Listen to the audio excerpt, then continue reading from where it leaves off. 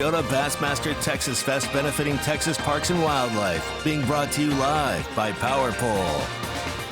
Hey, this is Bassmaster Live, and this is the grand finale, the final chapter of this 2020 season for the Bassmaster Elite Series, the Toyota Bassmaster Texas Fest. And we have got really a display of awesome power at the top of our leaderboard. Patrick Walters right there, starting this day with, this is serious, a 25-pound lead over his nearest pursuer. Things have changed a little bit since then, but man, oh man, it's we just have to say, first and foremost, it's going to be a celebration of Patrick Walters, an examination of just exactly how he has engineered what could be, and most likely will be, the greatest winning margin in the history of the Bassmaster Elite Series. We don't discount any other possibilities, anything bizarre happening. We've seen it before. And Mark Zona, as we take a look at our Humminbird lay of the lake, well, here's the place that's where it went down, and it's a special place. Oh, there's no doubt about it, Tommy Sanders. You know what? It is the final day of the season, the final day of class, really. So let's breathe deep. Taking a look at that Humminbird lay of the lake. 27,700 acres of prime big bass playing field, and really the entire lake has been at play this whole week. And Lake Fork was supposed to be a tough event. Really not the case, Tommy Sanders. Well, we are ready to go with it. We've got 6 hours of Bassmaster Live for you. The last day of school, as you like to call it, Mark Zona, which is usually a joyous occasion, and it will be a joyous occasion today. We've settled a lot of important things regarding races, important awards such as Angler of the Year. We will get into all of that during the course of the day, and we will take a look. We will be firsthand witnesses there when it went down. One of the greatest, most dominating single-person efforts in the history of the Bassmaster Elite Series. Yeah. Perhaps the. And Tommy, we said it. Today's going to be a celebration of man. Yes. It is going to be a celebration of Patrick Walters. But more so than that, that Angler of the Year race literally came down to the last couple minutes of day 3. Oof. And yesterday was mentally exhausting, I'm sure, for the Wendlandt family, the Mullins family, and everybody in studio. Hey, what about us? Congrats to Clark. Yeah, exactly. Hey, what about us? Breathe deep. Us here in the Bassmaster Studios. Of course, Mark Zona joining us from the Northern HQ, and Ronnie Moore. Ronnie, today, we got a lot of things to look at. We got a possible trifecta for Patrick Walters that may or may not happen, and that's going to be interesting. Exactly. 2 of them, actually. If he gets the biggest bass of the event, he'll win a Toyota Tundra today. He has the biggest bag of the event. He'll win the event. He could take home the whole shebang, $125,000 to the top prize today. But also, if he wins today, it'll be a trifecta for qualifying for the Bassmaster Classic. He would have single-handedly done it via Angler of the Year points, winning an Open and winning Texas Fest. 2 Elite Series anglers would be super thankful for that because he bumped it down. That Classic cut line has moved down the Angler of the Year list some as well. Let's look at Patrick Walters. Yesterday, day number 3, he came in here with a substantial lead yesterday. And this is the first thing he shows us. Baby. Yeah, it was said that pretty much the entire the biggest population of bass this time of year suspend on this lake. Patrick Walters has been rotating between a Rapala, a Duo, and it looks like most of all, a Mega Bass jerkbait throughout this tournament. And it's been a deep diving jerkbait, but later in the day when these fish get higher in this flooded timber, Patrick Walters will go to a shallower diving jerkbait. And here's the best way to put it. Better watch out. It's been an all-day-long thing with Patrick Walters where you've seen guys take an hour or 2 lull. That has not been the case for Patrick Walters. With that being said, looking at yesterday's footage, we have a much, much different weather system in today, where Patrick Walters' monster lead has been knocked down to 20 pounds instead of 25. Yeah, big developments out there on the water for sure, Z. But, you know, you never can tell what's going to happen. We could get a little bit of excitement on the competition level, but it will be great fun to see why he is the only one. Why he was a singularity in this tournament. What was especially important to that particular dimension of this great victory that he has all but in his grasp right now as we start the final day. There's no doubt this has been the biggest beatdown on second place that we have ever covered in the Bassmaster Elite Series. As long as I've worked with you, Tommy, we have never seen a runaway such as Patrick Walters has put down this week. It has been a treat. An absolute treat. Nothing like it before. It's a great way to put it. We have 10 anglers on this final day. We started with 85. We're down to 10. We're all striving just as hard as they can. They're not going to let up. They're not going to give up. And neither is Patrick Walters.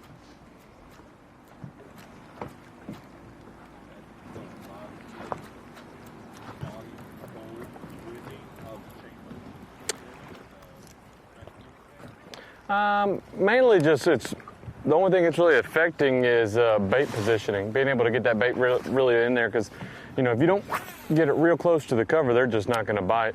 And I've just missed 2 off this one stump just now. So I mean, they're still down there. They're still doing what we need them to do. We just got to hook them. It's definitely changing it a little bit, but I don't think it's going to be for the worst. I mean, we got plenty of time today. We just got to some good stuff. Had 2 bites right away. Just got to hunker down and go fishing. Let's take a look at that one he's got in the boat that he mentioned, or has been in the boat, weighed and released. That's the way we're doing it here. Well, you see that hardwood right over his right-hand shoulder. And one of the things Patrick Walters said earlier in this term, we could really kind of start to break down. We didn't zero. Because a lot of these trees are, call it 10 to 15 feet of water, and these fish are suspended down between 4 to 6 foot. And Patrick said long casts a key, taking a look at that 9-1 from early yesterday. But Patrick has gone to work early this entire tournament. I mean, he's been up to around 20 pounds in the first 45 minutes every day. And obviously this cloud cover changed things a little bit. But long casts, he said, these fish will track his bait a long way off of these hardwood. Here we go. Oh, yeah, that was a good one. That was a good one.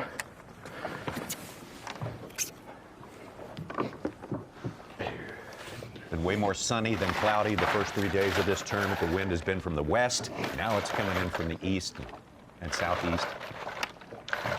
Yeah, and he's been on the west side of Fork really the entire tournament. Very main lake oriented points. Changing hooks has been a big deal for Patrick Walters. For some reason. There's a good look at that jerkbait. But we'll see if we can solve that. Very popular jerkbait throughout the country right there. It's going to be your AFCO Taste the Bait. Like we said, he's kept a lot of different jerkbaits on it. The Rapala jerkbait, a duo jerkbait, but that one right there, which looks like a Mega B.A.S.S jerkbait, has been the biggest key. And a deep diving jerkbait has accounted for what we would guess probably 70 to 80% of what Patrick Walters has weighed. That is your AFCO Taste the Bait. Those are good hooks still. So. I'm just changing hooks. I'm just gonna put bigger hooks on there. If they want a short strike, I'm gonna stab them, is what I'm gonna do. I don't like short strikers. If I'm gonna hook them, I guess they're swatting at it real bad. That's like the 4th one.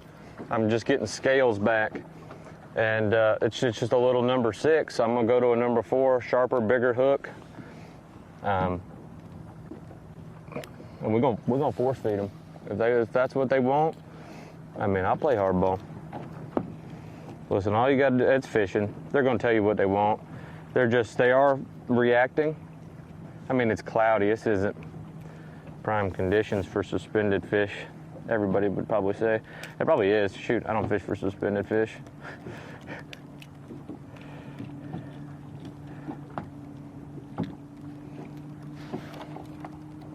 So we're gonna change something. And if it works, it works. If it don't, we'll just change it again. Just trying to keep Mike fired up. I'm ready. Brandon Palaniuk on your right. Had a great practice. A little slower yesterday for Palaniuk.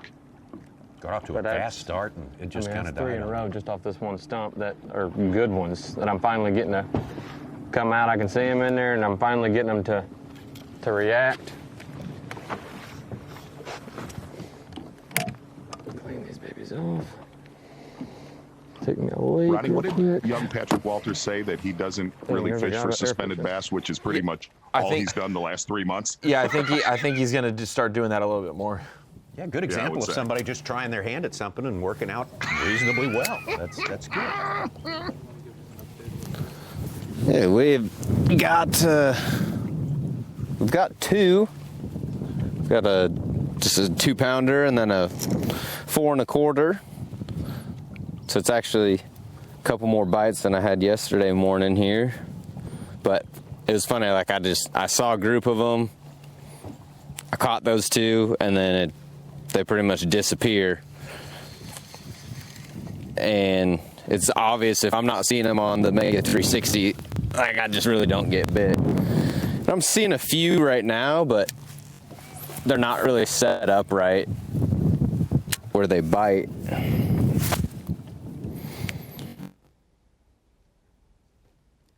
Well, the electronics, the forward scan imaging, big part of, well, every tournament nowadays, certainly a huge component here. This was earlier today, Brandon Palaniuk. Bounced off that stump. Oh gosh. He's barely hooked. Barely hooked.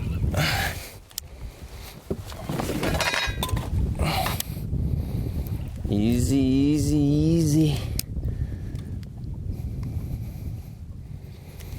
Easy, buddy. He's a little better one, though. Come on. Come on. Come on.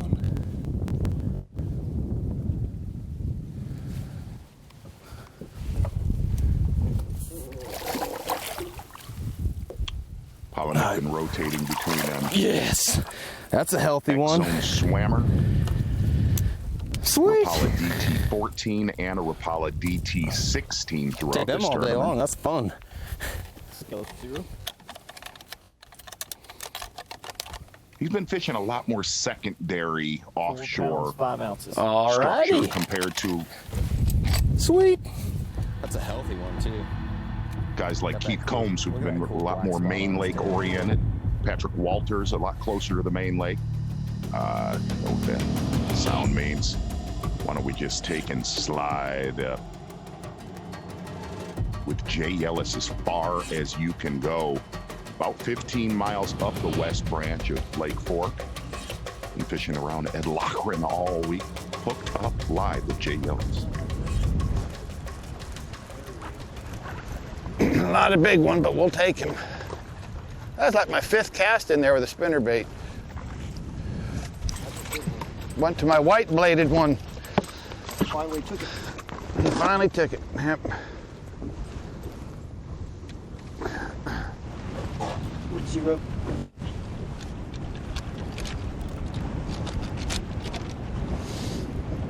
2.9. 2 pounds, 12 ounces. Oh, that's better than I thought. 212, all right.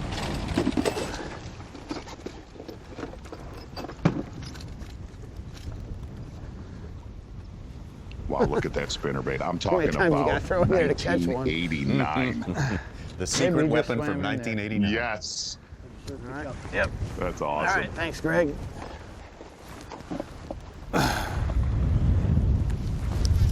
Ah!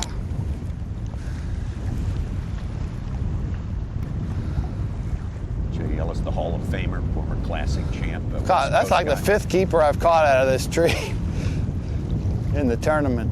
I don't think I got one yesterday for you, Jake, but off that stump I did.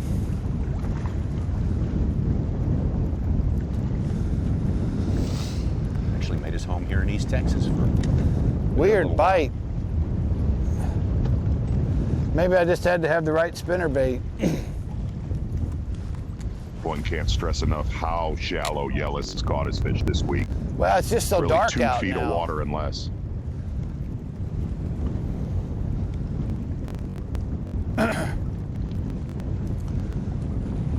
Couple fish off docks with Yellis yesterday, but most of his fish coming off shallow timber like that right there. And what's been unbelievable is how shallow number one it is. We got one on that stump out there, remember? Right at the end of the day.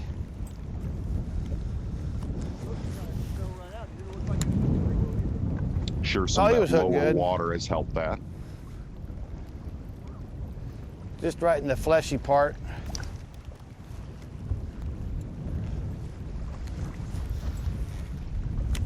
Jay caught exactly 19.2 on days 1 and 2.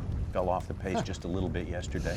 There's our TH Marine current conditions right now, or actually today's outlook, I should say. 78 degrees, good and warm, and the low was not as low as it has been, and we see the shift in the wind direction from west to east. That's how southeasterly. shallow it is. And today the big difference, more clouds than sun. Boy, it's a bass fishing day though, man. That is.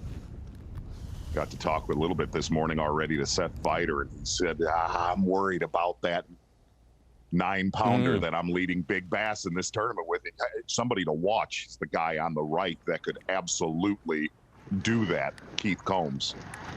Gosh, I don't know what it is, man, but these spots are so, everything on this lake is so hit and miss right now. You can pull in and get them going at a certain time of the day and then come back the next day at the same time and there's nothing there, you know, and I don't know, that's typically not a you know, a deal when you're fishing in a place like Fork. Usually you get your timing down where you can do damage every day, but boy, out here right now, they're all over the place. That's why it's so tough. Fish at all depths, you know, guys are catching them on docks, jerk baits. I'm catching them deep cranking, 6XD, you name it, it's happening right now. That's why the bite's so tough. It's just so inconsistent. This is the spot I caught the 8.2 on the second day, and the first day all I caught was a bunch of these kind. We have to measure him.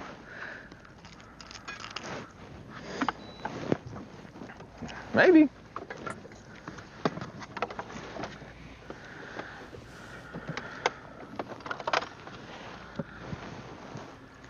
Oh, I think he does. He's upset. Here's his head. Oh, yeah. Yes, sir.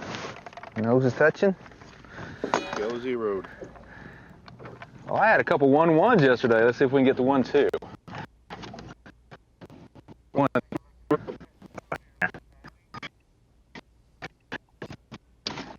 That's third fish for Keith Combs. Let's take a look at the earlier catch. Yeah, Keith Combs has been cranking a striking 6XD chartreuse blueback. Pretty much that guy has probably cranked 10,000 miles with that crankbait, but a couple bass like that. He has caught a little bit shallower. He's had one shallower square bill area that he actually caught him in our last Texas Fest here. Keith Combs, a guy who's knocked out a century belt in 3 days here on Lake Fork before, so we always have our eyes on Keith Combs when we come to Lake Fork. Ed Lochran, great tournament for him. Started the day in second place, albeit 25 pounds back. And Ed Lochran's kind of expanded his area up the lake. Really started this tournament. Well, I haven't had any bites yet, fishing. And I've moved out to some of the timber in the middle of the pocket I've been fishing. There's a creek channel out here, and I caught a couple fish late in the day yesterday out here. So I'm just trying to give this a shot to mix it up. The couple of docks I hit, I didn't get any results, so I figured I better change things up right now. And the conditions are good for it. It's kind of overcast and a little wind, so that should be good for this type of stuff. I just hope I can get a couple of bites out here.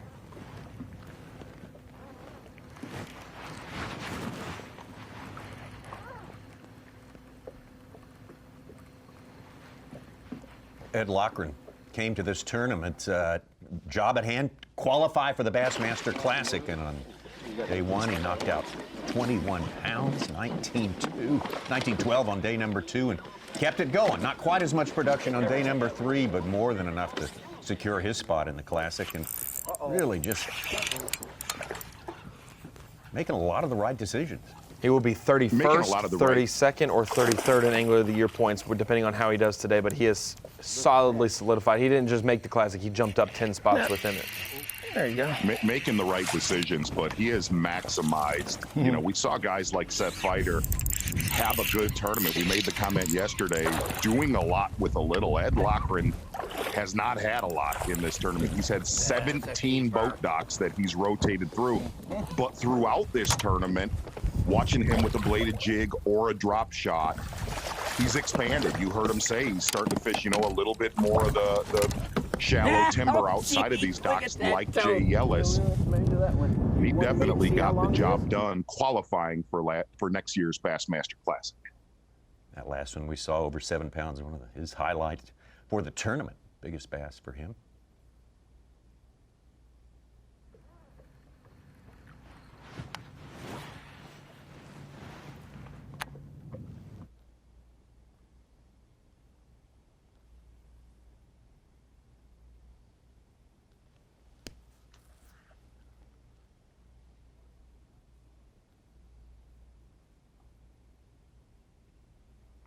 Again, only 10 in our field on this final day of a long 2020 season here. Oh, this fact, Tommy, the 21 biggest bass of the 2020 season, 10 of them here at Fork this week, 10 of the top 21 fish. And we've been to some places that are not slouches, that's for sure. In St. Lawrence, Champlain, St. Clair, St. John's. Yeah. Combs hooked up. Sand bass? Crankbait? No. Weird. Way out there. Have nothing.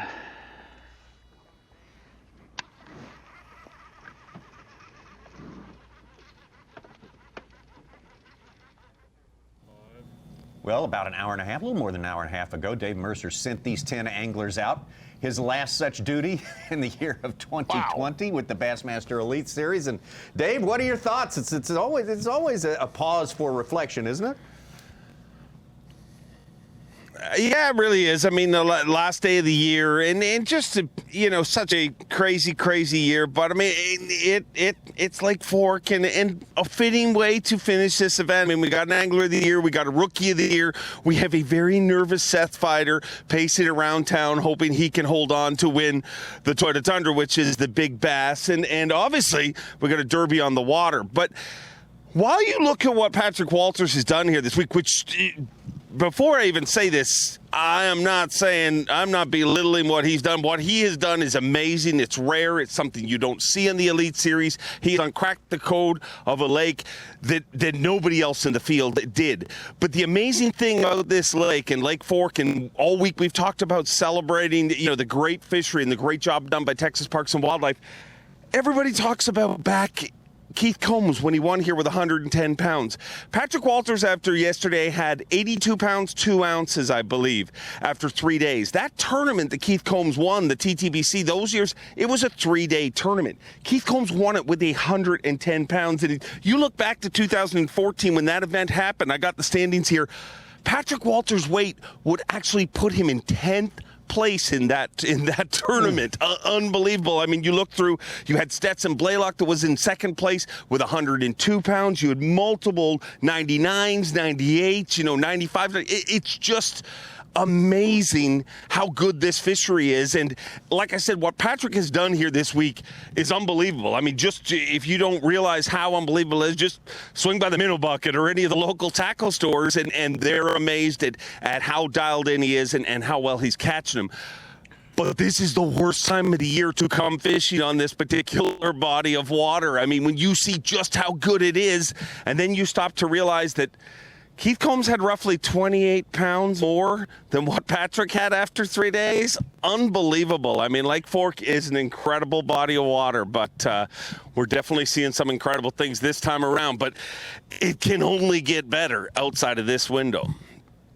Dave, let's kind of leave what's going on out there today and talk about yesterday. None of us knew really what the heck was going to happen with the Angler of the Year race, even when we went off air. But one thing that was interesting was all of the respect that Clark Wendlandt got behind the stage after he finally got to hold that trophy yesterday. Yeah, I mean, Clark is truly one of the good guys. I mean, we say it, it seems like you say it often about people, but Clark is one of those guys who you know, he's been a trailblazer in this sport, you know, and to see the respect, and really that's our whole field, guys. I mean, really, whether it's 74-year-old Rick Clunn or 26-year-old Patrick Walters, I mean, you hear guys say it. I forget who it was said it during weigh-in yesterday. I think it was Austin Felix during his Rookie of the Year acceptance speech. He's like, man, over here, this group is different. You need something, you just let it know, and the anglers all work together. And I say it all the time, man, this is just a special time in our sport, just because you've got a group that has come together these last couple of years, and it's, you know, they're working towards a common goal, and it's just one of those times, you know, I kind of liken it back to the TTBC, you know, not to bring it up again, but this event, you know, that when it first came about, it was run by a group of people who were part of the industry, but they really weren't the industry, you know what I mean? Texas Parks and Wildlife was involved, Gulf States Toyota was involved, all these different groups were involved. So there's always that special memory of, hey, man, we built something together. And I really feel it's the exact same thing that our anglers are experiencing. And to see all our anglers stick around and show that kind of reverence, and just to make sure, you know, there was a bunch of anglers in the crowd, and think about it. I mean, you want to get home after this year. Everybody wants to get home and be with their family. But, man, they stuck around just to make sure to be here, to shake his hand and say congratulations. Because I'll say, man, one of the most mentally tough Angler of the Year battles we had, outside of the time where we had Greg Hackney sequestered in a cage up in Escanaba, I think, really, I mean, mental fortitude was shown by Clark Wendlandt this time around. Well, thank you, Dave Mercer. Some great thoughts on a guy who has been absolutely at the top of the sport and one of the idols, truly, in the world of professional bass fishing for so many years. Clark Wendlandt, now our Angler of the Year. Your 2020 Bassmaster Elite Series Angler of the Year, Clark Wendlandt. Congratulations, it is official. You're the 2020 Bassmaster Angler of the Year. Man, it's a dream come true for me, Davey. I mean, you know it is. I've done this. I mean, I wanted that trophy so bad. I know I haven't worked any harder than anybody else has. I mean, everybody's out here working hard. But, man, I mean, I put so much pressure on myself today and the last couple events just because I just wanted to win that. I mean, I just thought that would be, I mean, I'd love to win the Classic too, but, I mean, AOY, you and I have talked about it before. AOY to me is like, that's the most impressive trophy that you can win. To better everybody that's fishing as hard as they can every single day, and every fish counts and every fish matters. And so, I mean, it's a dream come true. I can't even tell you. Words don't even really, I can't even say. I mean, I'm pretty much speechless about this. All I can say is congratulations. I'm so thankful I'm here. I have the utmost respect for you as a hard worker, as a father, as a person, and congratulations. Well, thank you, Dave. I mean, it means a lot, especially coming from you, and it's a dream come true for me. Clark Wendlandt, 2020 Bassmaster Angler of the Year. It seems like he's been fishing for 3 years, since February, but congratulations, Clark Wendlandt. And he got it right here in his home state of Texas, ladies and gentlemen. One more time, let's hear it for your 2020 Bassmaster Elite Series Angler of the Year, Clark Wendlandt. Well, when we left you yesterday here on Bassmaster Live, we didn't know if Clark Wendlandt was going to make it back to the weigh-in time, much less whether he had enough poundage to get the job done, and it turns out he did. the true embodiment of a sports hero, that fierce competition, yet gracious, yet generous, and just an exemplary human being. Clark Wendlandt, we congratulate you. David Mullins, great effort, really. David Mullins made a strong run at the end of the season, really overperforming at the 8th event of the year. And it was just a terrific race, and it would come down to the last minute, truly, on the next to last day here at Lake Fork. We got more from Lake Fork coming up. The Toyota Bassmaster Texas Fest benefiting Texas Parks and Wildlife is being brought to you live by Power Pole. Is brought to you by Power Pole, Skeeter Boats, Yamaha, and by Toyota. Final day of a road which started back on the 8th day of February in this wild season full of twists and turns, unexpected developments, rescheduling, refiguring, and yet we got all 9 events in except for today, and we will have that done by 3 o'clock today. 3 o'clock today, these 10 boats that we have out here on Championship Sunday will report for the weigh-in for the final time. Patrick Walters right now started the day with a 25-pound advantage. He still has 20-plus pounds ahead of Keith Combs at this point right now. Only 2 small ones in the boat so far for Patrick Walters, but he's constantly working, constantly trying to dial in. He has no problem locating the fish. He just has to figure out what they're going to bite. Exactly right, Tommy Sanders. And definitely you don't want a lot of cloud cover when you're fishing for suspended bass, but he says he's still seeing them. Going to get back out with our leader right now, young Patrick Walters.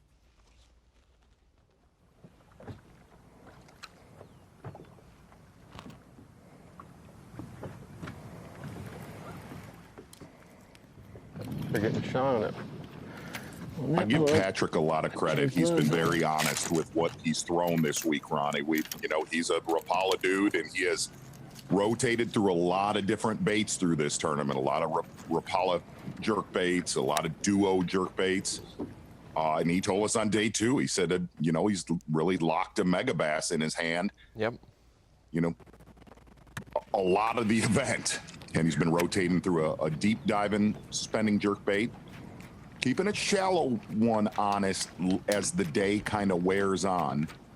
That light penetration, Z, has to affect where they suspend. We think about suspending fish as they're in 20 feet over 40 feet, but suspending fish could be they're in 4 feet, 5 feet over 30 feet, and so they go up and down that timber. So is that a light deal where he needs to keep one honest in case it gets cloudy or in case it's like this or it's bright, sunny all day? Well, a couple of the times that we've seen him catch fish on his shallower jerkbait is when he's a little bit more on that secondary timber, not really main lake oriented like this is right here. But the other thing that you'll also run into with suspended fish, I mean, a lot of our viewers have, chased suspended fish for years. They get loose from that sort of cover, from that flooded timber when it's cloudy. And the other thing is that what you said about that light penetration, their visibility is obviously not quite as good, compared to the first 3 days of this tournament where he could fish that jerkbait. Look, Fork is a dark lake, it's guys like Ed Loughran and Jay Yellis, they're fishing in really off-colored water. But even where Patrick Walters is, the water's clean, but not that clean, if that makes sense, if you've been to Fork. It's a normal southern fishery water clarity that's not one of those like Lanier's or Hartwell's. Most of the lakes have some kind of stinginess or dinginess to it. Fork just looks black a lot. And, it's almost like and James Caldemeyer, who guides on this lake, said actually the area of the lake that Patrick is in, still was kind of in turnover, where it even had a little bit more color than usual compared to the East Branch, where we saw, guys like Seth and Clun throughout this tournament. Heck, there was water yesterday with Clark and with Seth that was really clean water.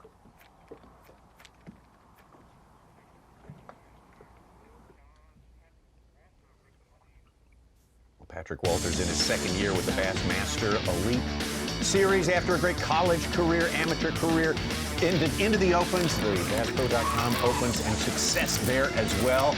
This was his debut on the St. Johns River down in Florida, on what was a true slugfest back there in 2019. And oh man, you can't have a much better debut than this without winning a tournament. No, and this was a tournament you knew was in Patrick's wheelhouse growing up on Santee Cooper. And I really kind of give Ronnie the nod. Coming into that tournament, into last season, Ronnie covering the Opens, knowing Patrick Walters from the college tournaments, he nailed it. It was a bullseye. Patrick Walters would be a big player on the Bassmaster Elite Series. Has yet to collect his first Elite Series trophy. His prospects for doing that today look really, really good. Walters is just—he's just wired different. Like when you see that, you see a high school basketball player or a college player, and they just stand out from the rest. And I'm not saying he's much better than a Drew Cook or a Jake Whitaker or any of the other college guys that we've seen do well, but those guys have something, and when they stand around. Or they compete against people who aren't pros, you can tell who's going to be a pro. And it's not that hard to pick up on who is just special. And that he has that it factor on figuring it out other than just, 2 inches below the surface. And some of his cohorts that fished during our time during college series, they're doing just as well. Angler of the Year, winning events, doing well. Even some that are going to qualify for the elites from the Opens this year and make it, like a Justin Atkins. Fair to say that watching Patrick Walters, Ronnie, I'm going to throw this to you. We watched his season last year, and he was in contention. When we started on shallow water fisheries, he was in contention for Angler of the Year. It seemed last season when we went to more traditional offshore tournaments, he fell. He kind of fell down the standings. When we went north last year a little bit, he kind of, tailed off near the end of the season. But it seems like this year he's worked on that part of his game a lot more. Is that fair? Yeah, there's just nothing like the St. Lawrence River or a St. Clair or Champlain down south that he could have that much experience with. Now, he's fished the Opens and traveled around and whatnot, but just fishing up there helps you learn so much. And so when you're in tournament mode, you're practicing on how to catch them that week, not what those fish do on a normal daily basis. So yeah, more time on the water up there. We've seen that from some of those guys. Even Drew Cook stumbled this year up north. Jake Whitaker struggles up north at times. It takes him a little bit, but even there's some southern lakes. Gunnersville has not treated Patrick Walters well at all, and it's got the types of components that he does well on normally, but some lakes just don't vibe with you, and you have to figure that out and figure out why. It's so hard to pre-fish for this event because the way it is, you could fish the winning spot at the wrong time. Never know it. Never know the potential of that place. Just like this one. The first day I fished this thing 3 times. Caught 1 fish right before check-in. The second day, I fished it 3 times, and on the 4th time, came back here, caught 2 good 3s and a heavy 5. Yesterday, I got here midday. I caught 2 3s, a keeper, and another 5-pounder. And then I kept fishing it the rest of the day thinking, well, it's going to be a late day thing because that's when I got bit the first 2 days, and never had another bite there, so.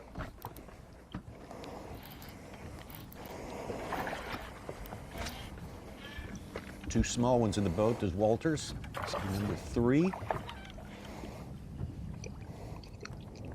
Biggest of the day so far for Walters, for sure.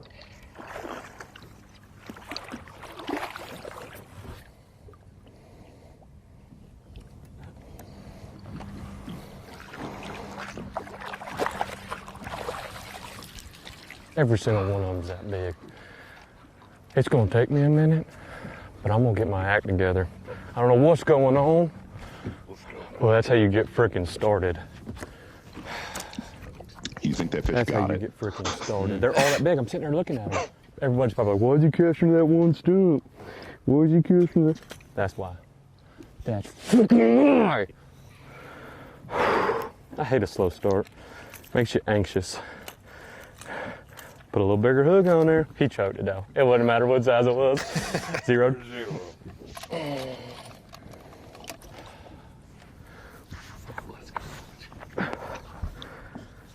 6-1. He's on your foot. Pick him up. What about to say? Let's re-zero that. There you go. I know. We ain't been zeroed.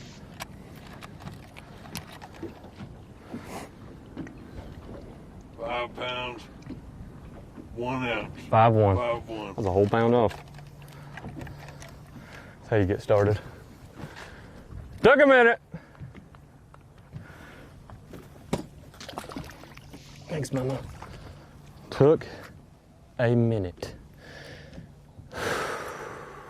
He is 9 pounds, 15 ounces from this century mark now.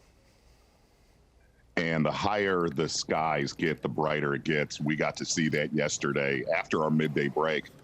He climbed on them. When these fish really set up in this flooded timber around these bait balls. See them up there? They just hanging out. There's some hammers. With it being cloudless, we might go hit that that old big stump.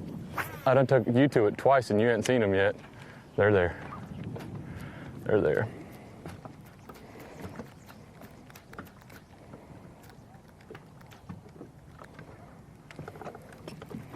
Something's gonna fire these fish up.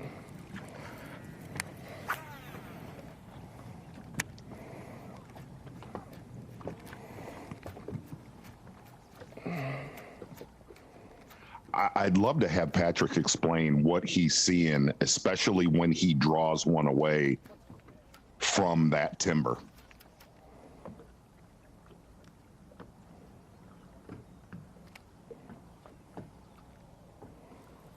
God, they're big uns.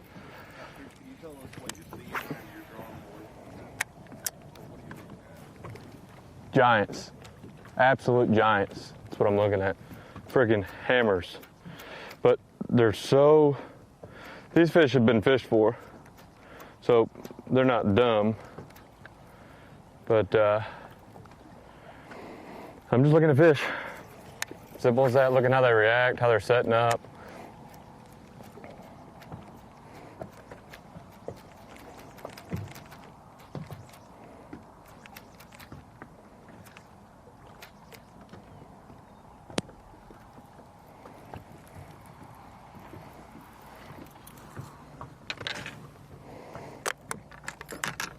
The old Arashi.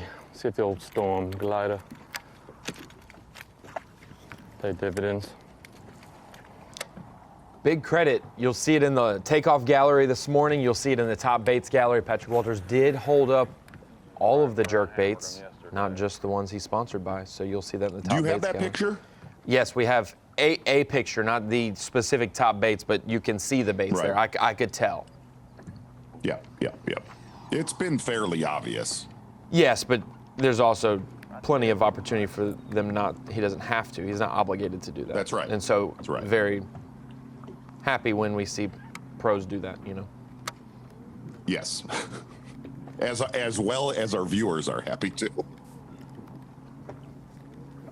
You know, Ronnie, you were talking about the learning curve, especially a lot of these guys coming up north last year that, you know, a lot of them, it was their first time and they don't have a lot of experience. Kyle Welcher was one of those anglers this year where, you know, where he stumbled is when we came up to smallmouth country, and I asked him before I'll tell you. we came up here to the northern swing. I said, how many times you been up to St. Lawrence and St. Clair? And he said, never, but they can't be that hard to catch. And that was his only stumble of the season. And what's weird is that he ended up finishing 10th in Angler of the Year. But then a Taku Ito, never caught smallmouth in his life, has 3 top 10s up north, and then struggles with the largemouth down south and drops from second in Angler of the Year and finished it off 23rd. So I think in general, no matter how good you are as a rookie, that learning curve is going to hit you at some point. Austin Felix, it didn't hit till this event, or the St. John's, the beginning and end. It's your first year fishing nationally, possibly, not for Felix, but travel in the country. You're gonna face a day that throws you, for a loop. Well, not just a tournament. Well, and also, we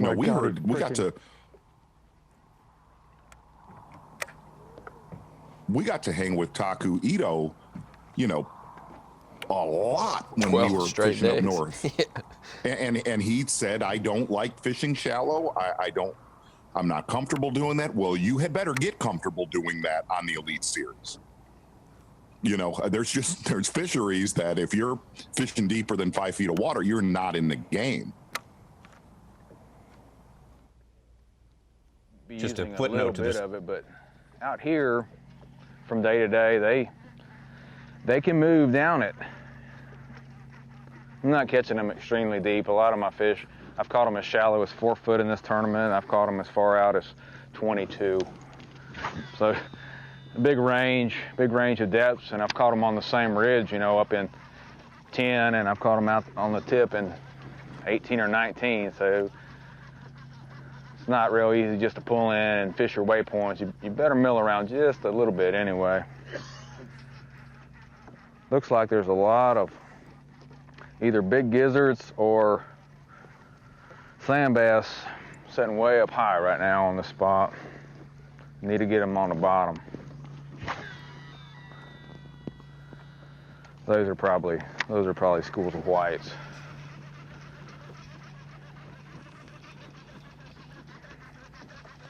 Well, it's interesting watching Combs. Tommy, I've been lucky enough to fish with Combs a lot. Well, yeah.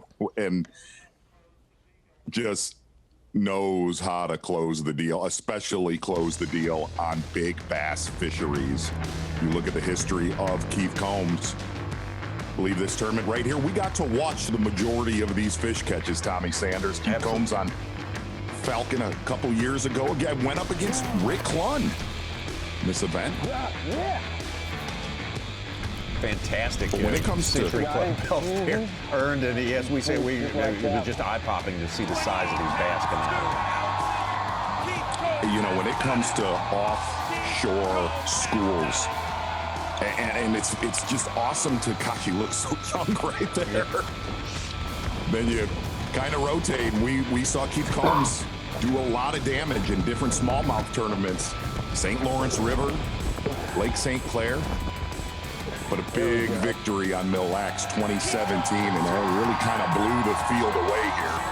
It was a redemption as well. How bad he struggled in 2016 at Mille Lacs, trying to win Angler of the Year that year, coming back the next year, can't win Angler of the Year, but he certainly can win that event and get some redemption. Much like last year. I really thought when they adjusted the schedule this year and kind of re-racked everything, I thought Combs was gonna really give the AOY race a big run. He did too. He said he loved the way the schedule looked, and it's a razor's edge of success or dropping down the standings. Where is Combs going to make the Classic? It doesn't look like it. Fair, Ronnie? Yeah, he can only move. He has to win today to make the Classic. If he moves up to second and gains 1 point, he'll be 1 point out of the Classic. Right. And that's just a couple. He said, man, I've just lost fish. Execution has been a problem, and that's making the Classic or winning Angler of the Year. That's what that is. Combs' Falcon win when he broke the century mark was the 17th highest weight in Bassmaster history in the Century Club when it comes to that.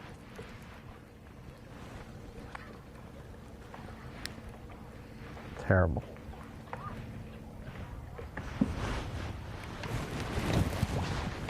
Terrible. Nah, I got him.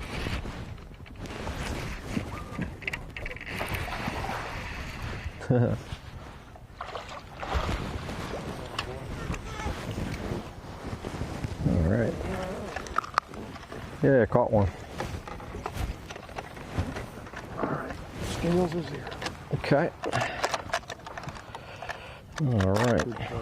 Got one. 2 pounds. 2 pounds, even. All right. Well, first one, not bad.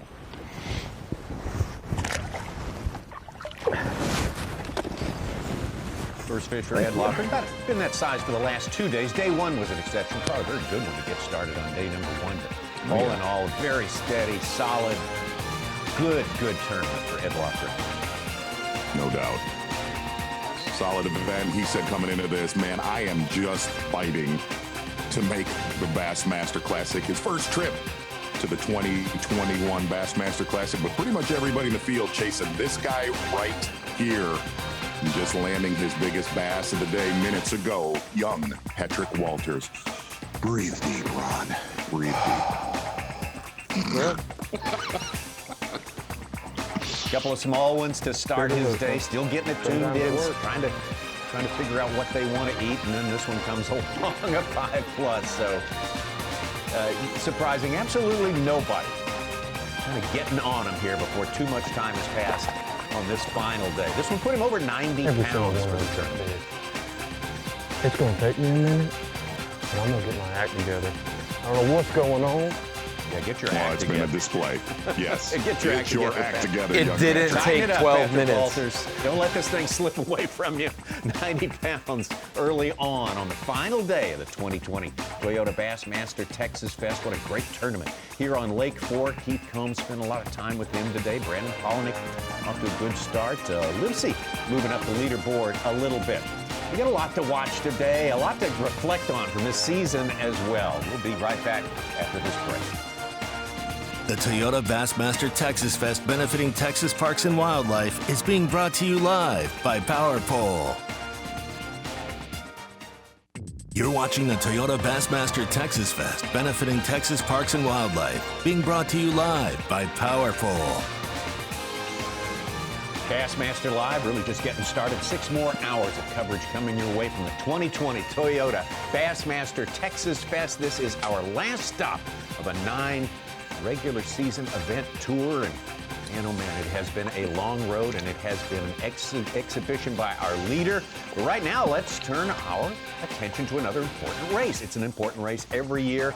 The competition gets hotter every year, and this year it was Minnesota's Austin Felix knocking down the win in Bassmaster Rookie of the Year. Kind of quietly progressing through his season and a little bit under the radar, but absolutely getting it done and hanging on at the end in a little bit of a tough ending for him for the season, but boy, he had put enough hay in the barn to get it done. Welch, you're in second place, and there's Austin Felix collecting his, the sleepy assassin, as he is known. That's right. He's awake right there, Tommy Sanders. Yeah, that got his attention. Really, when we hit that St. Lawrence River, Lake Champlain, Lake St. Clair, that stretch of the season, which was early on, but once he got through Champlain, which is one of his favorite lakes on planet Earth, once we got through that, he had a good finish there, and he became more apparent. He was in the conversation when we hit the Southern Swing for the fall. Yeah, you really look at Austin Felix's game. He's another one. He understands what's going on offshore, growing up where he grew up. Going to get out to Patrick Walters, and he's naturally hooked up live.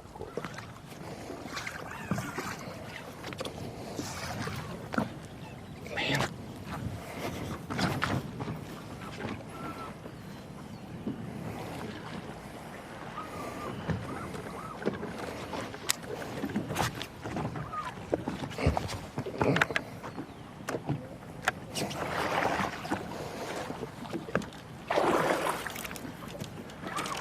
Too much horsepower.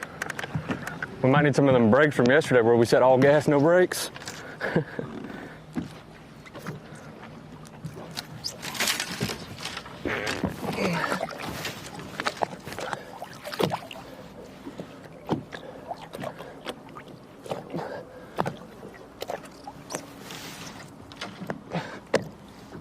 Oh, there's a lot of treble hooks on the deck of that boat where he's at right there. And there's not a lot of clothing on his shorts either. No, not a lot of fabric.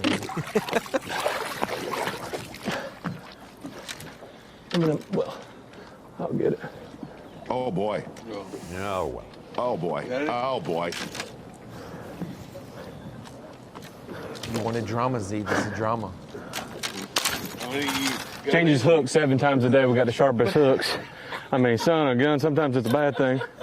Sometimes you don't know how big they are. Listen, we're going to go in for them if we got to today. I don't care. Listen, with what's on the line, I'm going to take them out where I can get them. 0? No, 0. Dang, hammer.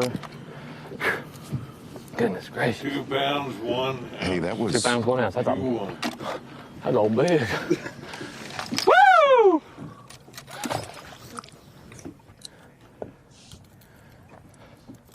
Back in the old carnival days, they'd always have a character known as the human pincushion. I think Patrick. Yeah, that was really sketch right there, Tommy says. Yeah. Don't. Hey, we've seen some interesting fish catches and landings over the years. Some legal, some illegal, and some have not counted. Some have gotten away. But Patrick, looks like no harm, no foul there. But yesterday, one of the guys who jumped into the top 10, big day yesterday, Brock Mosley. You got to have half your weight in the boat for it to be a legal fish, and he has got a big one wrapped up in a tree. His line is all around the tree. He had it, and then he lost it. He stayed connected to the boat, but the rule has changed over the year. We can clarify that. Oh, and what's crazy is that was the second time.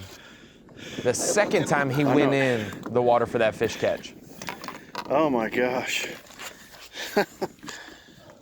That's a catch of a year right there. You all right? I'm all right. Oh man. So the first time he grabbed one under the belly, it slipped out and he went after it and fell in, and then he got back in the boat, reached down to grab it. When he pulled that fish up by the mouth, the line pulled his arm into the water and he fell back in a second. Right. Did not count though, did not count. Good fish, but did not count. You have to keep new Bassmaster rules over the last 5 or 6 years. You have to keep half your body weight in the boat, not just a hand on the boat like way back. 35 today. Yeah. 10 even, baby. I'll take it. We got a lot of work to do. We got a lot of fish to catch today.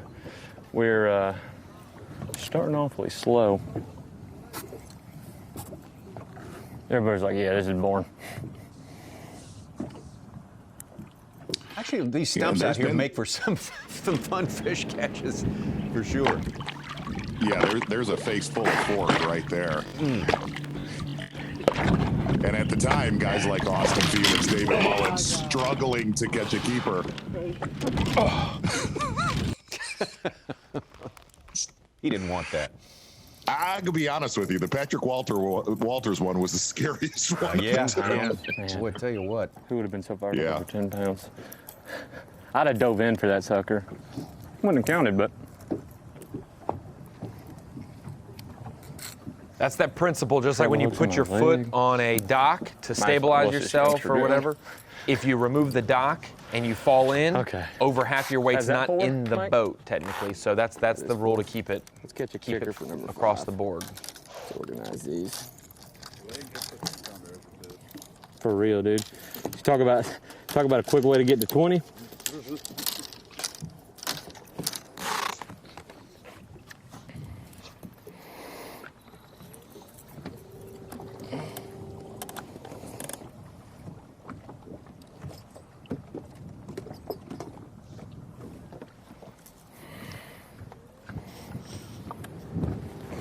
The last 4, speaking of Austin Felix, the last 4 Bassmaster Rookie of the Years have been former college anglers in their first year on the Elite Series. Obviously for Rookie of the Year, but 2017 was Dustin Connell, 2018 was Jake Whitaker, 2019 Drew Cook, 2020 Austin Felix. Felix was from Minnesota, Drew Cook, Florida State, Whitaker from UNC Charlotte, and Connell from Alabama. The year before that, Drew Benton won Rookie of the Year, and he didn't fish in college, but he played baseball at Florida State. So he was probably just a little bit before the college fishing time. One of the big changes in the last 12 years. Oh yeah, there's a whole group of them coming too. It's It has gotten extremely competitive. Yeah, we have dynasties now. Yes. Just all the accoutrements of any big-time professional sport. Hey, and we saw a blowout of similar proportions at the college championship just a few weeks ago. We'll have a TV show about that soon, Tommy. Harris Chain, Cole Sands, Connor DeMauro had 84 pounds, 12 ounces, and they won by 25 pounds because second place caught 59 pounds in 3 days. 20-pound average, Z, and you get beat by 25 pounds on the final. That was a kind of weird preview of this tournament. Yes. Let me give you a little bonus coverage right here. There's the aforementioned Brock Mosley, and Brock, we appreciate you spending some time with us. You know what we want to talk about first. We want to talk about that incredible fish catch footage we saw from yesterday. Kind of walk us through that. Lay that out for us. Well, you know, I was kind of running on adrenaline because I got to catching them. I just caught a 6-pounder and a 7-pounder, and I was feeling good and kind of excited. And, you know, I probably was another 20 yards from where I caught the 7-pounder, and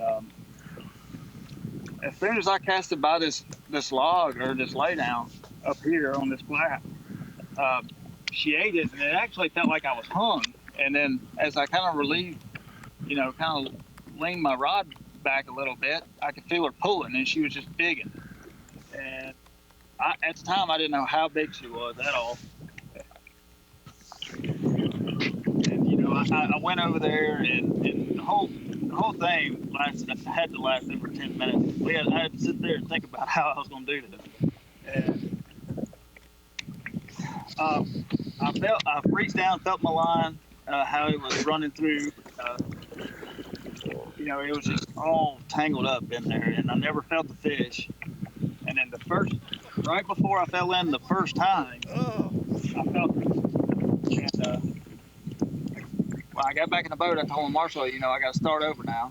And he said, have you felt her? I said, yeah, I felt her that time. He said, how big is she? I said, I don't know. I just felt nothing but belly that time. And got back in the boat. And when I reached back down and grabbed her, I grabbed her mouth that time. And when I started to pull her up, the line from my rod was pulling me back down, and I accidentally slipped back over. And, you know, everybody's asked how cold the water was. Well, at the time it wasn't cold at all because I was so pumped up on landing the fish. But, you know, it was real unfortunate that I fell out the second time because, you know, that fish would have bumped me up to nearly 28 pounds, I think. So it was a lot of fun, but you know, rules are rules. I'm not arguing it. You know, I really feel like if I wouldn't have got the fish undone, she probably would have died. She was that tangled up. So it is what it is. You know, we're still fishing Sunday. I'm just glad it didn't cost me making Sunday. Then it would have stung a little bit. Brock, it was an unbelievable fish catch. But one of the things coming into this tournament was being consistent, staying consistent in this event. What happened on day 2? Well, that's the thing. See, I came through this. Where I'm at now is where I started the first 2 days of the tournament. And, you know, I came through here on day 2 and did not catch anything. I had some bites. They were slapping the bait. Well, then I came back at the end of the day before I had to run in with an hour and a half left. And I had 3 or 4 bites, and they were just slapping my bait. And, you know, I was asked all week, or, you know, before the tournament started, you know, back home, they asked how I thought I was going to do. I said, you know, if I can catch 5 doing what I'm doing, they're going to weigh 17 plus. I said, I feel like I'm catching the right ones if I catch them. But day 2, they just wasn't eating it. And I don't know why the conditions were the exact same.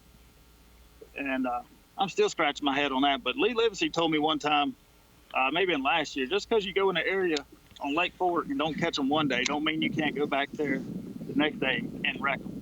So that seemed to be the general case yesterday. Brock, you've had a fantastic season, really part of the conversation, Angler of the Year and everything. As you look back on this really long season, talk about where you really felt like you were able to make big progress in your career, where you really got to put your strengths in play. You know, I'm fishing more this year like I used to in the opens when I qualified. I used to fish the opens the same way. I've never been, your top 10 guy where I have a lot of top 10s, but I fished the opens where I was always consistently making cuts and getting checks type deal. And this year I've been way more consistent on getting, making the cuts, getting checks, getting paid, surviving events, and just going to the next one. And I felt real comfortable with our schedule this year. I've been everywhere we've gone. Actually, this event here was kind of one of the ones I was worried about. So, it's just been a good year. I've felt good all year. I've just been more comfortable, I guess, so to speak, and kind of like fishing, the way I used to before I made the elite. So maybe I can be this consistent every year, but it's just, hats off to Clark Wendell. I mean, it shows how consistent you have to be to win the Angler of the Year. I've missed 2 cuts. I missed the very first one at St. John's. I think I finished like 63rd. And then at Santee Cooper, I finished like 43rd. And it just shows you how good those guys are to win Angler of the Year. And, man, I have even more respect now for those guys than ever. Well, Brock, great job all season long. Great job here for sure. We know you're going to keep your foot on the gas today and fish them hard. So Brock Mosley out there. Shame he had to lose that fish, but boy, he provided us with a lot of entertainment too. So that's absolutely right. There's a good side of everything as we take you right back out to Keith Combs, still hanging in there in second place. Refit.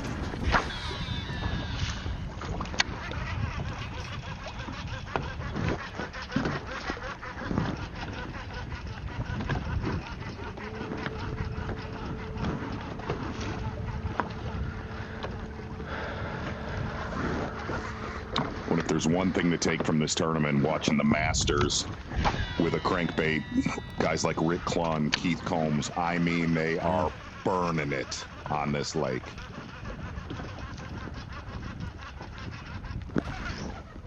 There he is. He's up in them trees.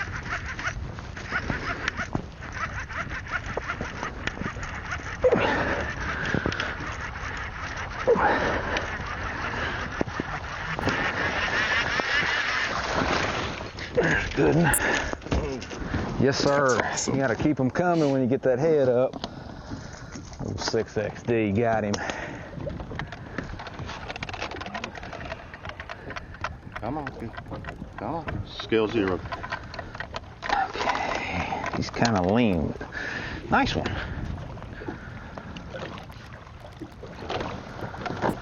Let's see if I can. 4-2. 4-2. Come on, fish. Don't do that. I'm gonna get him to calm down. 4-2. 4-2. It's a good one, man. We'll take him.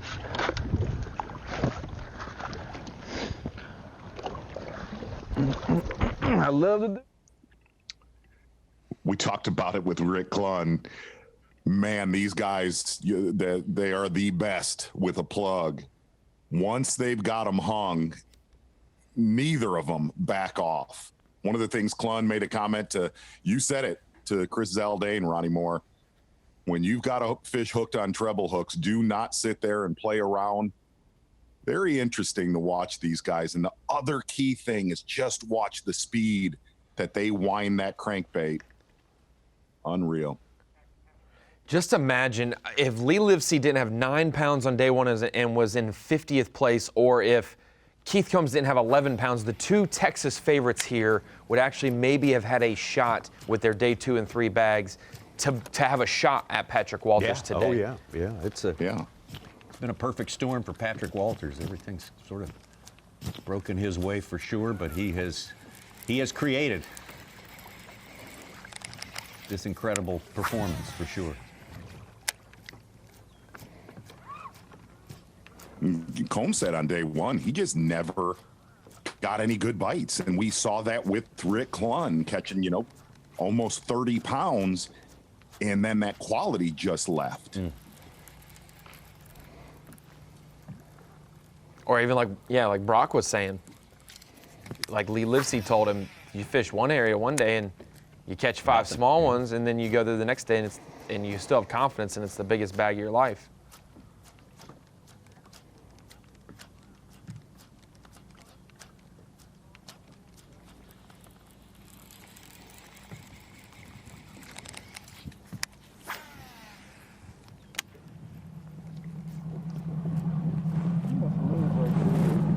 No, he doesn't. There is a good one right there. I don't want to leave him there. I don't want to leave nothing on the table today.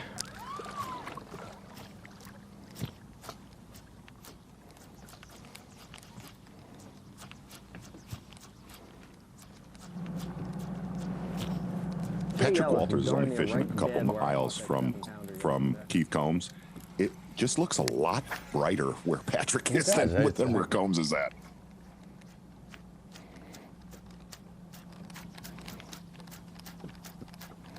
God, there's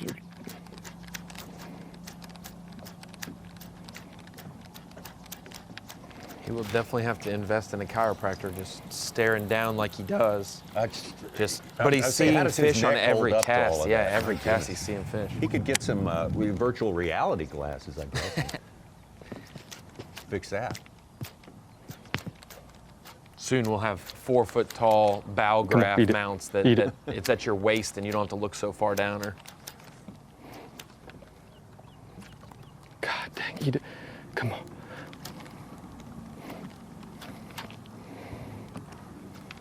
You can tell those fish are a lot wiser.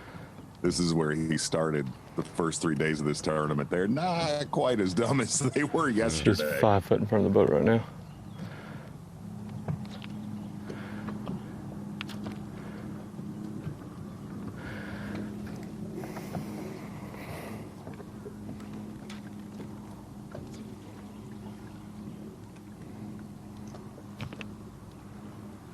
She's just sitting there looking at it. Brad Watley with another got her to good come up that stump, and she wouldn't. It's crazy how long they chase that thing. making the classic for Watley.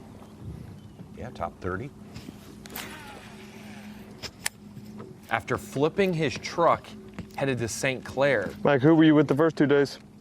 When he got hit head on, I believe, by that car, it barely hit his boat trailer, destroyed that, and it flipped his truck going to St. Clair late one night. Was within a couple miles of his hotel in St. Clair when that, yes. And that's not a, oh, I lost a fish and had to rebound. That's like a weird ordeal that you don't expect to happen in the middle of your season before you're preparing, and you know. And he had just came off a top 10 at the St. Lawrence and then a bottom 10 at Champlain. So he was like, I need to get one more good northern event. And then the night before you arrive, you have to figure out how to replace your truck That's and more boat than trailer. just a distraction, for sure. That's a full stop. But then it speaks to what you were talking about earlier with Austin Felix, talking about calling someone and they'll give you baits. They'll be there to help you. They'll do whatever with the Elite Series field and the way that kind of family dynamic unity is, even though they're competitors.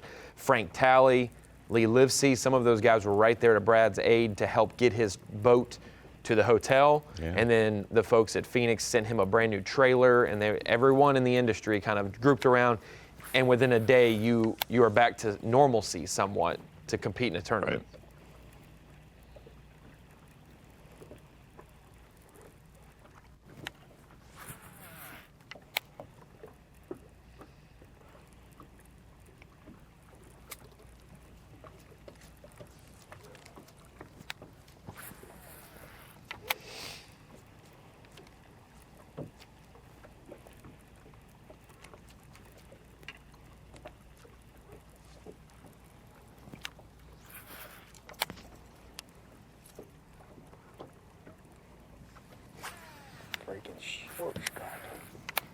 Everything. Season for Brad, East Texas guy from over Probably about an hour east of here. You could hear Watley right there mumble, short striking. Why are they short striking today? He's also feeling Yeah, I mean, it's been different really every day. There's no set time as to when they bite. It was in practice, but with the warming, water temperatures warm 10 to 12 degrees in most of these places, and you just don't ever know when they're going to turn on. I've caught one and had about I just had one short strike right there, probably 6 or 7 short strikes total. They'll commit. I need the sun, no doubt. They'll commit, though, sometime today. That's Brock Mosley right over there. And I talked to Brock yesterday. We've been fishing in here all week. And he had 2 fish, and I had just fished this for 2 hours yesterday. And I come out of here, and I seen him run in here. And he come right back through it. We're throwing the same bait. Come right back through it, and they just ignited for some reason. I mean, he had 25, almost 26 pounds, I think, and he said he had a 512 where he fell out of the boat, so it didn't count. That would have given him like 28 or something, but they just decided to turn on. When they decide to turn on, they're going to eat. You know, they'll quit short striking, and they'll actually commit. And so I just got a decision to make today. Do I stay in here all day and just wait on that, you know, or do I keep running around trying to hit different things here and there? I'll just kind of let that decision be made. I'll talk to Brock here in a minute, see how, you know, how they're biting in here for him. But if it's anything like what it's been for us this morning, they're just short striking it. They're not committing to it. So decisions. We'll be in here for at least an hour or two, and then decide if we're going to just lock down and stay in here and wait on them to bite, because they will bite sometime today. I don't know when.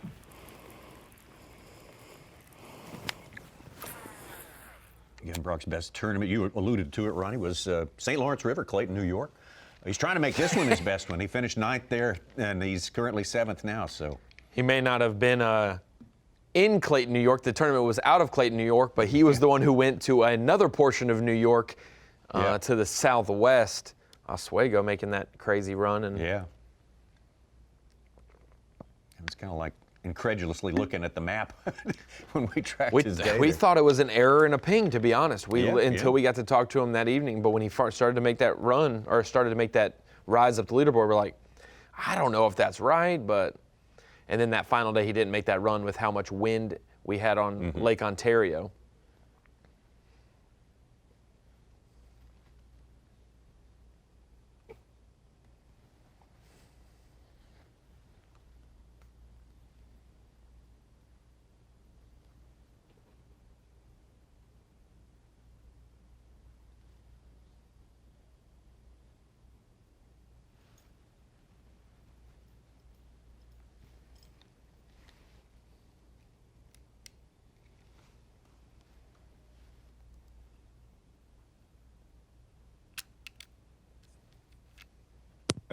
It's really something.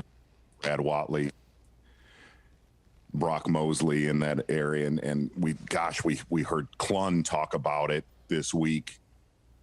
These guys that are fishing that shallower timber, you know, not fishing, you know, more main lake stuff like we've seen Patrick Walters dominate on, but that shallower timber on Fork. Boy, if a guy could figure out what the heck makes them fire, I mean, they're there. It's not like waves of bass are coming in.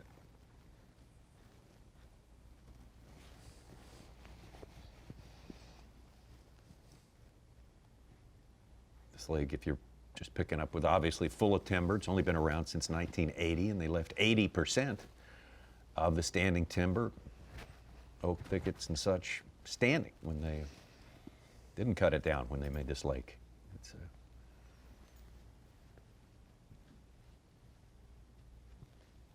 getting around is a project here on Lake Fork for sure. One positive of it being a little low, even though that makes running a little scarier, is that you can actually see some of that timber that would be just under the surface that it's sticking up. And today with the fog, that's one thing that some of the camera crews were like, hey, we were able to actually like avoid most of the timber because we could see it sticking up. we've got it going on out here. Patrick Walters. Fifth cast in there with a spinner Taking his bait. lumps to get a keeper in the boat right there. What a bunch of keepers he has put in the boat through the course of this tournament. Sitting right now above 80 pounds as our leader, Patrick Walters, on a record-setting pace, to be sure, for margin of victory for an That's a healthy Bassmaster one. Elite Series event. Plenty of pursuers, plenty of guys who are not going to let up, who are not going to take their foot on the gas during the course of this day. That's eyes on that guy. Absolutely. Gotten it done out there. Take a look at our leaderboard before we head out for just a moment. Patrick Walters, It doesn't look real. No. It does not look real. It looks like a mistake. I mean, it looks like a typo for sure. Boy, the field has been taking it for Patrick Walters this week. And, oh, man, what a great bunch of guys who worked hard all year long. Patrick Walters putting a big exclamation point on this 2020 season. We'll be right back. The Toyota Bassmaster Texas Fest benefiting Texas Parks and Wildlife is being brought to you live by Power Pole. The Toyota Bassmaster Texas Fest benefiting Texas Parks and Wildlife is brought to you by Humminbird, Mercury, Minn Kota, and by Talon. We wish you a good Sunday morning here in November, and this is our final championship Sunday of the year for the 2020 Toyota Bassmaster Elite Series. It's Texas Fest, benefiting Texas Parks and Wildlife, the place, the incomparable Lake Fork here has been incomparable in terms of bass fishing for so many years, and Patrick Walters with an incomparable performance here. Trying to set the record for the biggest ever margin of victory in a Bassmaster Elite Series event. It's got another sort of trifecta to work on, too. We'll get into all the things he's shooting for today. But I tell you what, we are getting ready to show you a big flourish at the finish, Ronnie Moore. We are indeed, and we're almost to the finish line of the season, to fantasy fishing, Rapala Bassmaster Fantasy Fishing, and so we're going to have to crown some champions. But before we do that, we wanted to address who the big key figures were for Lake Fork this week, and for the top 3 point getters for fantasy fishing. Patrick Walters, obviously the leader of the event. He's led for 2 days so far. If he leads today and wins the deal, he'll get a full 15 bonus points for leading 3 days of the event. Also 40 points to his total for the biggest bag of the event. Did that yesterday, 29 pounds, 6 ounces. Seth Fighter still with that 9.9 big bass, the Toyota Tundra fish. That'll have him 40 extra points there. Ed Lochran, second best guy this week coming into today, only a 1 ounce margin above Keith Combs, but those 2 guys came from Bucket C. We've got some guys who needed to win this week to make the Classic, Combs being one of them. Ed Lochran needed a good finish. He has done that, plus more. Those 3 have been the best this week. We'll see who makes the moves today and jumps up and finishes second, third, or even whoever gets the biggest bass of the tournament and get those extra points there. But everything's bigger in Texas time. I mean, that's, we've seen that. Some of the 10 of the 21 biggest bass this year came from this event. And for everything's bigger in Texas, that theme for Rapala Bassmaster Fantasy Fishing, the big bag of the week, Patrick Walters, 29.6. Big bass of the week, Seth Fighter, 9.9. And then the biggest jump of the week from day 1, Lee Livesey, 50th place, 9 pounds. Then he put 14 pounds, made the cut, and jumped all the way up into the top 10, 9th place coming into the final day after catching 26 pounds and change yesterday. One of the biggest bags of the week. He had an 8.10 in that bag, and he's already jumped up today. We see him jumping from tied with Brock Mosley for 9th and 10th place up into the top 5. And so Lee Livesey, hey, the Texas man is getting some redemption, having a great finish at his home lake. And when we get to the stats, every single day it's gotten better overall for the average fish. It went from 215 to 3 pounds to 3.3. So the average sized fish is getting bigger at Lake Fork. 24 of the 40 caught a limit yesterday. We saw a 9-pounder yesterday with Walters. 29.6 came yesterday. And then the top 10 cut, basically 50 pounds for for 3 days to make the top 10, and that was still over 32 pounds behind Patrick. So what a great week so far it's been. Fantasy fishing wrapping up today. We will crown some overall champions, some Lake Fork champions, and then we've got some guys who've been heckling me in my DMs, like one Bruce Aiken, the CEO of Bassmaster, winning the Bassmaster Fantasy Fishing Group for all the employees. Congratulations to him. Yeah. I know that does me very well saying that and mentioning that, giving him kudos, but he definitely wiped the competition up today, or this week and this year. That's some nice apple polishing there, Exactly. Ronnie. Good Yes, job. Good exactly. That's right. Last day of school, still polishing the apples. Hey, I like you got it. to. That's unusual. That's good. Amen. Back out to Patrick Walters live.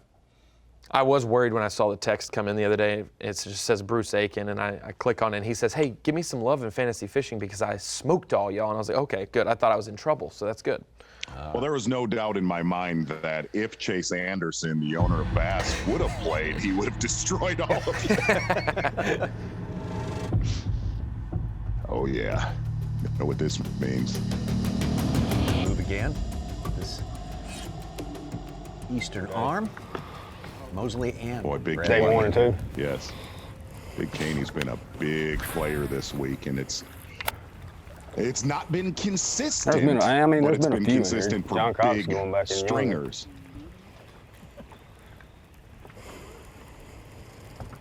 Buddy Gross fishing road bed right over there. Brad says they're going to bite in here. He just doesn't know when. You've been in Sometime here, I've today. seen you, because I've spent a lot of time in here.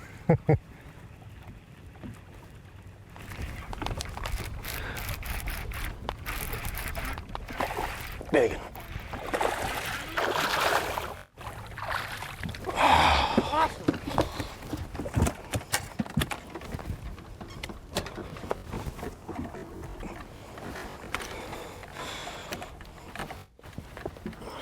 Zeroed? Zeroed? Mm-hmm.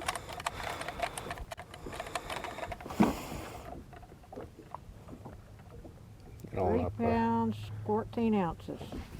All right. All right. 3/14. There we go. Don't want to let go now. Look at how that fish is built.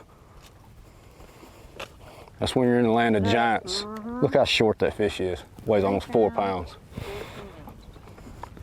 Toad.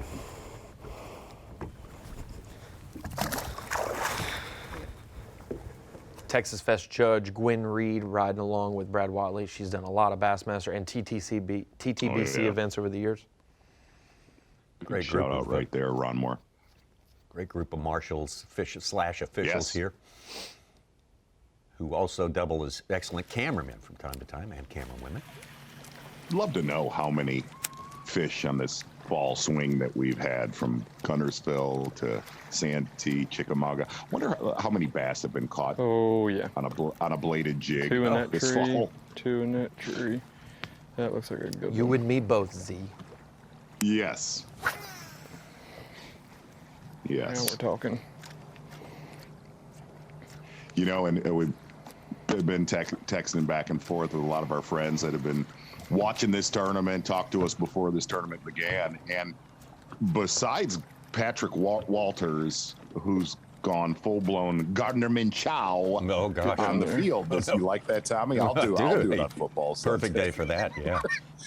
Really, the weights are what a lot of our, predictions were for the field. Besides Patrick Walters, the weights are right on course, where a lot of people thought right around 80 pounds would win this tournament, except for the guy that's destroyed the rest of the field.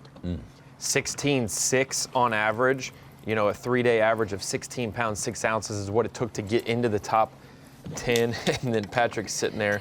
I don't even know what his average is, but at least 27 pounds a day.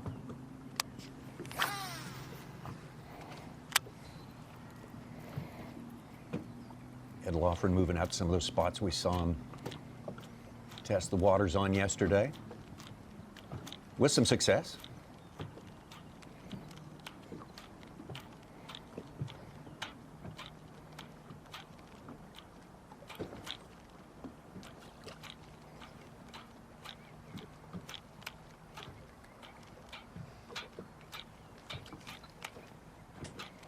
Tennessee Skylar Hamilton still waiting on his first fish.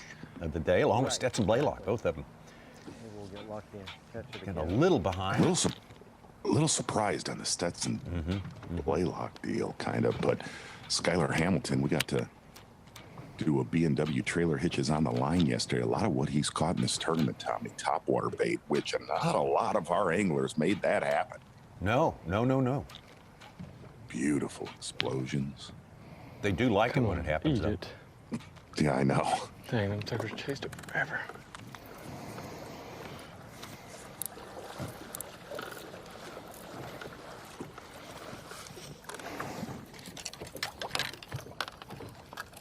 We were talking about the gap from 1st to 10th, but we were also talking yesterday what the gap would end up being from the guy who slipped into the cut and finishes 40th after 3 days. The guy, you know, the bottom of the cut guys, 58 pounds 5 ounces from 1st to 40th this week. 58.5. That's just, that ain't right.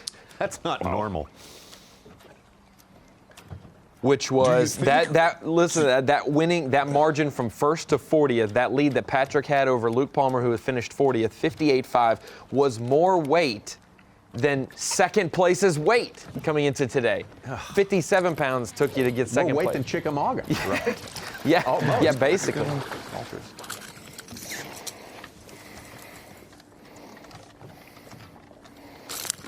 yeah. Calm down.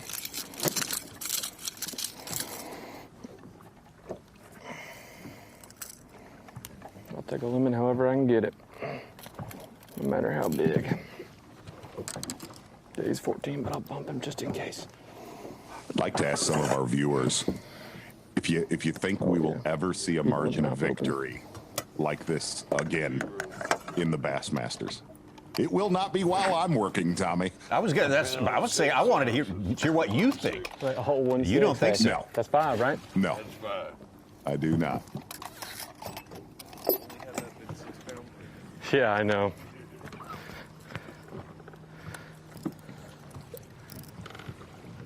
He was out here, he was on that dang 9-pound tree. Same tree. Did we get a weight on that?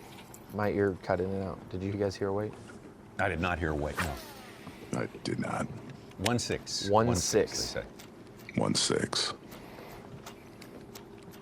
Now, if we just go find the big ones, I think I figured out we can get them to bite now. 93.5. They give 6.5 pounds from the Century Club.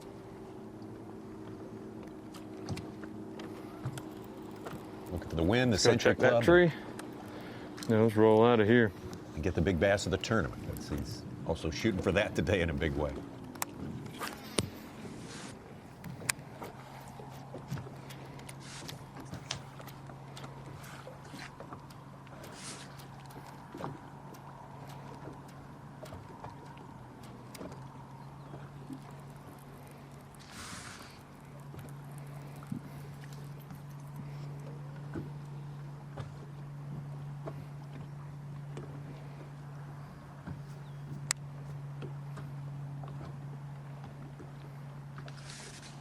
As far as big keepers, we're Getting a lot of- definitely behind our schedule today. Yes. Or it kind of looks like that cloud cover's hurt a little bit. There's such a stable weather pattern coming off of practice, really the first 3 days of this tournament. And I'll tell you, Tommy, that Combs has taught me a lot about this lake and, lakes throughout Texas. He does not like cloud cover, man. That is not, he believes that sunlight really sets fish up on these Texas lakes, and more than sets fish up, really sets the bait up. I think I'm gonna hang up on that cast. Back there it was like 11.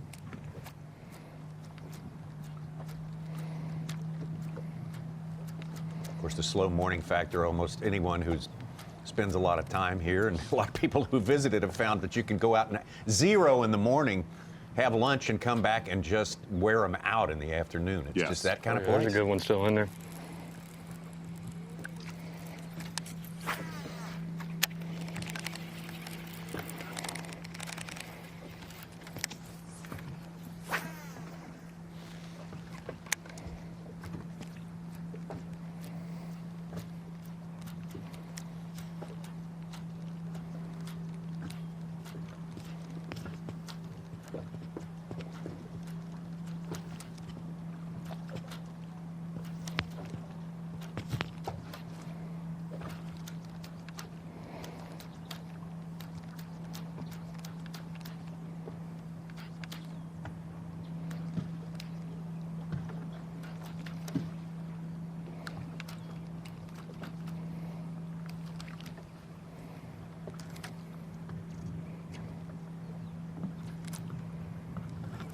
Appreciate everybody joining us at Bassmaster.com and on the app, the ESPN app. Today we'll be on ESPN2 this afternoon. We will.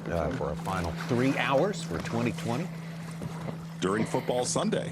Yeah. Oh, I got it off of it and got another one. Tommy, and I'm going to give a quick football prediction. Uh-oh. Derrick Henry is going to run for 230,000 yards on the Bears defense today. Maybe not. Maybe not. I hope so. I hope so. I hope he goes for 400 yards in Week 11, too, for fantasy football when we face Z. Well, I'll be securely in the playoffs by then, Ron.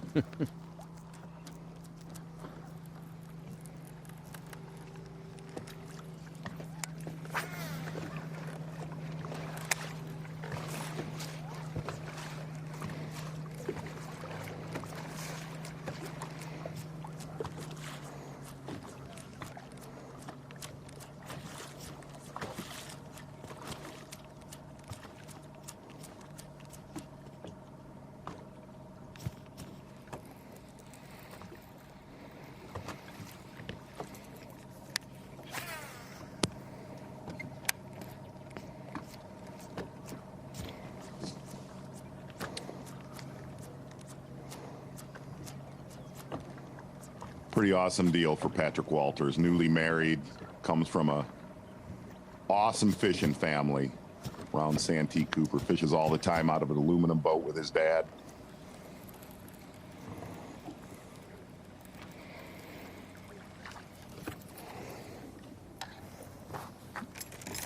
Went to Canada.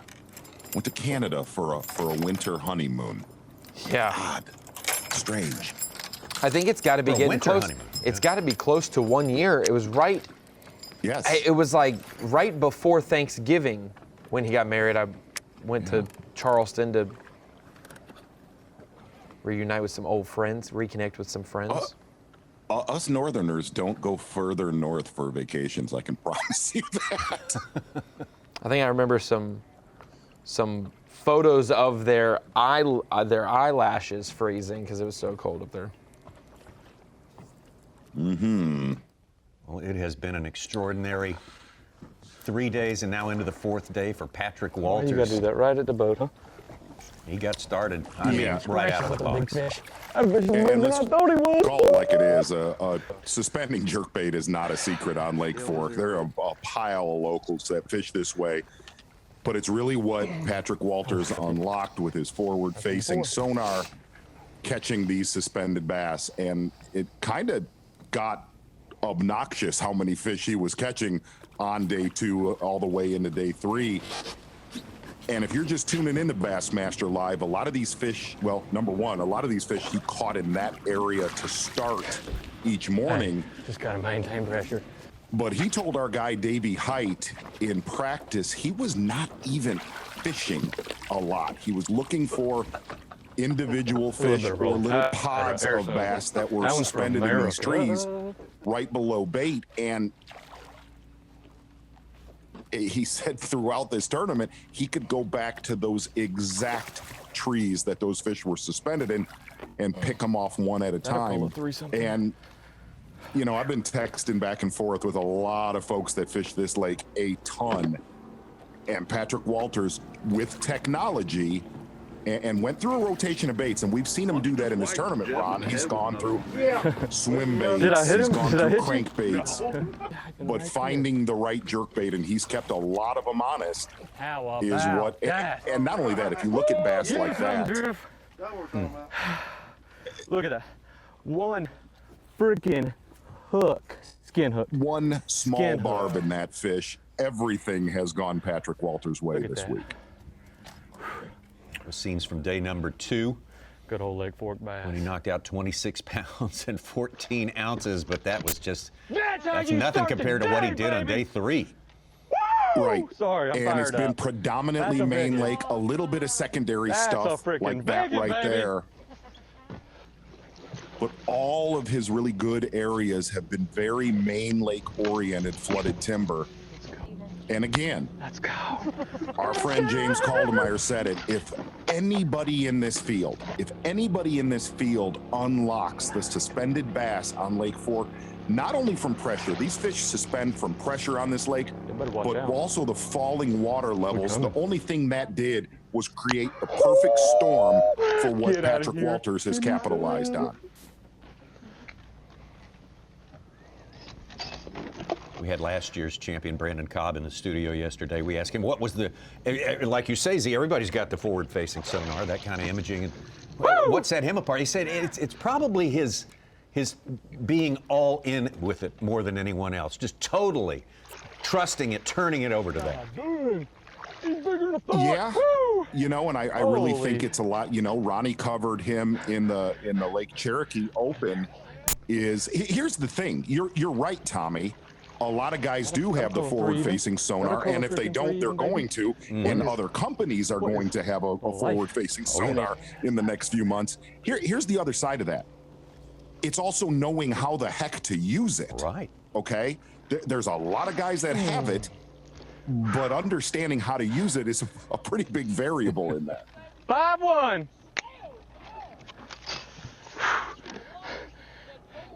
What did he say? He said, hell yeah. One from the day, certainly not the pace of days 2 or 3 as yet.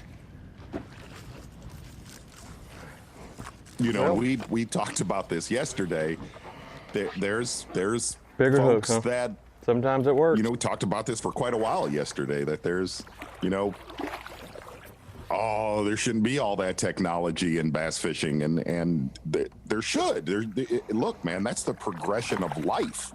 And I made a comment to Davey. Generally, the people that are against technology or stuff like that I'm gonna get my act together. are guys that I don't know what's going on. Get their teeth kicked in by it. Right, haven't adopted it yet. Whether or the ones who, no matter if it's a spinnerbait in a foot of water with no graphs on your boat, they're still going to get possibly beat. It's not fun getting beat. Well, I'll get it. That's human nature. Everything gets resisted at first. Beautiful text from our friend that all of our wishes are definitely with Trip Weldon and his family. He said, yeah, you're right, Zona. Derrick Henry, 230,000 yards to roll tide. Roll tide. Roll tide. Breathe deep. Trip and all of us getting ready for a big afternoon. Most people mixing some football in with some bass fishing. That sounds like a pretty good combo. We got more left in our morning session, though. A whole another hour of fishing to bring you this morning from the 2020 Toyota Bassmaster Texas Fest with Patrick Walters now just under just half pound below 94 pounds. His quest to make that century belt today in a very difficult time of year to do that anywhere in this part of the country. And quite a display here, and we got more to show you when we come back. The Toyota Bassmaster Texas Fest benefiting Texas Parks and Wildlife is being brought to you live by Power Pole. You're watching the Toyota Bassmaster Texas Fest benefiting Texas Parks and Wildlife, being brought to you live by Power Pole.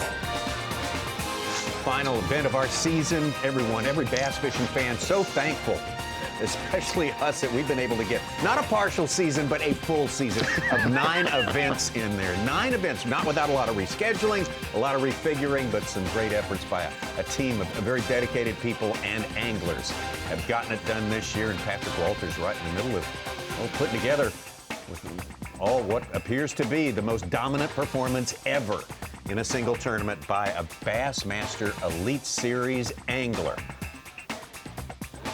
Now we're going to take it out. Our colleague on the water, as always this week, has been the great Davey Height. And Davey, Mark Zona speculated on it. Will we ever see a performance this dominant ever again? After this may be a once-in-a-lifetime thing, right?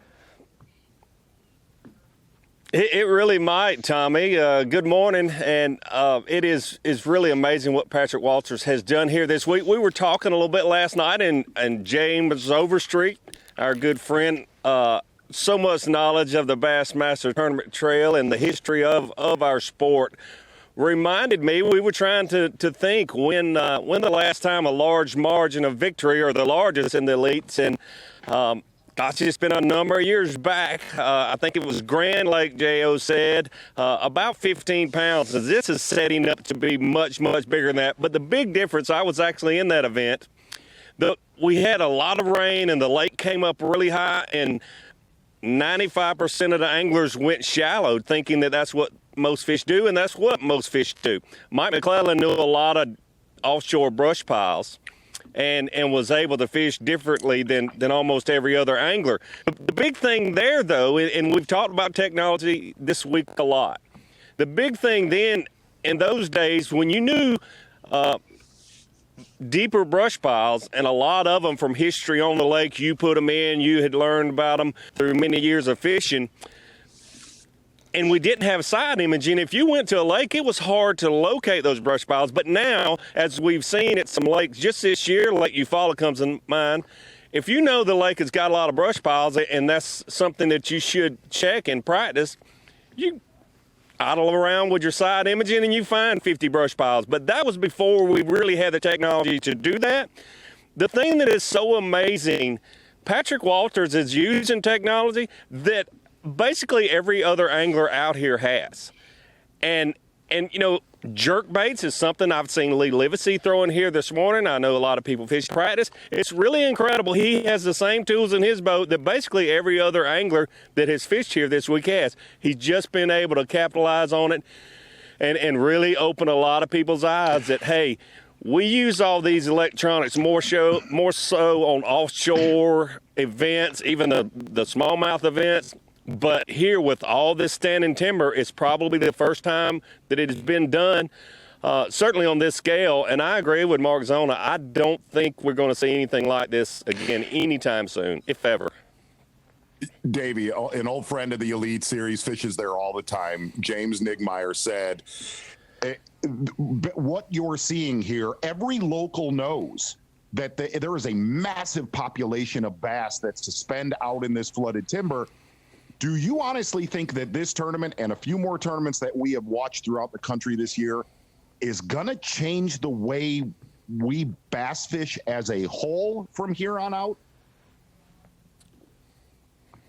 Sure. I mean, that's the reason, let's face it, that's the reason most people are watching Bassmaster Live. They want to learn what it's going to take to be competitive in future tournaments, next week, next month, next year. And that's what we all love to do, see the best in the business with the most modern technology go out and what they do. And that's what this is so great to learn each and every day. And you know, a young angler from South Carolina coming to Lake Fork, Texas, and to be quite honest with you, just beating up on Lee Livesey and Keith Combs. And those are both good friends of mine. They're both phenomenal fishermen, but man, does it open some people's eyes when a Brandon Cobb comes here last year and, you know, has a big margin of victory. I think it was 11 or 12 pounds for him here last year, and then Patrick Walters even more so than that now. So things are definitely changing with technology, with anglers becoming better and better. The high school events, the college events, anglers starting at a younger age. The younger anglers obviously having an advantage with the electronics. And I'll be quite honest with you, Rick Clunn, that was an incredible day. I watched him. He had a great tournament, but it was especially an incredible day there on day one. But I just knew, unfortunately, I knew what he was doing was fishing a lot of just knowledge that, you know, just put your head down and fish and learn the old-fashioned way. And he's great at it.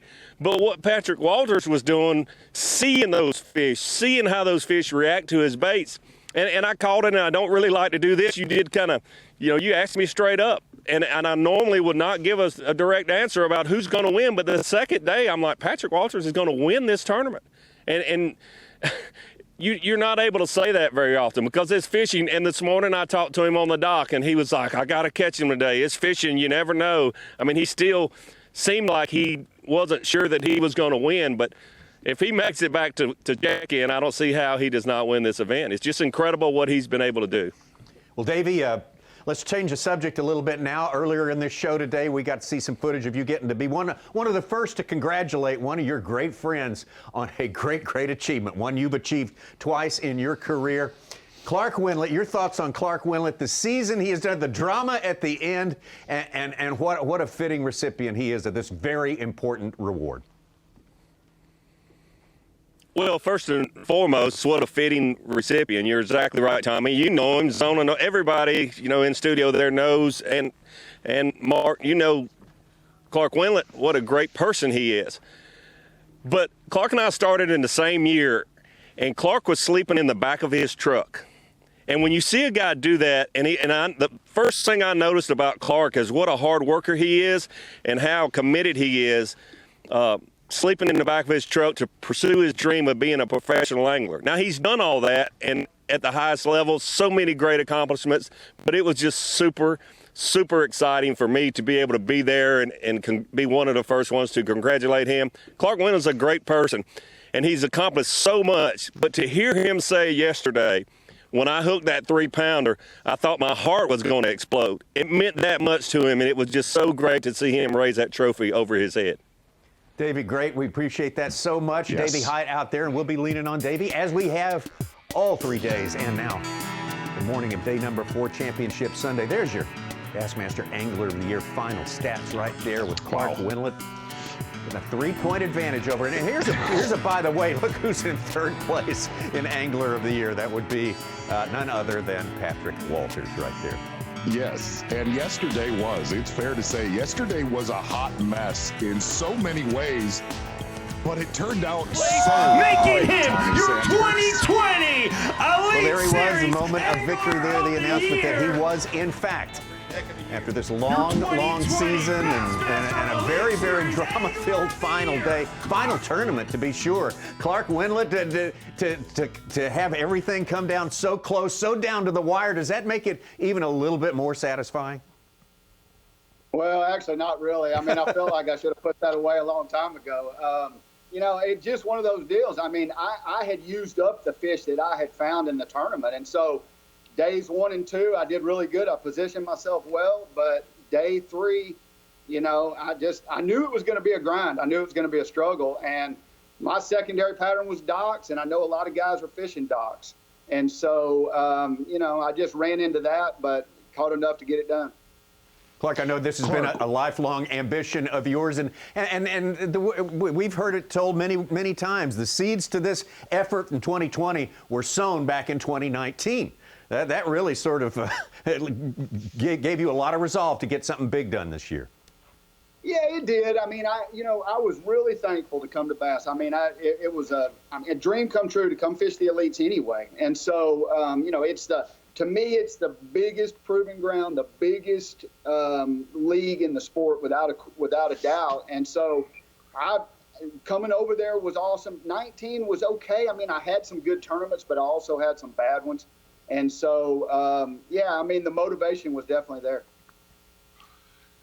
Clark, taking a look at your whole season this year, really starting off what feels like about 10 years ago down at the St. Johns River, it just started off right. And we always hear this, that momentum is not a real thing in bass fishing, but it is. And I've watched years with you. Talk about when you get on that positive momentum swing.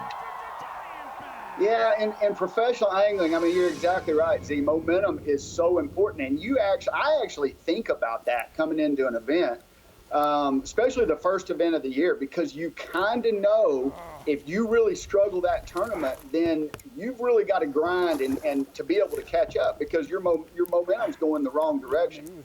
There's just something about fishing relaxed, fishing confident. As fishermen, we always say, "Oh, I just need to go fishing," but in truth, you really do. And that's what makes really good tournament angling happen, is those decisions come freely and you move around on the water and you make the right decisions at the right time because you're not feeling the anxiety and you're not stressed about it. And those things are really important. At the end of the day, he gets it done with we are watching a tournament dominated with forward-facing sonar. When we went up north, Clark, I'm not going to lie, you kind of opened my eyes. Talk about what a critical part that played for your Angler of the Year title. Well, it really did. I mean, and I've heard you guys talk a little bit on live just about technology and some of the people that are against it. And I mean, I'm actually kind of in that school of guys that wish, we can just use, just not have the electronics dominate everything. But hey, things change in the world, and the guys that are going to get left behind are the guys that don't embrace it. And so I decided to embrace it. And, you know, I've had Garmin LiveScope for a number of years now, for 3 or 4 years. It takes time. You got to learn what you're looking at. You got to spend time with your electronics. And I'm not just talking about forward-facing sonar. I'm talking about your, you know, down view, your side view, everything.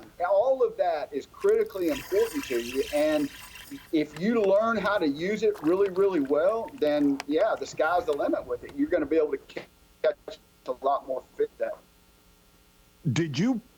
Would you have thought, after we went to the northern swing, things got a little bit sketchy down south? Lake Guntersville, we think you kind of put things back together late on day one. But leaving that tournament on Guntersville, would you ever have thought the one bass that you caught on camera with us at Chickamauga would end up being the winning bass?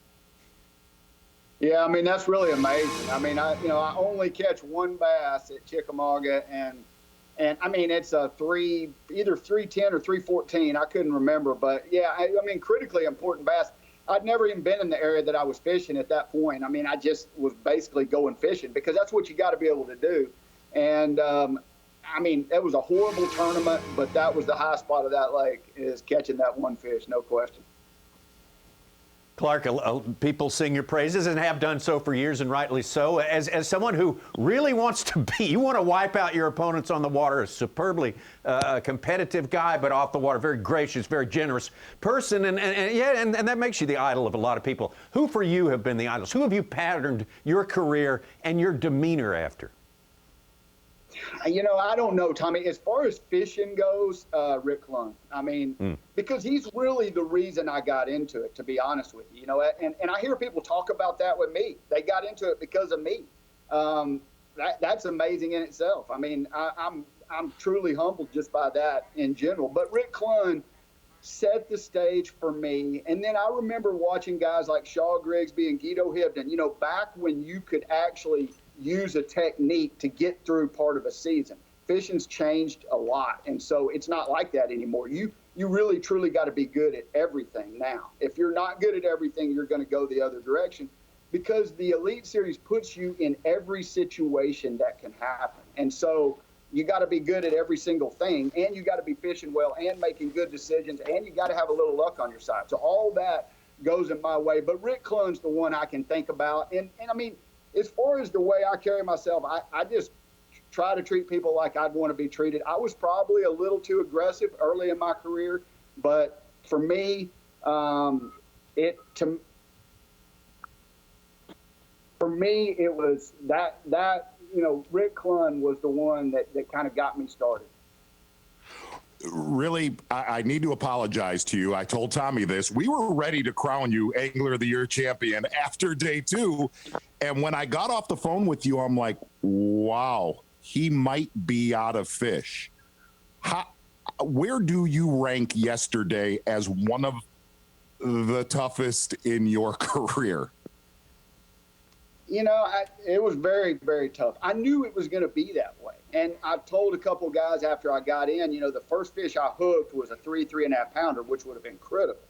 And I lost it. And when I was fighting it, my heart was beating so hard because I knew how important it was. You know, usually you catch a fish, you get a little bit excited, but your heart doesn't try to leap out of your chest. And so, you know, that's what was happening to me. I knew every fish in there was critical in that creek. I only caught one.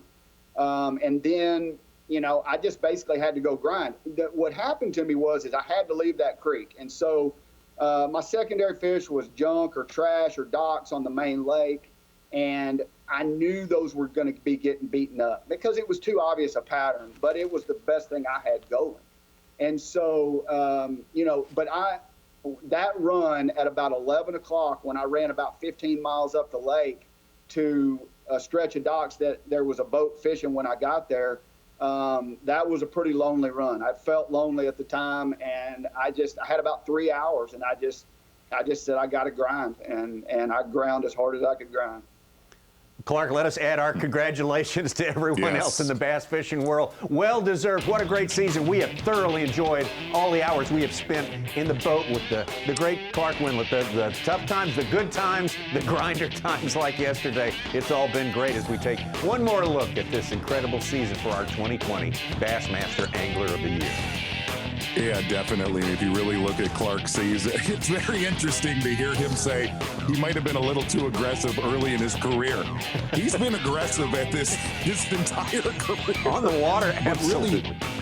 Absolutely, but really looking at his season coming off of last year. Look, last year was the anomaly. Clark Wendlandt not making the Bassmaster Classic. He made a big turnaround last year at Lake St. Clair, and somewhere in there you knew last season fueled the fire to hold that trophy this year, no doubt about it, and cannot say enough about what a great Angler of the Year champion we have for 2020. A great race. It came down to the wire, and again, congratulations to our newly crowned Angler of the Year, Bassmaster Angler of the Year, Clark Wendlandt. Let's get back out to Lake Fork right now. We still got one more day to go in this tournament, or the better part of it anyway.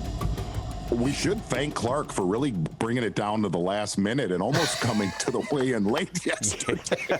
Man, that's kind of what we secretly hope for, is drama like that. Yo, we do. Not such a secret either. Patrick Walters. I feel like he's hit the century mark and we just have not seen it, or I just feel like there's no way that he hasn't gotten 17 pounds yet because it's been so easy, but he's in that area. We still see in the background, we can tell that he's still in that area and just looking and trying to relocate some of the active fish. He's seen plenty, they just not wanted to commit. You know, one thing back on Clark, Tommy, and you know this, you covered Clark way back in the FLW days, 39 years ago, is if you watch the transformation of Clark when gosh, man, I fished against Clark a lot in the early 2000s. And you wouldn't see Clark deeper than 12 foot of water very often. And I think he would admit that. And you've really seen through the decades and decades of work of how well-rounded his game is, and that's where it shined this year. You know, a lot of Clark's fish this year were offshore, and I look at one tournament, and that was the Lake Eufaula event, where Clark said, man, I would run around and dock fish and fish grass back in the day, but I was tired of getting my teeth kicked in by guys that were fishing offshore, fishing brush piles. And that's really the one thing that sticks out, is the Clark that Davey, roomed with back in the day, and the guy that I fished against. He's the perfect package now. Yeah, I think it's human nature to find your comfort zone and feel good about staying there. But, the extraordinary individuals are the ones who never stop growing. You made that point several times, especially at the St. Lawrence, about the exact same point you just made right there, how really, he just does not stop expanding, does not stop growing the scope of his career.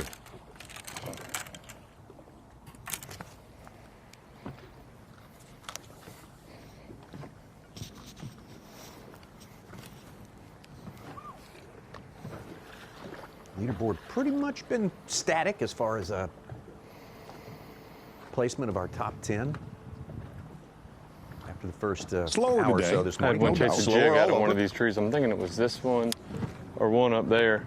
It's crazy. I swear to you, it's the biggest fish I've seen all week. Slower, and he's the only one. It had to be win. over 10 pounds. I mean, it was a blob.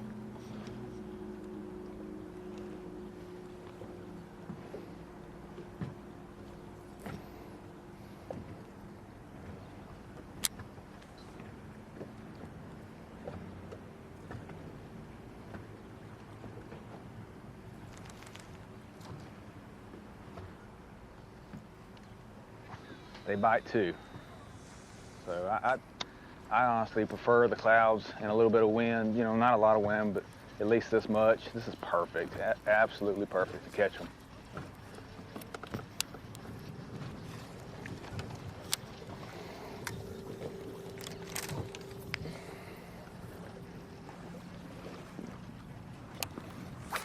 A lot warmer today, too.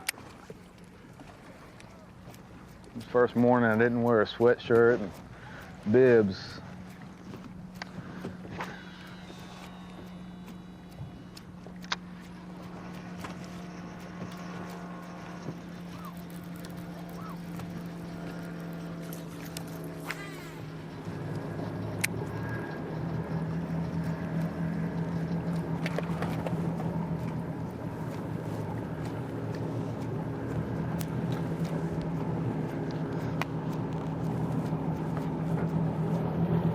There's almost so much going on, it's hard to read through it.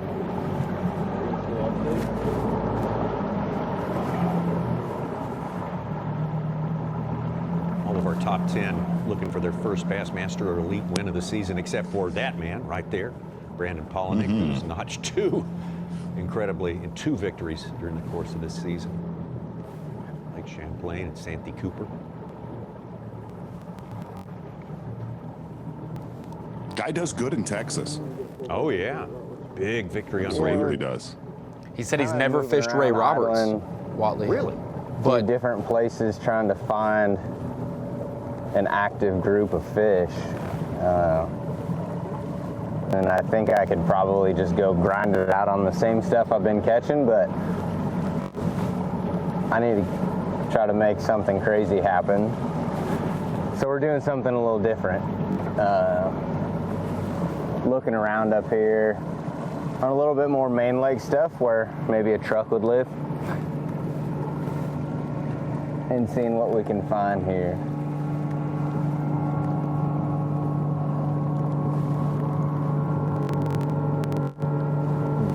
So far, striking out. But you can spend a lot of dead time, and then when you do find them, it doesn't take long.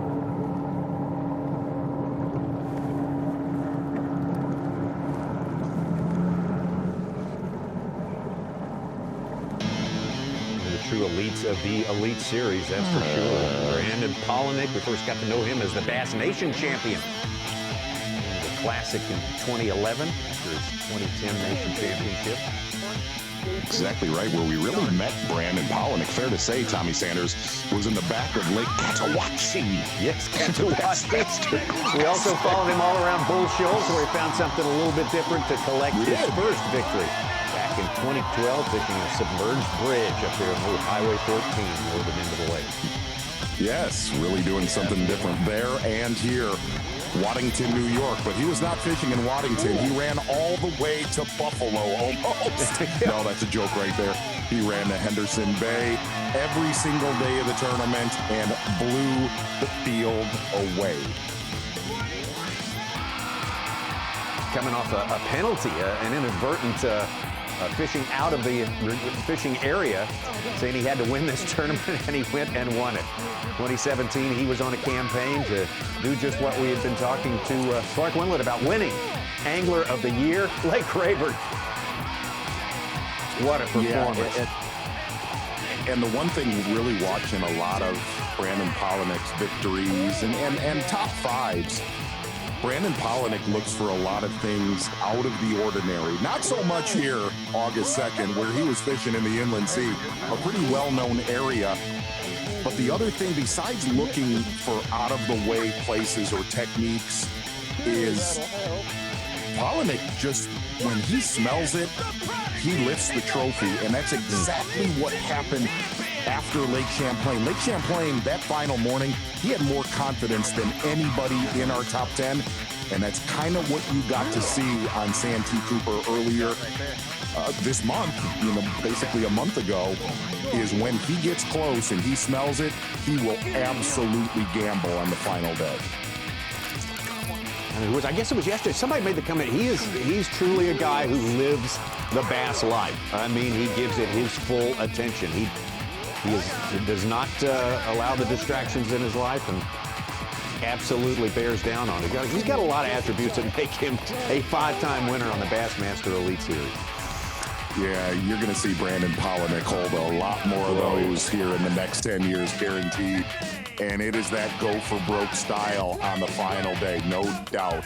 2 victories this season for Brandon Palaniuk. Oh, he's alive. Take a look at some big fish that we have seen cross the stage. Also a winner this year. Lake Guntersville, Frank Talley, Lee Livesey. Slow start, but man, really just turning on the burners to get back in the mix here. Got to see that bass caught yesterday from young Patrick Walters, a 9-1, his first bite of the morning. And trust me, Seth Fighter is watching closely to make sure nobody breaks his big bass of the tournament so far, Tommy Sanders. Ooh, 9 pounds, 9 ounces. That's what Patrick Walters, well, he would like to also eclipse that. I think he'd like to grab everything on top of the table here at our final event of the season. Still, though, at 93 pounds and 8 ounces. Got a ways to go before he gets to the century mark, but we got plenty of time. The Toyota Bassmaster Texas Fest benefiting Texas Parks and Wildlife is being brought to you live by Power Pole. The Toyota Bassmaster Texas Fest benefiting Texas Parks and Wildlife is brought to you by Abu Garcia, Berkeley, Nitro Boats, and by Ranger Boats. Wrapping up an truly extraordinary season for the Bassmaster Elite Series of this 2020 Toyota Bassmaster Texas Fest. The last 4 events, for example, I mean, come on, Guntersville, Santee Cooper, Chickamauga, and this place, Lake Fork, just monumental bass fisheries, big bass places. And we've been greatly entertained, and we have been greatly entertained and amazed by our tournament leader here, Patrick Walters, on his way to engineering the biggest winning margin ever in the Bassmaster Elite Series history. Big part of Bassmaster Elite Series history is the man we're headed toward right now, Jay Yellis. And he is hooked up live with Jay Yellis.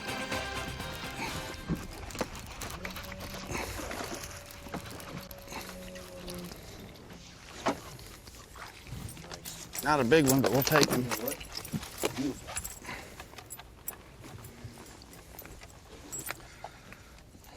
I hooked him good. Ready? Scale 0. 2 pounds, 8 ounces.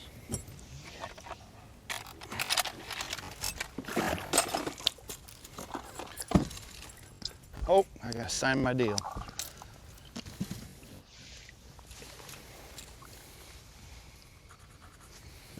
Good job, sir. Okay, thank you.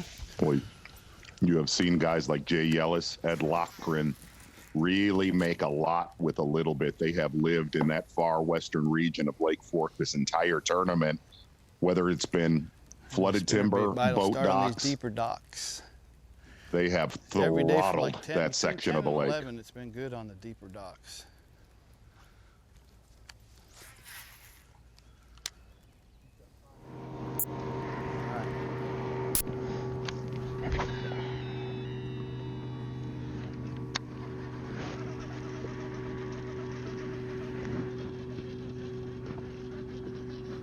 Come on, fish.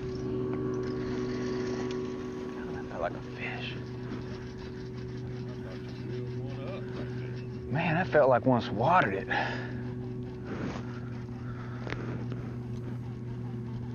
It's time. There it is. That was awesome. There we go. He hit it on the way up. Nice one. Couldn't handle old chartreuse and blue in his face. Cool. Come on, Scale. Good? Good. Okay.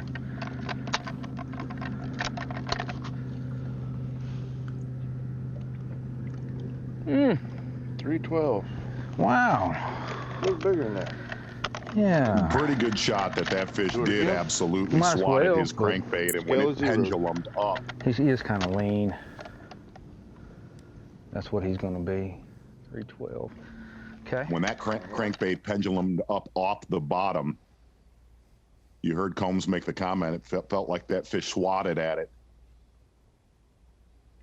Good fish for Keith Combs. And whether he makes the way, he's not going to make the Classic, it looks like from listening to Ron Moore. He's put together a pretty strong campaign here. Just a few lost fish the last couple of events are going to really come back to haunt Keith Combs. Keith's limit fish now 15 pounds and 5 ounces, biggest 5-fish limit of the day among our top 12 who remain. Top 10, I should say, sorry. We need to find us a little spot that we can get a flurry. We've been getting one here, one there. We have, 3 really good filler fish. Just need a couple real big kickers. It can change so fast. You pull up, I think of all the days that I've had on this lake in tournaments, and man, you can literally catch a 7 and a 9 within minutes of each other, and your day is just gone from a subpar day just to a hero day, That's the cool thing. Z, this is Combs' only his third top 40 of the year, 28th at the St. John's, 14th at Eufaula. Those were the first Most two events of the places. year, and then the final one of the season. Even a lot of really good lakes that we fish, a kicker's always going to be a 5-pounder or a 6-pounder. But fork, the kicker's a 8 or 9, so you get some big swings. I think it's Big stunning that swings Keith and your Combs weights here in a hurry. has not won an Angler of the Year yet. Yeah, you'd think in the 10 Tommy, years. 10 years. Yeah. If you look at the 10 years when that your we fish have get covered hung, Keith Combs, It'll he's come around a tree, always in the 6XC mix. will come around a tree real good. Just like any crankbait, a lot of these stumps are broke off 5 foot under the surface at this level, and you throw right across one, and you can feel it crawling up. You feel that line start to, and it's not going to come. The bill just won't let it come over that. Part of it, though. That's kind of why I like to catch them on a crankbait here, is because I know a lot of guys catch them cranking on this lake, but it's just a lot easier to throw a worm or a jig or something like that. So I'm sure on a spot like this, they're going to see a lot of pressure, and they're going to see a lot more slow-moving baits than they will big baits, big running baits.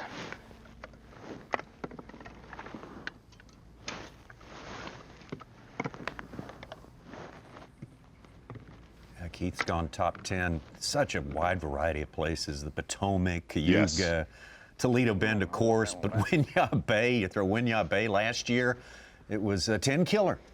He went top 10 on it. Fishing line, too. That's the other thing. Lanier. There's a lot of old yeah. fishing line. Yeah.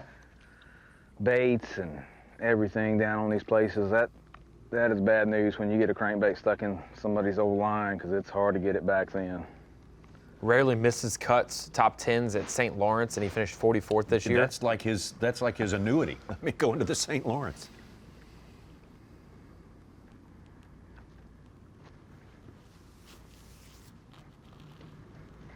There we go.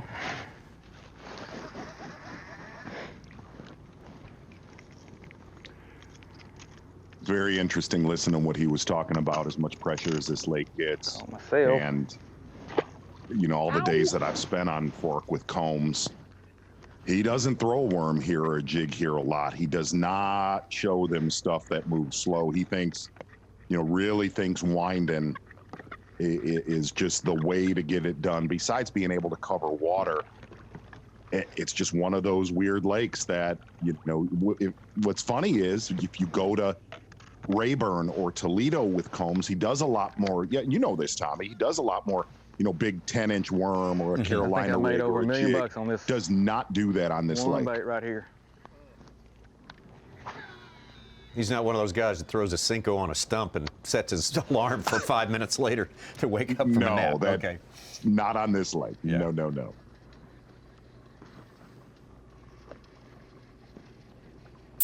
But I'll tell you, the memory after he won one of those TTBCs, the memory that I got to have a couple days later with Combs on this lake, it was staggering. And Tommy, I know it's something I've talked to you tons about.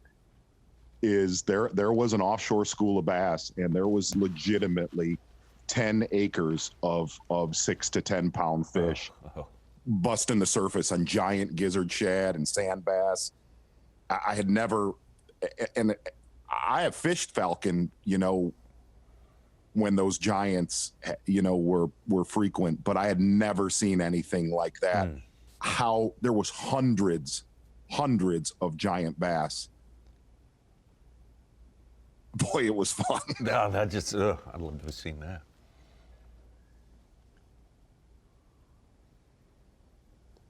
So many incredible places in Texas.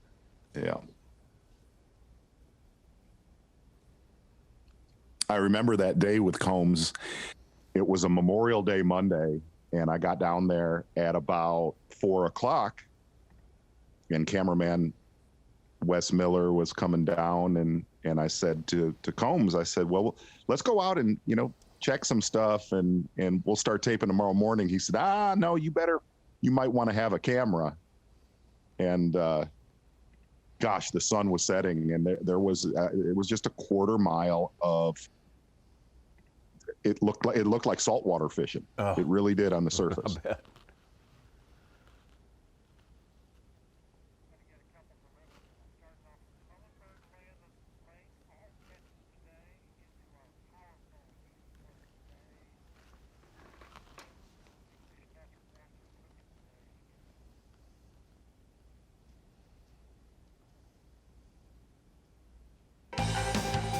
Yeah, we're gonna snap this off.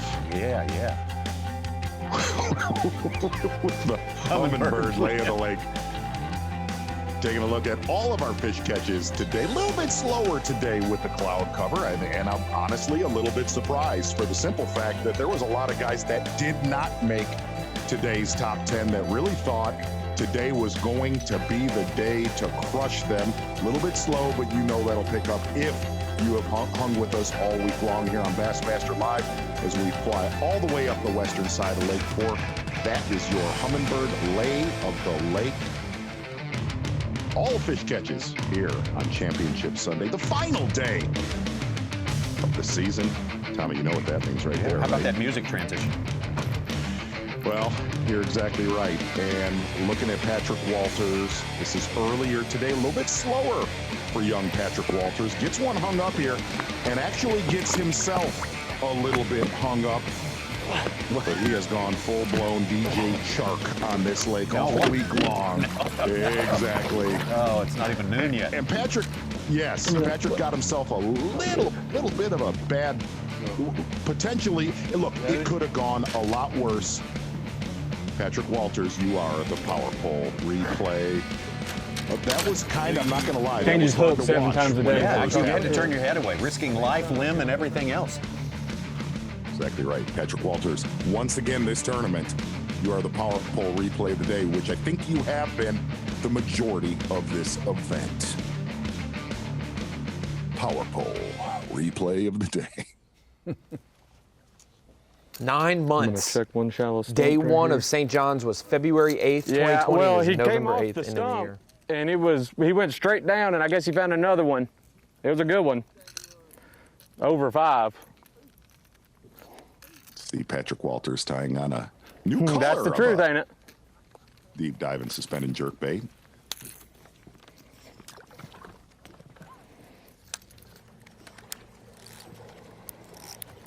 Might have to apply a little more pressure to him.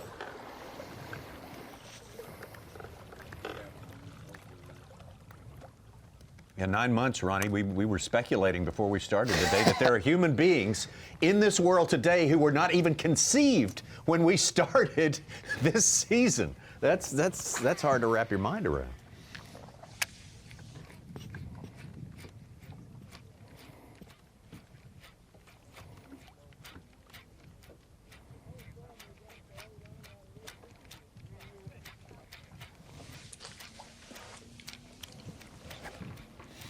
Walters just switched up and tied on another color jerkbait, like you said, but that's been the deal. The AFTCO Taste the Bait of the week has been a jerkbait, and that's so weird because Lake Fork last year, the AFTCO Taste the Bait was a jerkbait in the shad spawn type period of it, and now in the fall we're seeing it, but it's for suspending fish. And for Patrick Walters, he's shown us a couple different looks this week, some shallow, some deep jerkbaits, but a couple different versions and brands. The Rapala jerkbait, as well as a Mega Bass +1. That is his deeper suspending jerkbait, a Duo Realis as well. And Z, when we're looking at it, there's multiple colors, but the depth is really the big thing because he's targeting those suspending fish around that timber. Exactly right, Ronnie. And let's go through this again so everybody hears this. He's been very open with what he's used. He's tried to get the Rapalas to work and then the Duo Realis. But that deep diving Mega Bass, looking at the footage, that has accounted for, gosh, let's call it 90% of his catches this event. That is your AFTCO Taste the Bait. He's really been mixing in the main lake. A lot of our guys have been up in Little Caney or up in Big Caney and way up on the west arm, but he has been on that main lake fishing some of those shallower points with the shallower jerkbaits. But then when he's off the bank in some deeper timber, that is when that +1, that deeper jerkbait has been coming into play. That's your AFTCO Taste the Bait, like Z said. Exactly. And the one thing that we've watched him do throughout this tournament is changing treble hooks has been a big deal for Patrick Walters, going from a number 6 to a size 4 to a bigger one. And I would say, Ronnie, correct me if I'm wrong on this. He's moving. The majority have come on that deep dive and suspending jerkbait, but later in the day, he's made some big calls with a shallower diving jerkbait. Yeah, that's why I think that the deal with that light penetration, there is an afternoon window where you can maybe catch them higher in the column or just different than you catch them. And then also there's that early morning first 45 minutes of the day where they're really actively feeding that he can take advantage of it. Not as much this morning, but we're seeing from Keith Combs on the right how dark it is. It's getting much lighter on Patrick Walters' viewfinder there.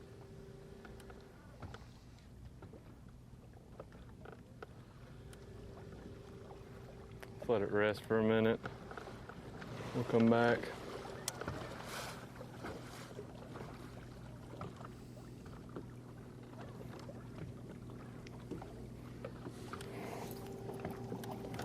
A couple other anglers say they need a little sunshine today. Cloudy, though, is the outlook officially for TH Marine Weather Watch. Wind southeast now. That's a different direction than the previous 3 days. Right now it's 66 degrees. Set to get up in the mid-70s yet again today. Keith Combs says it feels really warm out there. It's a big difference from practice. I mean, it was chilly here in the mornings throughout practice. That southeast nights wind. were 40s and getting all the way up to 75. Not quite the recipe you want.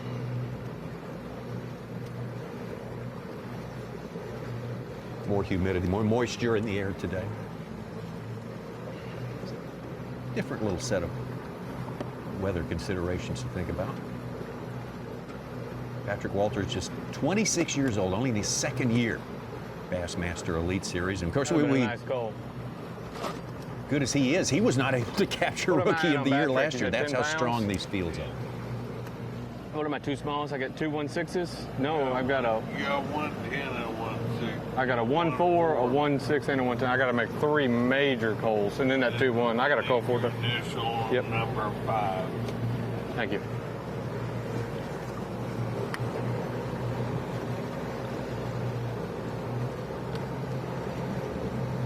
Well, his lead has been shaved down to 21 pounds going into our afternoon sesh. Tightest it's been since Tightening takeoff yesterday when it was Right. 15 when he left the dock. Yeah. Is that what it was yesterday, 15? No, I don't know, maybe 11. Right. Just be patient. The 9 to 11's been my worst period of time. And then this morning, with it being real cloudy, they weren't set up. So I'm thinking afternoon we'll just have to. We're just about to hit the point where we take our midday break. That's 1 hour's time. And traditionally here on this lake, that's when they really start biting. But we will be rolling tape, don't you worry. We will not. Ouch. We will see everything. Yeah, that hurt. I have to turn my eyes away every time. We will keep rolling. Nothing fun about that. Big ones come in. We'll show it to you when we get back. Now, we start our afternoon session today at 1 p.m., just like we have. It's going to be on ESPN2 and streaming on the app, so please join us over there. Enjoy the final 3 hours of fishing of this 2020 season. We have the Bassmaster Texas Fest down to 10 anglers on this final day, and young Patrick Walters trying to set the record by a lot for the most dominating performance ever in the elites. See how it goes down in 1 hour.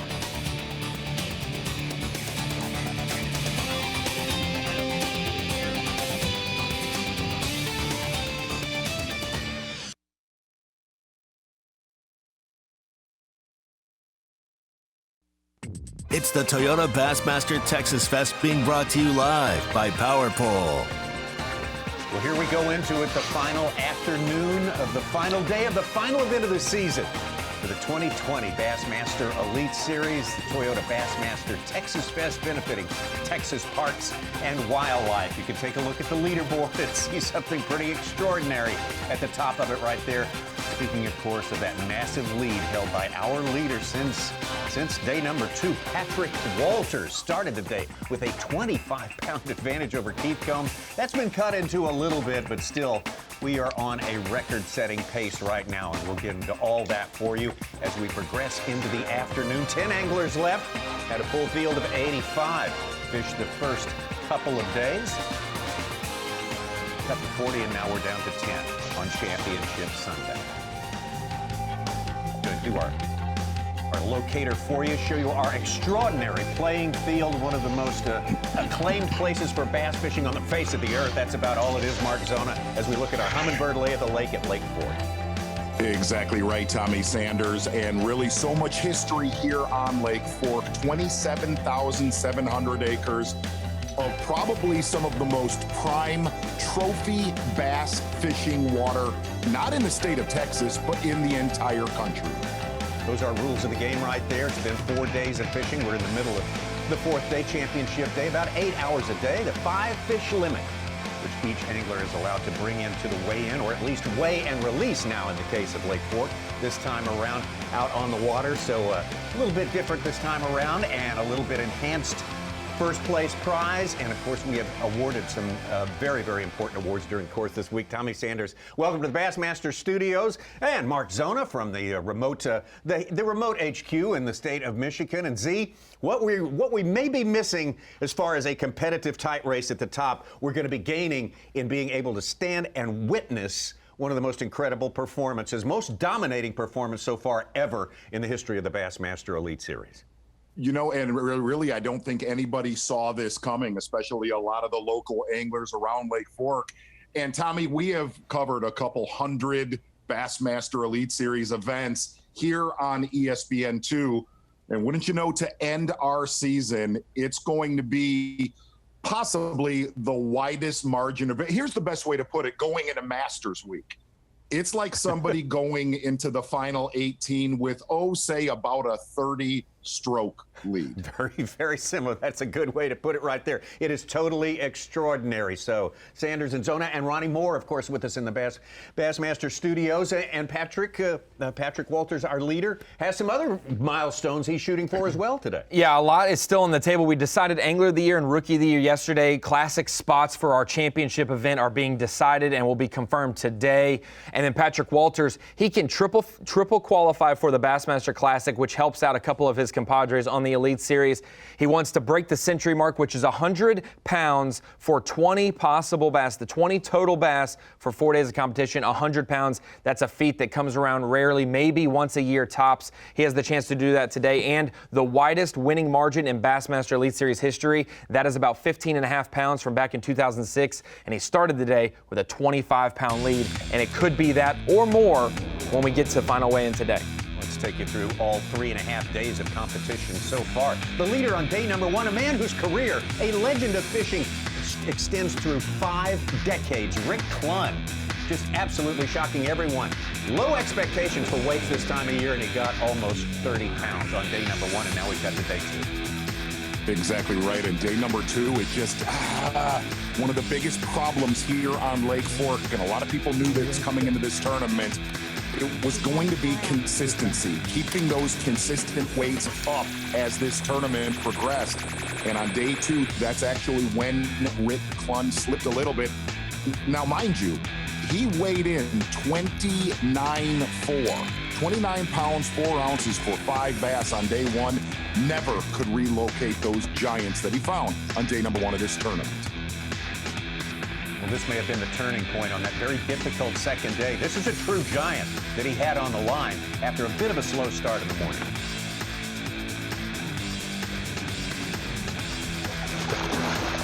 Bonafide giant. And nothing wrong with what happened here. That fish just came unbuttoned, was hooked with both sets of trebles. But the story of this tournament from South Carolina, young Patrick Walters, one of the stars on the Bassmaster Elite Series, he has unlocked something on Lake Fork that nobody in our field has found. Maximum pressure.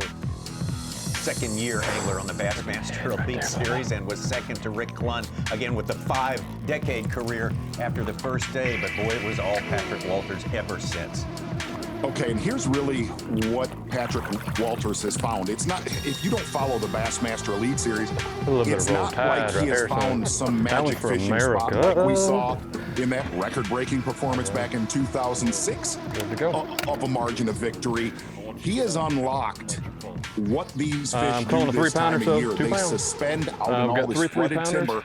They don't relate to the bottom of the lake. They don't relate to the top. They relate to the timber and basically feed on bait fish this time of year.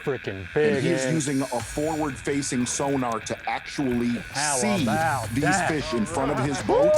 And he has done that to perfection for 3 days. Look at that. One freaking hook. Skin hook. Skin hook.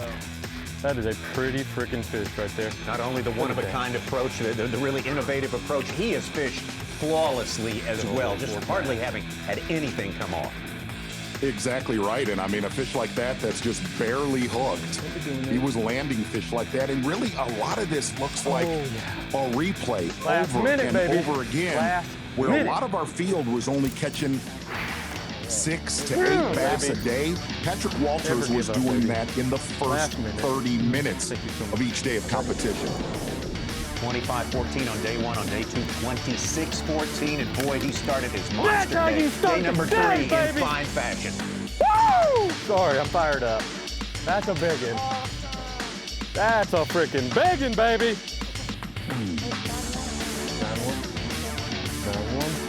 9-1. 9 pounds, 1 ounce. That was the first bite he got on day 3 yesterday morning. Can't start any better than that, and then it just got silly after a while, Marksona. Yeah, you know, we kind of saw this coming. Really, the second day of competition where nobody was in the league of Patrick Walters. And here's the thing, it's just rare on the Bassmaster Elite Series for one angler to have reign of one technique and population of bass, and that's exactly what Patrick Walters has had this event. Full field of very, very talented anglers who basically possess the same equipment. Patrick Walters has done a little extra. He has unlocked that last little bit of treasure that has led to this dominating performance. Day number 3. Take a look at the weigh-in and Brandon Palaniuk, 53 pounds, 10 ounces. Not bad at all, but in comparison to our leader, just really not even significant. Exactly right. Looking at Keith Combs, so much history here on Lake Fork, and it's very humbling to have 57 pounds and know you don't have a chance to win. Ed Loughran. having his best tournament ever in his career right now and has engineered a second place, but still just a giant deficit for this man, Patrick Walters. Leader after day 3, a 25-pound lead. And you could almost tell at the weigh-in yesterday, completely demoralizing for the other anglers in our top 10 today. It has been an extraordinary tournament so far, and of course, again, we are on a record-breaking pace as we fly down near the surface of Lake 4 and working live. Patrick Walters in that boat right there. He's got 5 fish today, but nothing compared to the weight that he's had the previous 3 days. It's been a slow day comparatively. Yeah, taking a look at a live drone right above Patrick Walters' boat. And you can't tell right there, but it is a forest underneath his boat right there. A lot of flooded timber.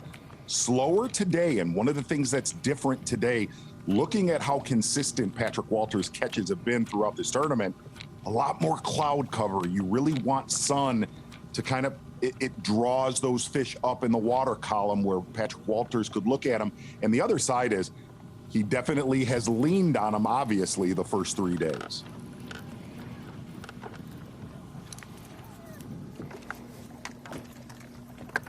This was a tournament that was said by a lot of experts on this lake. It would take 80 to maybe 86 pounds to win this event. Nobody would approach 100 pounds. Well, Patrick Walters very close to that right now. He's still a few pounds short of his goal of 100. That's a century belt, is what we call it in the Bassmaster Elite business, and that is a very coveted milestone, to catch 100 pounds in a tournament. To do it all alone by yourself, even more prestigious. Exactly. If you look at that hardwood, that flooded timber over Patrick Walters' shoulder, that's what he's concentrating on. A lot of his big ones have come out of isolated trees. Call it 10 to 15 feet of water. The fish are about 6 to 8 feet down. It's going to take me a minute, but I'm going to get my act together. I don't know what's going on. Over the last 20 years of Bassmaster's 50-year history, only 42 occurrences has it happened where someone's broke 100 pounds. He's trying to be the 43rd time that it's ever happened individually for an angler, and that is, to put it in perspective, that is 4 days of competition, 5 fish maximum, 5 bass that you can weigh in and count to your credit, so 20 fish total. That would be a 5-pound average, so that's why a 9-1 is so important. We always glorify 4s and 5-pounders as really good fish, so a 9 is double that. It is a once-in-a-lifetime fish, and Lake Fork is showing out with 10 fish over 8 pounds this week. And really, Ronnie, a lot of folks don't watch the Bassmaster, but we have a lot of viewers that do. A 5-pound victory in a Bassmaster Elite Series tournament is a beatdown. A 10-pound victory, you've done something that we rarely see in a decade. What he has done this tournament, nobody saw this coming. Yeah, you never can even imagine and fathom how big of a victory it is when it almost doubles what the already margin of victory is. And we talk about that Century Club and the prestige attached to that, and how few, as you mentioned, Ronnie, have been able to achieve that in the thousands of hours, thousands of anglers, and hundreds of tournaments out there. But this is the list of these anglers who have caught 100 pounds during a 4-day event. Not a super long list. And this list is of the active anglers still fishing the Bassmaster Elite Series. Rick Clunn, we mentioned him. He was our day 1 leader this week. Keith Combs, he's unofficially in our top 3 coming into the final day here. Brandon Cobb and Garrett Paquette did it last year at this very lake in May. And then there's a couple other Texas lakes on there like Falcon, and then some California lakes as well. What's this name on that list right there? That's from Falcon Lake here in the state of Texas. Keith Combs currently sitting in 2nd place, 21 pounds, 2 ounces behind Patrick Walters.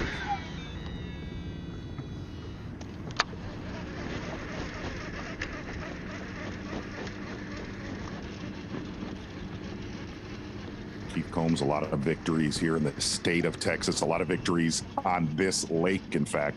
Keith Combs really almost has made a living off of this lake alone. And really, day one is the day that you cannot explain because he's fishing the same areas, same bait, same technique, but his weights just have gone up. Bam! Yes, sir. That gets rid of that 1-3. I didn't know whether I should flip him or just slip him, or we just sling him on in the boat, though. All I was doing was get. Huh? I said I was just trying to get out of the way. Release in this You're never tournament sure here. how big they are till you see them out here. Scale 0. All right. Huge reason why 16 to 24 inch fish normally are thrown back and not counted. 15? Good. 315. Nice. Yes, sir. When that's a 1-3 leaving for a 315, that's a good call. It all means he's getting rid of one of the smaller fish from the list that we have compiled based on those official weights that have been laid down in the catch, weigh, release process right here. So he's at the 5 fish limit still, but he has upgraded it there.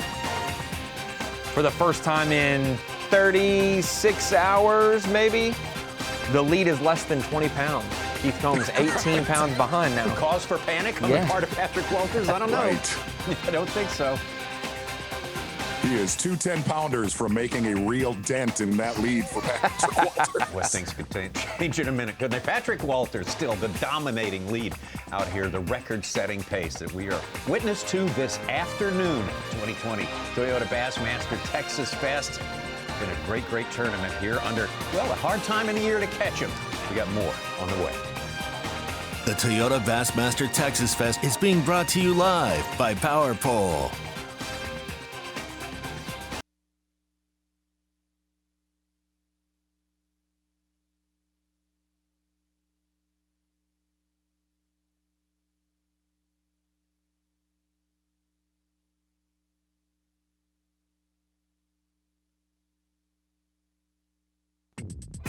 The Toyota Bassmaster Texas Fest is brought to you by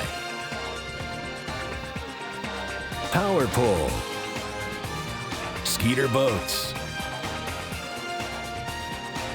Yamaha, and by Toyota. A little bit under 3 hours fishing time for these 10 anglers who remain on Championship Sunday 2020 Toyota Bassmaster Texas Fest. Patrick Walters still, you can see right there with the massive lead, the record-setting pace as we watch the action here. Tommy, real quick. Yeah. Look at first place to 10th place. The difference in weight. So that literally just caught my eye right there. 443.5 pounds ballpark. And this is a world we've never set foot in before. I can assure you of that. We're seeing something really, really special on this Sunday in November. Taking a look at where Patrick Walters has caught the majority of his fish, very Main Lake oriented here on Lake Fork. And as we said, taking a look at his catches, all of these fish suspended in that flooded timber. One of the reasons why this lake gets a crazy amount of pressure. The other reason, we've had lower water levels, and a lot of that low water pushes those fish a little bit closer to that main lake where Patrick Walters has capitalized all week long. View from above, Patrick Walters live here. 5 fish again caught today. So really, if you look at Patrick Walters' boat, he has a forward-facing sonar that can literally, he can scan, or a lot of guys say he can shine these individual trees. Well, not only can you see the trees, but you can see individual fish or a pod of fish around a pot of bait. And throughout practice, he would basically trolling motor around and mark those individual trees that had fish suspended in them, and he's come back and caught them during the tournament. But that forward-facing sonar is projecting out in front of his boat about, call it 70 feet, and he's able to pan his trolling motor where he can see the exact cast that he needs to make. And that's one aspect of the battle, is being able to see those fish. But then, Mark Zoni, you see him change up his cadence, which is the way he retrieves his bait in the water, and you'll watch him look and slow it down, speed it up as he sees the fish react live to his lure, whether it's the color, how fast he's working, or how deep it's going. Yes, he's actually able to see those fish tracking his bait on his sonar. And the other thing really about it is there's a very big percentage of the guys that are in this field that have that same technology, but he was able to unlock this. Our TH Marine Weather Watch shows us current conditions right now. It is cloudy, more clouds than sun, 67 degrees currently. Supposed to get a little bit warmer today as the wind is coming now from the southeast, which usually brings warmer temperatures on into mid-afternoon on a day like this. Well, you could tell that the clouds definitely have affected Patrick Walters' bite. There we're going to head back down towards the dam. Brandon Palaniuk already with 2 victories this season on the Bassmaster Elite Series. Really just trying to find big ones, more isolated fish. The biggest fish here, like the 9s and 10s, 11s, 12s, a lot of them will not conform to the normal way that most of the fish are living. So trying to kind of spend more time today in places like that. The only chance we got at running Patrick down is catching 50 pounds. And while doing that, I guess we would catch a truck. So doing stuff a little different today, but that's what you got to do if you want to have a shot to win. And I know it's not probable, but it is possible.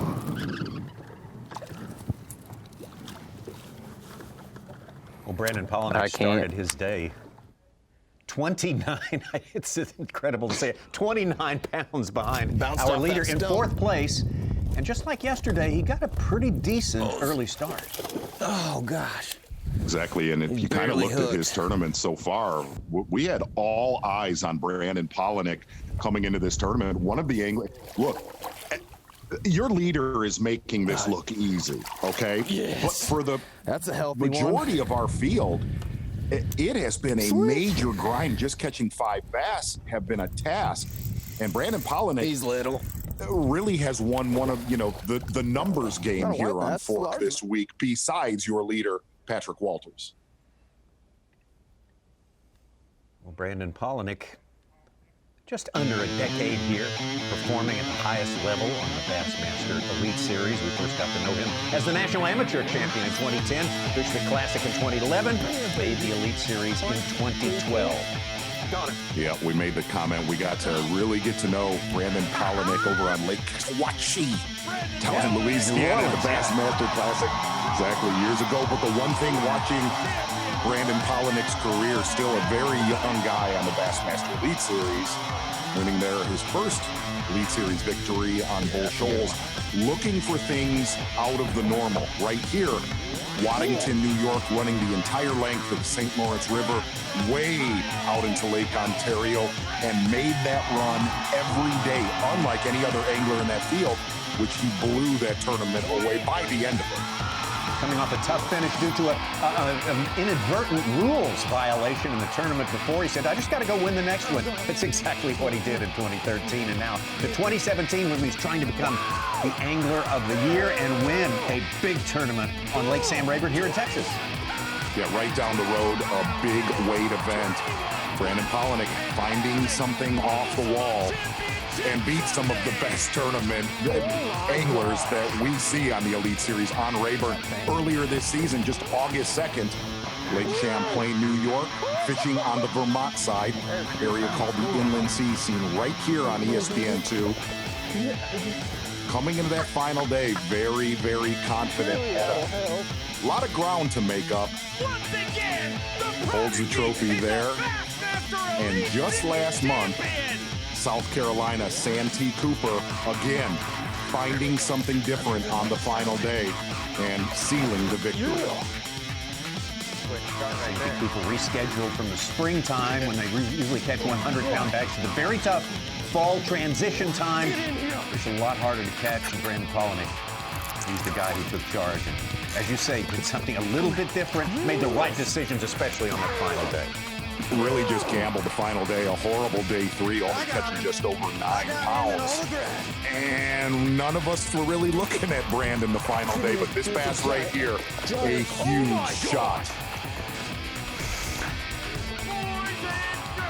The 5th Bassmaster Elite Series championship and an incredible, super improbable 2 championships in 1 season. Brandon Palaniuk still hanging in there in 3rd place as we get up the lake to Jay Yellis, who is now hooked up live. They like that white one, I tell you. Yes, sir, they do. They like that white spinnerbait. They like that white spinnerbait. Wow. I mean, Isn't that amazing how... I picked it back up and I was like, it's going to be on right now. We are 0. Go close to 3. 2 pounds, 13 ounces. I knew it.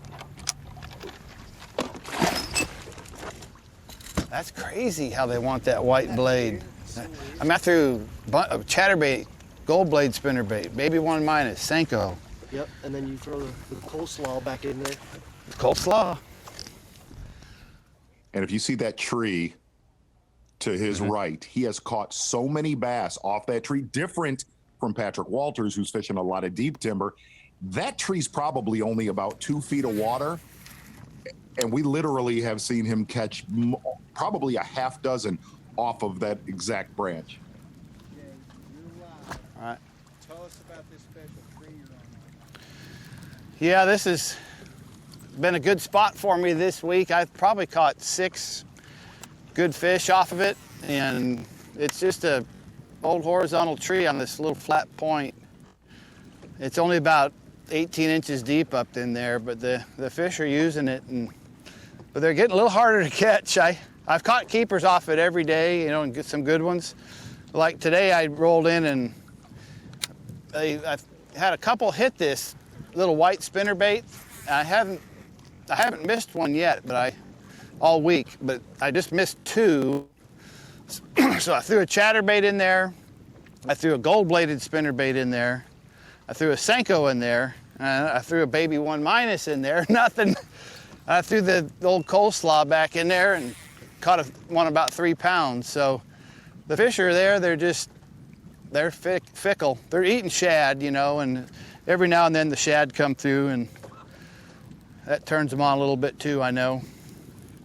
But yeah, it's been a good little spot. And I haven't caught a great big one off it yet, but fish up to about 4.5. Sometimes in the fall, I've found over the years, you get on these special little spots back in the creek, and you can just sit there and make 1 cast and just keep catching them. I've seen that on different lakes around the country. Actually, I've seen guys win tournaments. I remember once back in the 90s, O.T. Fears winning a tournament at Lake Lanier, Georgia, off 1 tree in the back of a creek with a crankbait. And there's been others, I think Mike Terry might have won one on Lake Martin in Alabama off 1 tree. So it's been a good tree, but it's not that good because I'm nowhere close to Patrick Walters this week, but I'm having fun, doing what I love to do, catching some fish out here.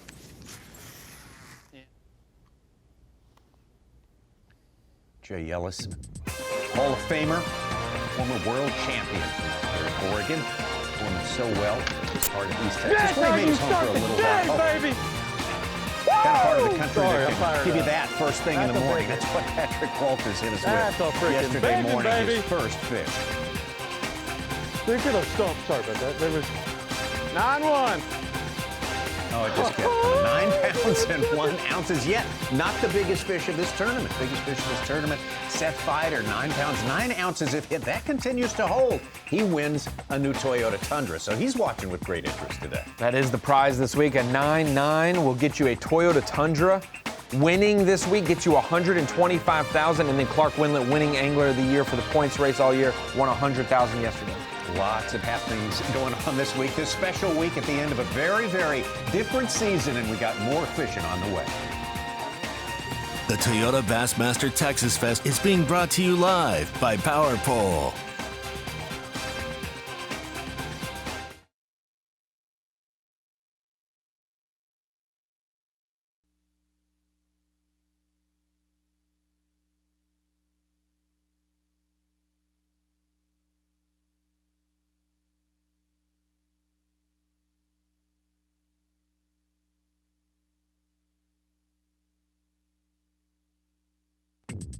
You're watching the Toyota Bassmaster Texas Fest, being brought to you live by Power Pole.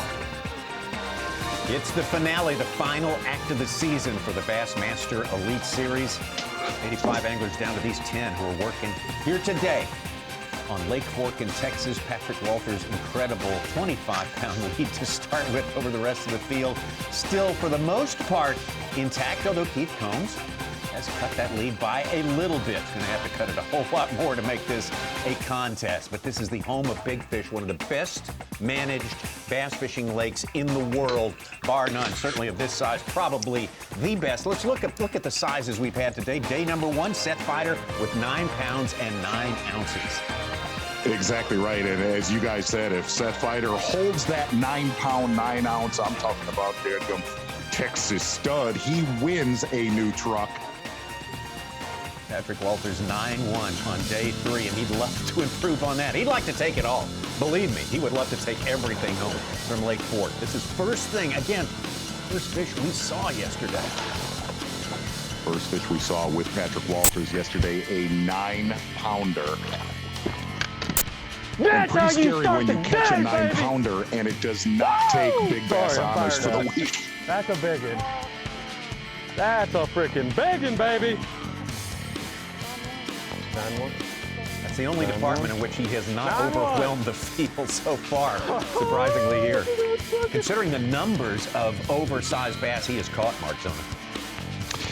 Yeah, and really, we called this a little bit on day 2. As many fish as he was going through, if you go through that many bites on Lake Fork, you're going to connect with a giant like he did right there. It's slower today for young Patrick Walters. Slower for Patrick, slower for pretty much all of our anglers today. Keith Combs, the one who seems to be bucking that trend a little bit, got a great limit in the boat of 18 pounds and 1 ounce at this time of year. That is a good limit anywhere in this part of the country. Well, and we've been to some big bass factories, some lakes that are notorious for giant fish. St. Johns River down south, the 3 northern events that we did, St. Clair, St. Lawrence, and Champlain. But also we have Santee Cooper, Gunnersville, and Chickamauga all mixed in there as well. Yet Lake Fork, through 3 days of competition, 10 of the 21 biggest bass caught all year have been this week during a time of year where you're not supposed to catch the biggest fish of your life or the biggest fish of your season. They're doing it at Lake Fork.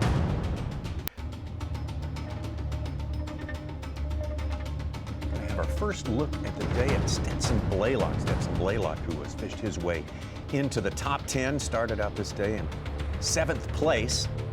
Very, very slow going for the Arkansas angler this morning. He spent a lot of time on Lake Fork. In fact, he's guided here many, many years.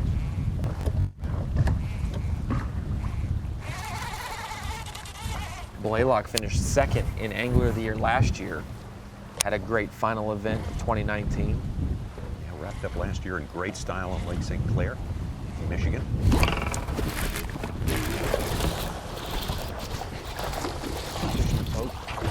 One fishing boat, excuse me. That's the second fish right there. If this one measures, got to be 14 inches long to be legal. And it's going to be that. Oh, finally another bite. Grief.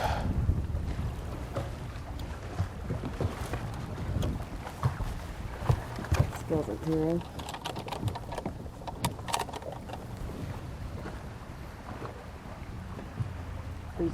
Three pounds, 7 ounces. Love it. 3-7. Golly.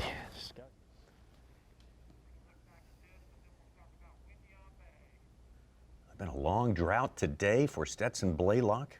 One small one in the boat, but this one is a welcome sight as we get further and further into championship day. Blaylock, a well-known, well-established angler when he joined the Bassmaster Elite Series a few years ago, did not notch his first Elite Series victory until last year. Right after finishing 2nd at Lake Hartwell in South Carolina, they moved to Coastal Carolina, Winyah Bay, where Stetson pretty much set up in one of the most well-known community holes in the whole area, in this vast area. He did, Tommy. You can go 150, 200 miles one direction or 150, 200 miles in another direction.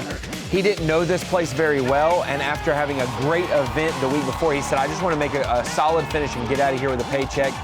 Not only did he go to a community hole that he didn't know about, but he utilized it well over 4 days. Took home the win just 15 minutes from Winyah Bay right there in Georgetown, South Carolina.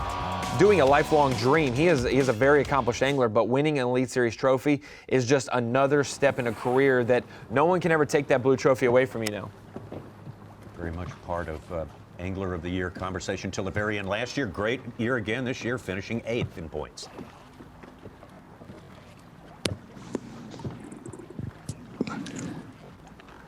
From Stetson Blaylock, we're going to head back up to Ed Lochran, who's really only been fishing one area of this lake the entire event, as far up the west side of Lake Fork as you can go. Boat docks, a little bit of flooded timber. Hard. I mean, it didn't feel like bass. Qualify really. for his first It wasn't Bassmaster that Classic. solid. It's definitely a fish.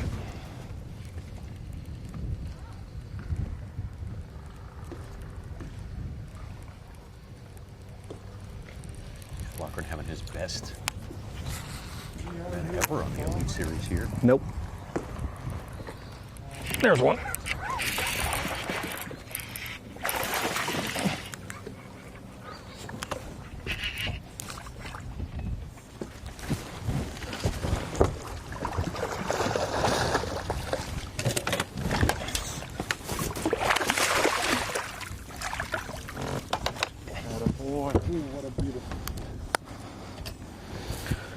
Bam.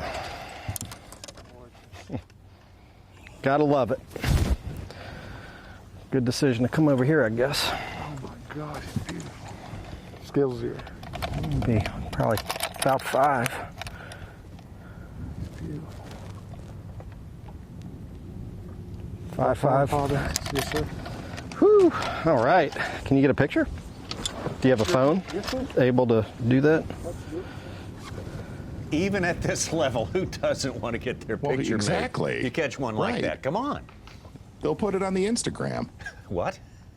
We do have Texas Fest judges this week. Not only do we have cameramen in the boat, but the judges, because Lake Fork is one of those lakes that has been protected by Texas Parks and Wildlife. They put in a slot limit to create big bass like this. If you don't have that, for even non-tournament people, slot limits and size limits are regulated by the state, and they said 16 to 24 inches. You have to throw back so they can continue to grow and get bigger. So that's why they want to get a photo of those before they release them. They're not putting them in the live wells this week for that purpose, but anything over 24 inches, I guess those fish that are in contention for a Toyota Tundra are the ones that are in the live well, and you'll see it weigh in. Right, and that's really what has made this lake so special. I mean, looking at the Century Club weights that we've seen, so many of them have come out of the state of Texas, but that slot limit is what has made Lake Fork so special throughout the decades. That was second keeper for Ed Lochran. Had a small one earlier today, so getting back on pace. I don't think that's them. You really look at Ed Lochran, Jay Yellis. They've been fishing in the same region of Lake Fork this entire tournament, and we've talked about it throughout this event. Go to the bottom. Fair to say, Tommy, they've made a lot out of a little bit. Right on the surface where she needed to be.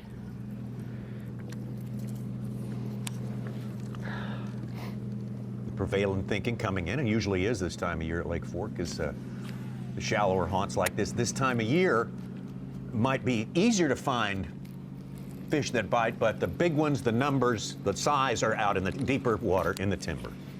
You cannot take your eyes off 29 pounds, 1 ounce for Ed Lochran behind the leader, 28.10 for Jay Yellis.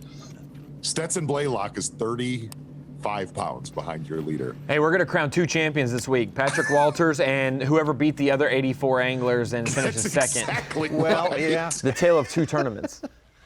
I'm glad you decided to be the first one to say that, Ronnie. Yes. $125,000 and some Elite Series glory for the winner this weekend, and it's highly earned by Patrick Walters. If he can pull it out, the lead's getting a little smaller. He's still looking good, believe it or not. Patrick Walters with the giant lead here. Day number 4, Championship Sunday. which all our anglers have worked so hard to get here. All 85 of them worked hard all season long, went through a ton of changes, rescheduling everything it took to get our full 9 regular season events in. We're all feeling very, very thankful about that fact. Good one right there for Ed Loughran.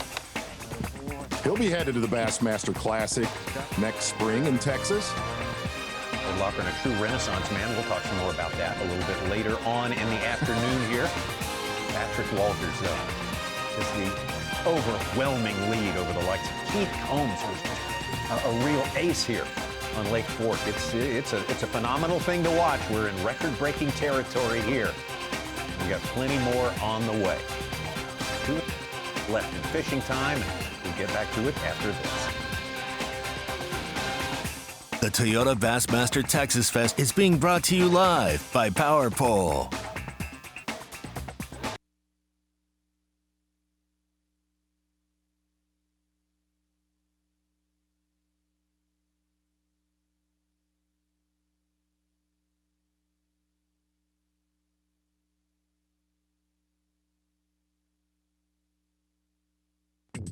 You're watching the Toyota Bassmaster Texas Fest, being brought to you live by Power Pole. The Bassmaster Elite Series with the season for 2020 that started go back in February, a long time ago, into her final mile of the season right now. Championship Sunday of the final event here. Fantastic Lake Fork, and what a fantastic, eye-popping performance by South Carolina's Patrick Walters, certainly on a record-setting pace to have the most overwhelming victory ever in the history of the Elite Series.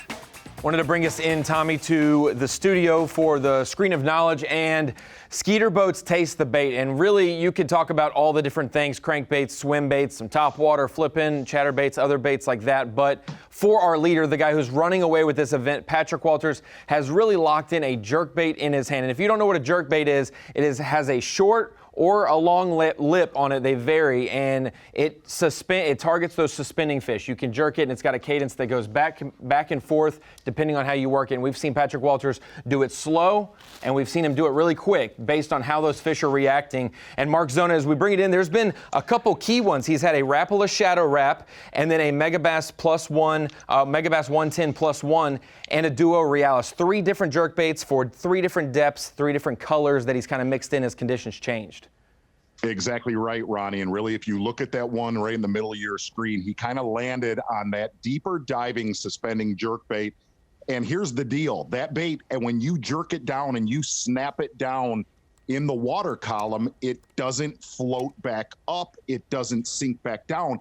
It suspends exactly in front of those individual bass that Patrick Walters has been targeting. But watching his cadence, drawing those bass away from all of that flooded timber and getting them to react, very, very long casts have been key, and that is your Skeeter Boats Taste the Bait. And that's one thing a lot of those guides and locals, people who know Lake Fork, were saying if you could figure out how to break down and get those suspended bass, you would probably have a shot to win this week. And oddly enough, we've had a jerkbait factor at Fork in 2019 and in 2020, and it's been the bait that has carried Patrick Walters this week.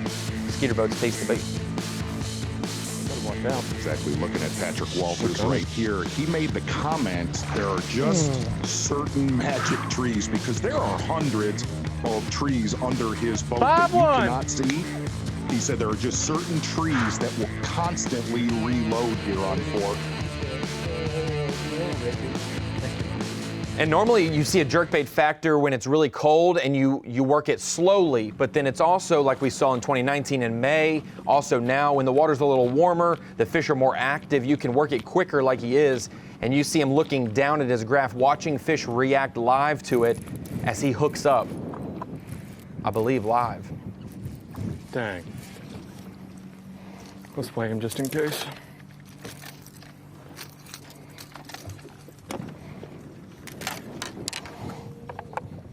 The smallest fish is a pound 4, so if this one is more than that, he will get to take the pound 4 fish off of his limit list. 1 pound 5 ounces. 1.5? So did I have anything smaller than that, or no? 1.6. 1.4. Okay, hey, I'll take an ounce. Could get eaten by Anyway, I what can he's get it, caught baby. in that exact area throughout the week. Many times over.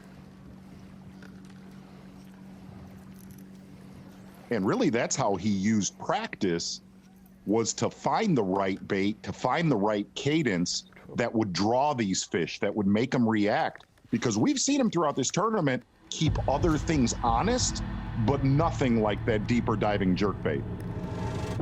Spent a good bit of time this afternoon with Jay Yellis. Things have kind of turned up a little bit, a little more heated with the fish catching there. It's very, very shallow game plan. You'll notice a lot more watercolor, a lot dirtier water on that upper end of Lake Fork.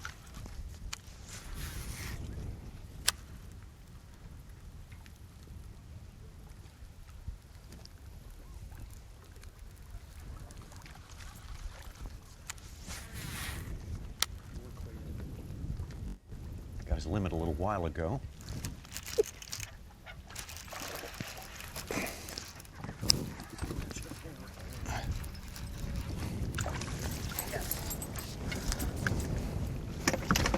It's a tough business. It's just like fishing. You never know. That should go 3. We're 0.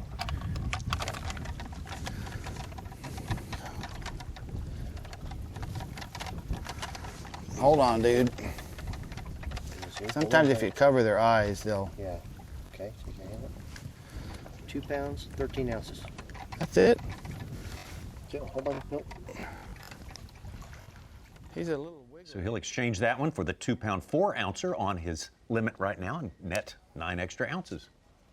He's actually shared a couple pictures throughout this tournament of fish that he has caught that are covered in mud, how shallow they've come on Fork. Darn chatterbait, you get around wood and it's gonna hang. But really no other bait I can see the spinnerbait up underneath that. But you could not, looking at your screen right there, you could not have two totally different approaches that have got these guys to Championship Sunday. And it's not like Jay doesn't have the same. He literally has the same graphs and technology that Patrick Walters is using. So it's not like, oh, I have that, I'm going to unlock the lake and I'm going to figure it out every single time I go. This is still tournament fishing, and you have to find those fish and know that it's going to be a deal, and then use the technology to your advantage. And Jay has been sticking in very shallow water, not utilizing that. Yes. Back down towards the dam right now with Brandon Palaniuk. A little bit slower day 3 for Palaniuk. Knocked him out on day number 2 here on Fork. Currently about 1.5 pounds behind Jay Yellis in 4th place.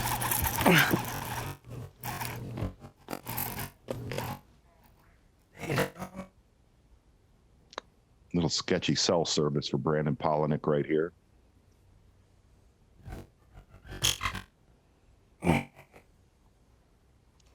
Definitely want to, if we can possibly see the size of this fish, be worth sticking with it for a minute. Choked it too.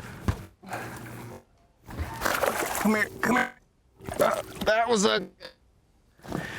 Look at that. Gone. Come on, that's how you want. And Palaniuk gets his limit here. XO Megasaur. Wait, that dude. See what we got. 3 pounds, 3 ounces. Nice. All right. I do believe that gives us 5. So, onward and upward.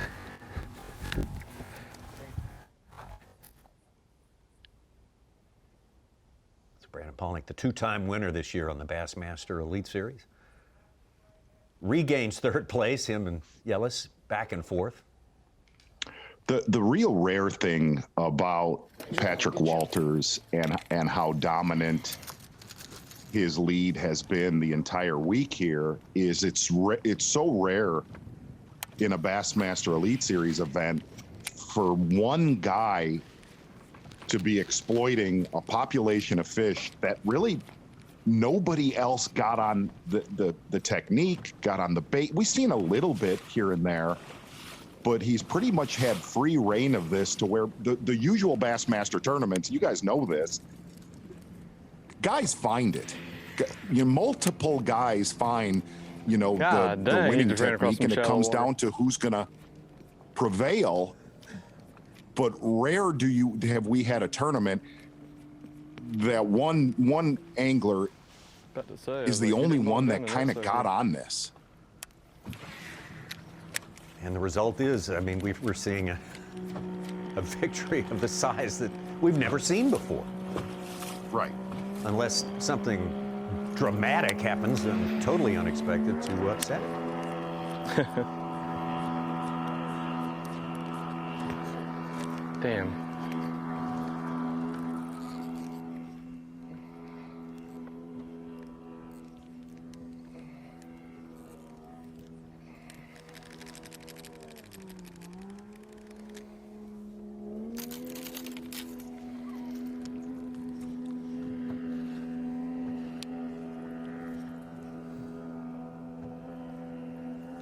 And the other side of really what Walters has been on Walters' side in this tournament has been these individual trees that he marked in practice.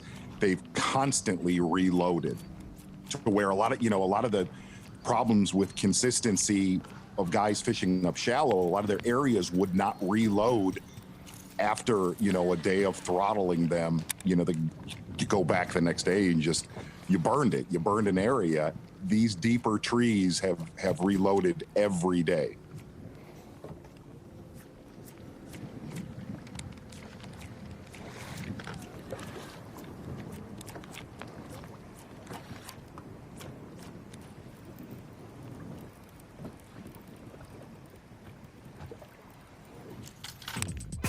All right.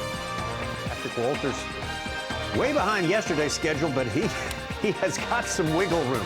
We'll just say that. Now these coots, they're getting pressed. They're getting pushed into a corner there. They're not having a fun day. No.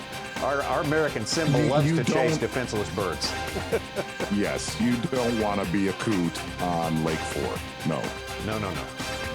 Yet, that particular species of bird will not go down and take one that's healthy. He's looking for a dead one or a crippled one. I promise you, that's a fact. Patrick Walters on top by a lot. Keith Combs, Palaniuk now moving into third place.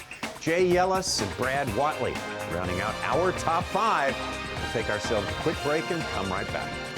The Toyota Bassmaster Texas Fest is being brought to you live by Power Pole.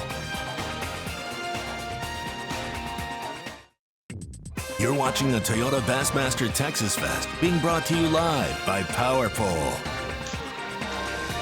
Championship Sunday here on fantastic Lake Fork.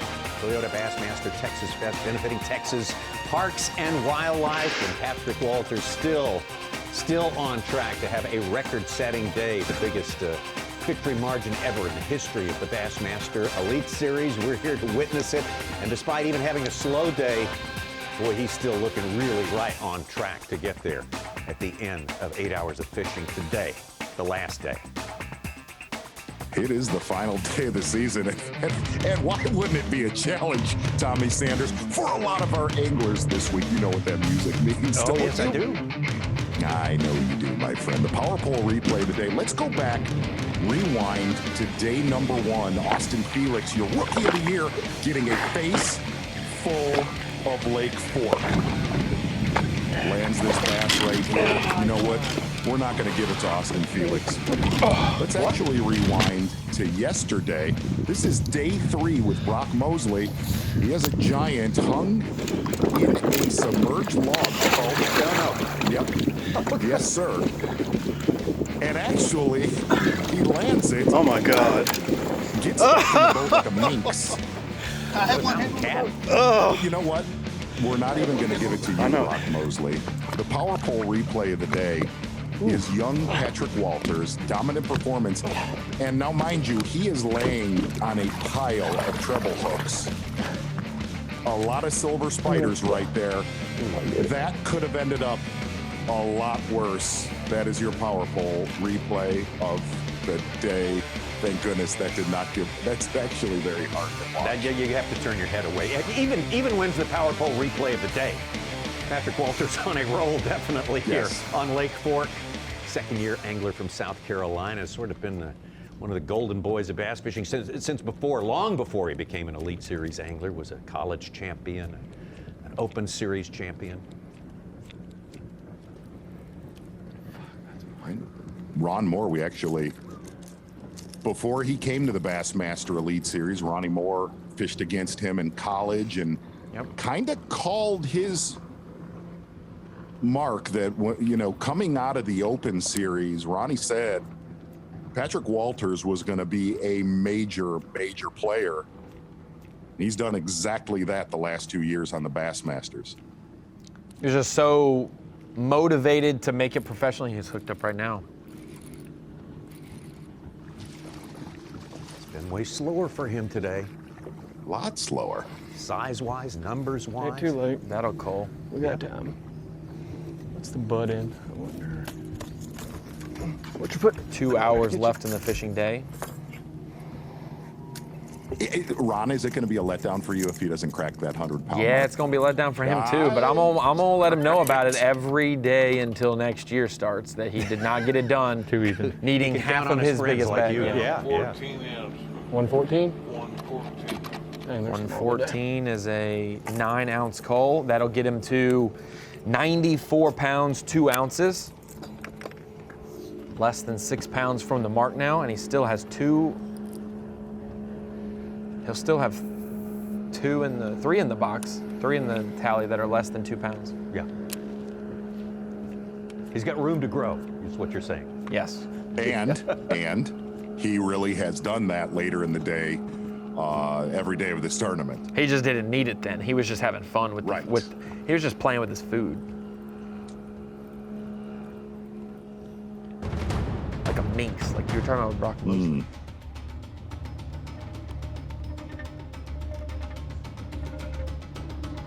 One of his pursuers, closest pursuers if you call it, Keith Combs.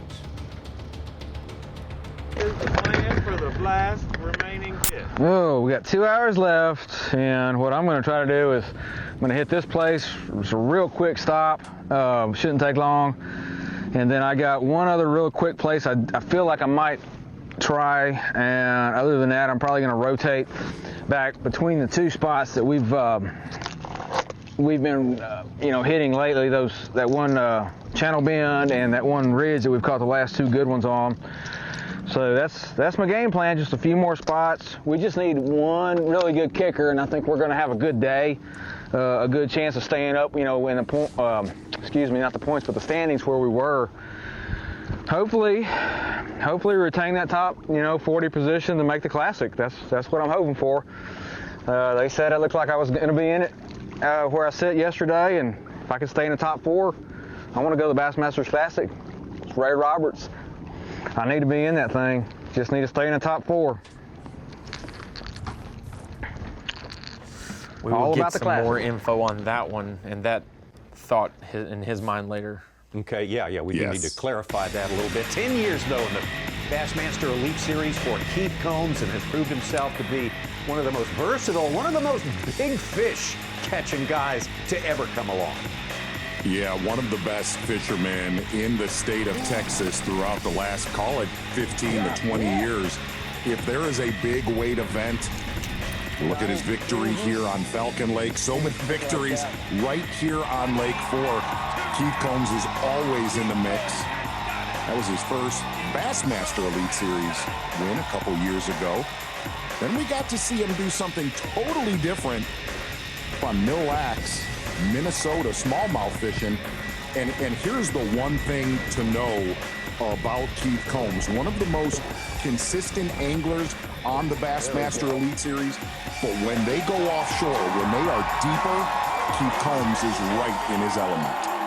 That was a 3-day event, and Keith Combs and one of 2 people to, in 3 days, really be on a pace to catch, should the tournament have been the regular 4-day length, 100 pounds of smallmouth. Hasn't been accomplished yet, but Keith Combs and Seth Feit are the only 2 anglers to really be on that pace. It's always very confusing at the end of the year knowing what number will get you in the Classic. And I feel like I got to get out there on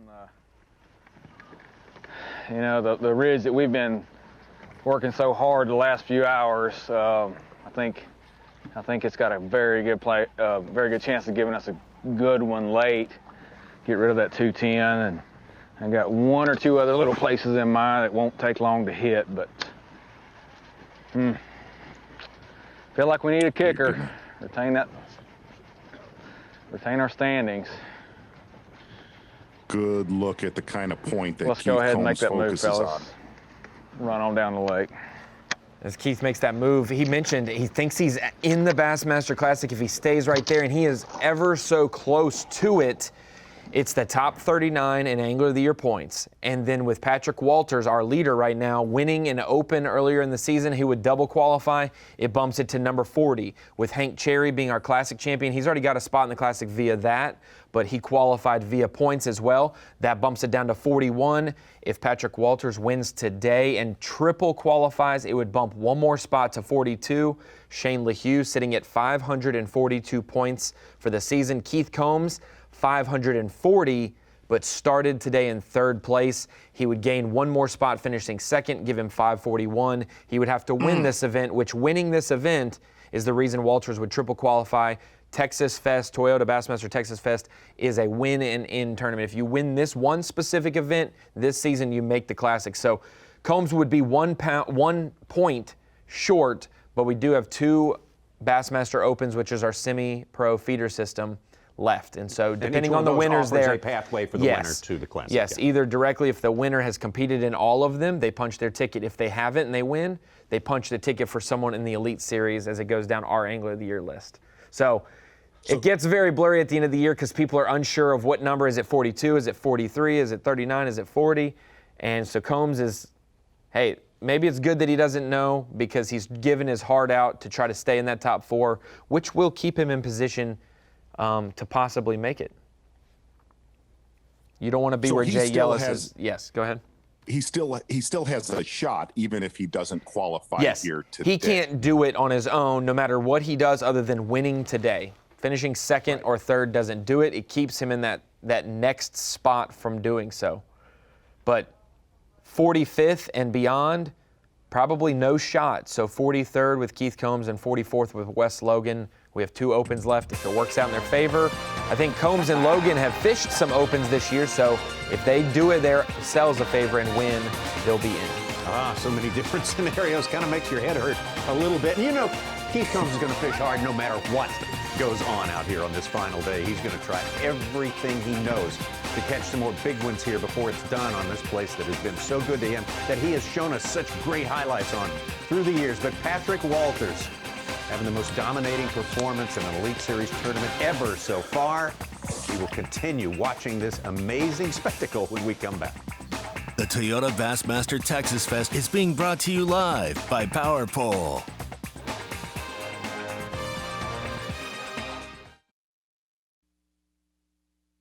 You're watching the Toyota Bassmaster Texas Fest being brought to you live by Power Pole.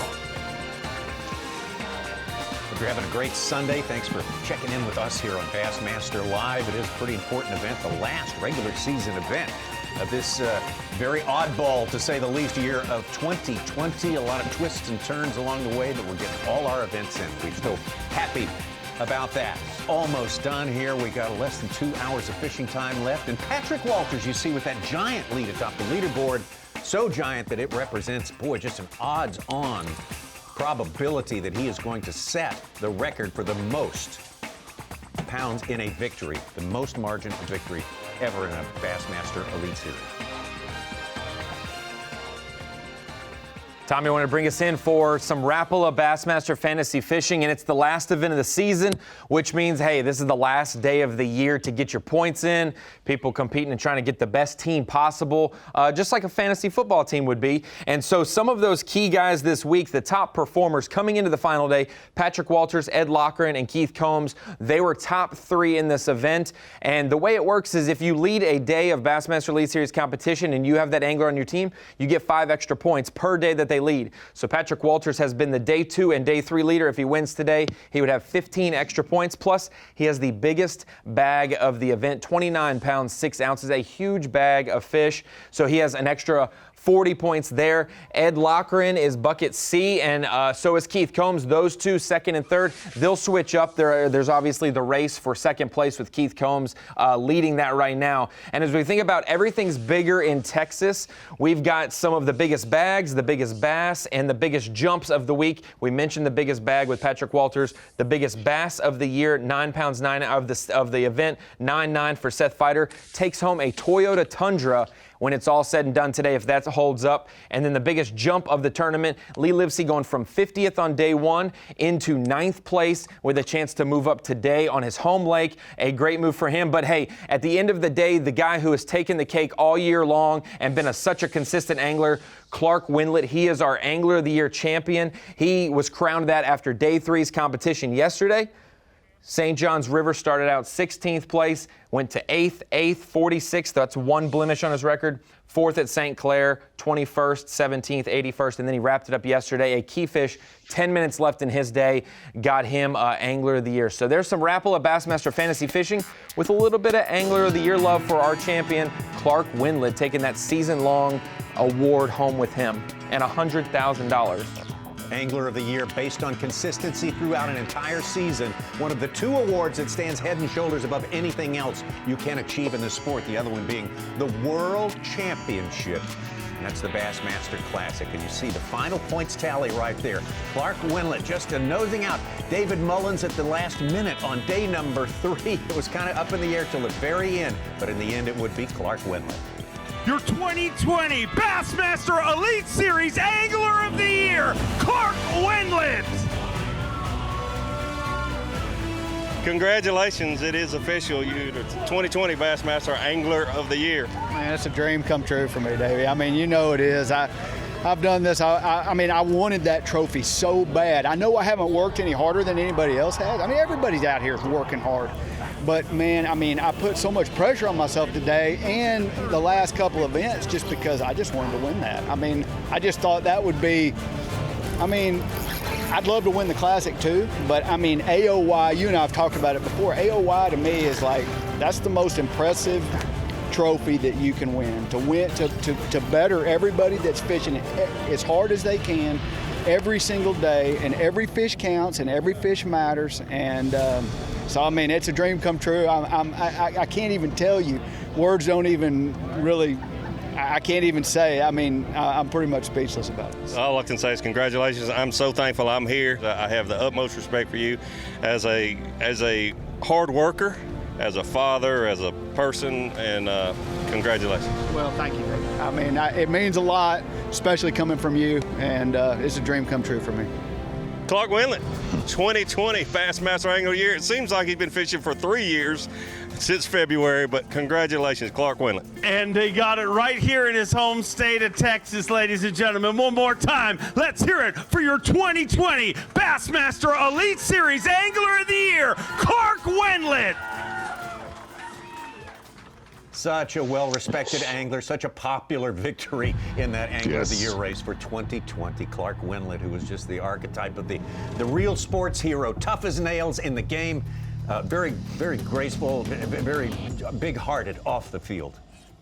Exactly, and it was not the prettiest day yesterday for Clark Wendlandt, but getting it done, as Ron Moore said, in the last 30 minutes. Back out to your leader with a dominant lead, young Patrick Walters. 514 to his total weight will get him to 100 pounds. He needs to cull up his limit, 5 pounds, 14 ounces, to make it to 100 pounds. Which was said, there is no way this tournament would be won with over 100 pounds. Really, absolutely. Over 90. A lot of folks thought 80 to 86 pounds, 86 being the ceiling, would be the top weight this week. Yeah, if you've followed us or haven't followed us, the last 4 events, they've all been rescheduled from the spring, where 100, all our last four locations yield 100-pound stringers. This being the fall transition, expectations went way, way down, and practice sort of amplified that. Is very tough for the majority of anglers. Well, I mean, this is the, toughest time of year. It's not summer in Texas. It's not really quite fall in Texas. And when you get that in-between time, you're going to see your weights go down. We got to see that on Lake Gunnersville, Santee Cooper, and Lake Chickamauga. That, a lot of those events we're seeing here on ESPN too. And it's just been typical fall fishing to where it's so incredibly hard to stay consistent.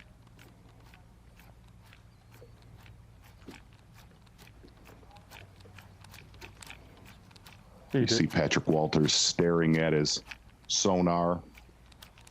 Changing his cadence up right there. Watch it. Pausing it. Starting it. They are so weird about that.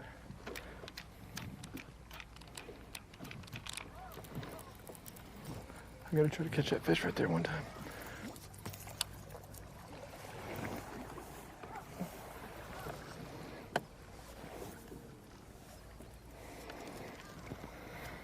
Long cast, you pointed out, very essential part of the combination. See. Yeah, it's been long casts, and really it's knowing exactly where to put that bait in conjunction to that flooding timber, and fish it, and really fishing for a lot of individual bass. And this exact spot right here, some of his biggest ones of the week late in the day have come from this stretch.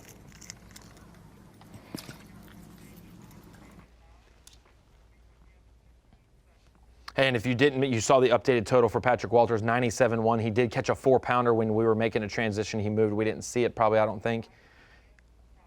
Less than 3 from 100. We saw Davey Hyde just a moment ago congratulating, one of the first to congratulate Clark Wendlandt on his Angler of the Year victory. He's such a great friend of yours, Davey, and colleague, competitor, everything. You guys go back a long, long way. And now we look at the situation out here this afternoon, and it's a different complexion on Lake Fork now. What do you make of that? Well, it really is, Tommy, and I wanted to talk a little bit, just really break down kind of how this tournament has unfolded, and my theory on why certain people have called them better some days than others, and why Patrick Walters for 3 days was just so dominant. And a lot of it has to do with the sun. We've had basically the same forecast all week. It's a little unusual. That's one advantage of fishing in the fall. You have more stable weather typically, but Patrick Walters needed that sun, but he didn't have to have the sun, because he would fish with those different jerk baits and swim baits, and he's mixing it up. But he would fish, he would see those fish and fish where those fish are. But the afternoon was better for him, because as the sun gets higher and higher in the sky, and as the day goes on longer, the bait starts moving around and the bait starts coming up shallower. And that's why you see so many anglers that needed the afternoon. They needed that sunshine. They weren't catching many of their fish in the first hour, and so many times you catch a lot of your weight in the first hour. Patrick's been able to catch fish throughout the day because he's been able to use baits and adjust to where those fish are. Now, today has been very unusual. The sun almost came out about 2 hours ago. It's wanting to come out a little bit now. Even for Patrick, trying to fish, he's fishing where those fish are, even deeper, but it's harder to get them to bite until they come up in the water column and those shad come up and get active. So when you see, right now I'm showing bait, I'm not around any timber, but I'm showing a lot of bait here, one of the big assets and one of the big reasons why Lake Fork is so good. But this bait here is not positioned around the timber. When those fish get positioned around the timber and those bait fish, those pods of bait fish come in around those areas where the timber is, those fish are set up relating to cover, and it's very hard to catch suspended fish that are not related to cover. But when they're related to cover, it makes it easier. Does it make it easy? No, because a lot of fishing pressure here on Lake Fork. But Patrick Walters is able to get that jerk bait and keep it right there around those fish. A jerk bait has a very erratic action, and it gets that bait sometimes just right up in those fish's face, and they react to it and they bite. Same deal with a square bill crankbait like we saw Rick Clun and a lot of these other anglers using. The deflection off of that cover often creates that bite. Unfortunately, if you're using one bait, basically fishing one part of the water column, and you need sun or the lack thereof, you're not using your entire 8 hours of the fishing tournament like Patrick Walters is. Now, today, a lot of clouds. Keith Combs is one of the few anglers that's been consistently fishing basically on the bottom with these 6XD, 10XD crankbaits diving really deep. The clouds has actually helped Keith Combs, but unfortunately it might be a little bit too late. Patrick Walters is going to win this tournament by a record-breaking margin, Davey. And before we did this phoner with you, we talked about the rarity. It's almost impossible for one angler to exploit a technique, an area of the lake where he is left alone, and you really haven't seen anybody else doing this technique. For somebody that doesn't follow us, talk about the improbability of that. Well, it's not likely that you see that in these tournaments. Now, a couple of things, him really maximizing all of his electronics and the different baits that he's using. The other thing, this being the last event, so many of these anglers come into this event with an agenda. Hey, I need to try to make the classic. Hey, I need to try to finish out AOY. They have different agendas in this being the last event, and that's why a lot of times these anglers don't fish like they normally would. Probably helped Patrick Walters coming in here, already had a classic qualification and had won a tournament. So for Patrick Walters coming in here, doing his own thing, and didn't have the same agenda as a lot of these other anglers just trying to make the Bassmaster Classic. Hey, Davey, thank you so much, adding some great intel and helping us to understand what's behind this, this one-of-a-kind, this singularity performance on the part of this man right here, Patrick Walters.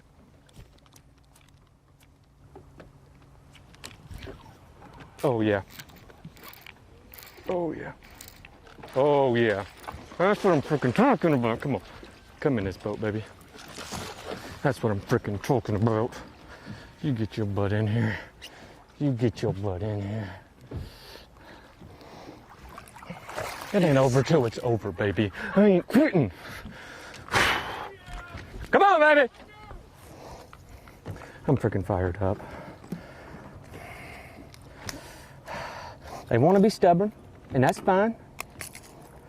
And that's completely fine. They were not on the timber at all. So what we're gonna do, we come in here, get in some shallow pockets, do something a little bit different. We'll let them do the talking. Let me get that out of your gear, baby. Thanks. Boy, he is a hot mess right now. He is a hot mess. He is. It ain't over. Give me 4 pounds, 5 ounces. 4 or 5. Mike, I'm fucking talking about 4 or 5. That may be the one that we missed during the when they were out of It's hard signal. to say when you're leading a tournament. You're going into day 4 a little bit, and you can still get pissed off. But excuse me, I'm not peed off. I'm just pretty freaking mad at them that they're not 4 or 5. Thank you, Mike. I do appreciate that greatly. That's a fish, though. I'm telling you, ain't Getting nothing his to licks give on these you can bass be on Lake leading Fork, a and tournament, he is really concentrating on that century belt as well. Patrick has some goals here. A little bit of roll tide right there, son. That one's for America. Get loud for Patrick Walters! Coming through the curtain, you kind of go blank. You almost forget what to say, where you're at, where you've been, what kind of week you had. That's how you start the day, baby! Woo! Sorry, I'm fired up. Look at that sucker. No matter how many highs and how many lows you had, when you come through there and the crowd cheers your name, you forget about everything. Anchored by this absolute freak panda, a 9-1. Thank you very much, Lake Fork. Yes. Driven, Tommy, motivated. It's kind of scary, but he looks like the young kid on Close Encounters a little bit, but an older version right there. Yep, a little bit he does. He looks like a record setter here for sure. That last one we just saw 4 pounds, 5 ounces, ever closer to that century belt mark. One of his goals here. I think he knows he's got the win wrapped up. Even though each day he said, I'm fishing like we've gone to 0. I think that's just an abundance of caution. Part of that's just ritual.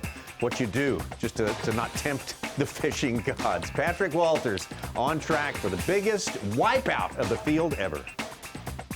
The Toyota Bassmaster Texas Fest is being brought to you live by Power Pole.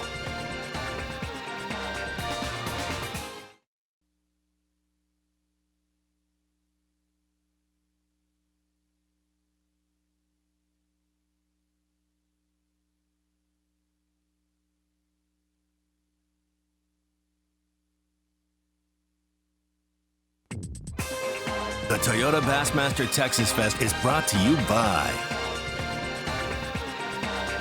Humminbird, Mercury, Minn Kota, and by Talon, The 10 anglers who have made it through Championship Sunday here in this final stop for the Bassmaster Elite Series. Only 90 minutes of fishing remaining. We head to the end of our season here, the final reckoning for Angler of the Year points, for all of the different incentives connected to this tournament, including an increased prize package as well, $125,000. The winner to the biggest bass, and the Toyota Tundra. The list goes on. Keith Combs been hanging in there in second place behind the overwhelming Patrick Walters for the better part of today. Let's get out to Keith Combs right now. Exactly, and we have almost a 50-pound lead between first place and 10th place here on Championship Sunday. Said us never on the Bassmaster Elite Series.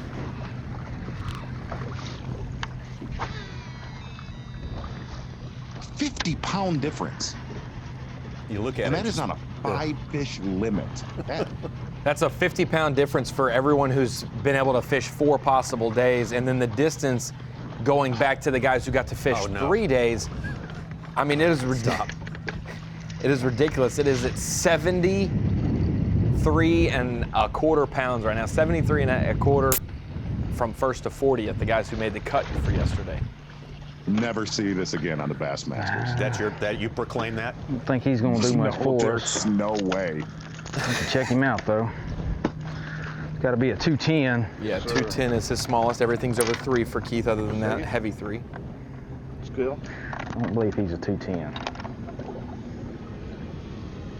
Nah, 2.5. Not the one we're looking for. That's for sure. No upgrade for Combs. Right.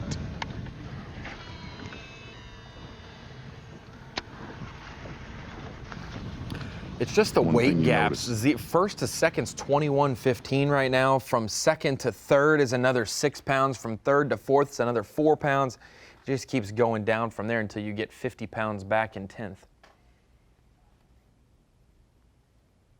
Looking at a cool drone shot right there live with Keith Combs.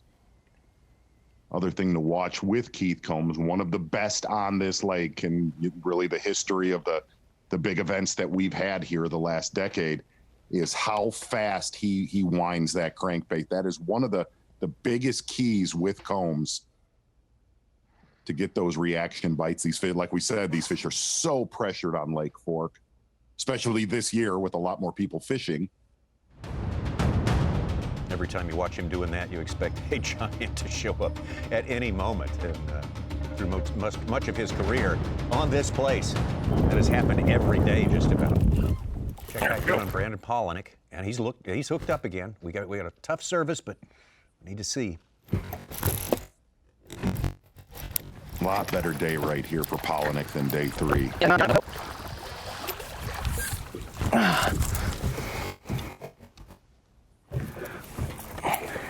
He's fighting to finish second here. His mouth full of water, he couldn't fight. He'll get rid of that little 1-pounder we had. 2 pounds, 4 ounces. 2.4 on the dot. Alrighty. Still got a long ways to climb up Mount Walters.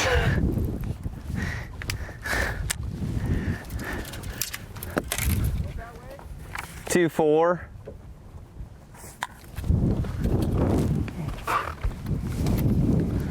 When Palaniuk calls again, it'll be a 2.3 that goes, and then that very 2.4 he just caught. Those are his 2 smallest.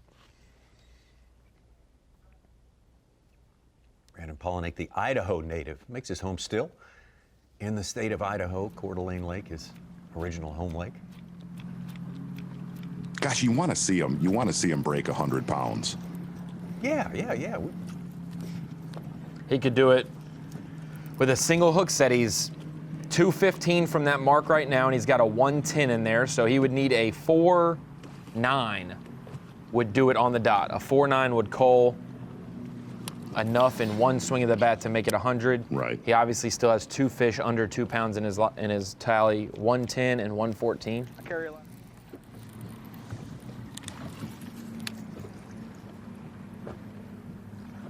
I really want to see him do it too, because I've had people, I've been doing a counter every fish that's upgraded, how close we are to 100 with Walters. And I'm starting to get the comments, he's not going to do it. Nope, not going to happen. Nope, he can't do it. And I just really want to just prove all the people online wrong, you know? Hey, Ron, here on ESPN2. We've said this, you are the Matthew Berry of fantasy fishing. We've talked about it all fall long. Fair, Tommy Sanders? Oh, absolutely fair. Did you have young Patrick Walters on your fantasy team? I did. I'm going out with a bang. I feel very good that I picked Patrick Walters this week because he's not only led going into today, but this will be his third day leading the event, and he has the biggest bag of the event. He's going to outpace the field points-wise by a lot. And he's actually going to, when all these extra bonus points come into effect after the scales close today, he will be the best angler on the Elite Series for fantasy fishing-wise when it's all said and done because of how good he's done this week. You need to have multiple so they have that competition going on. If it's just that single, them singles are pretty freaking lazy. Don't have much enthusiasm to eat right now.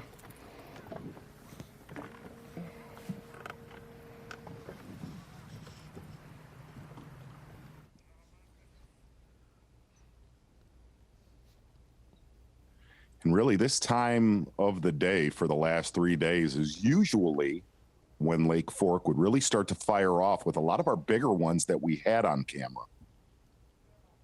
Yeah, it's been stronger later each of the 3 days, hasn't it? Yeah, it seems 2 to 4 p.m. Eastern time. We're on Central time, so 1 to 3 Central time, and then the first hour of the morning seem to be the best 2 windows. The land of the Giants, to be sure, a little tougher to catch this time of the year, but one could appear at any time. Still got a good amount of fishing time. Final day, final event of the year for the Bassmaster Elite Series. Patrick Walters getting closer, ever closer, collecting one of those century belts, those much coveted century belts here in the world of the Bassmaster Elites. Keith Combs upgrading a little bit. Brandon Palaniuk ditto. Jay Yellis, we saw him get his limit, so maybe things are starting to get a little faster than they were this morning for us here. We've got plenty of fishing time on the way. We'll take a break and come right back. The Toyota Bassmaster Texas Fest is being brought to you live by Power Pole.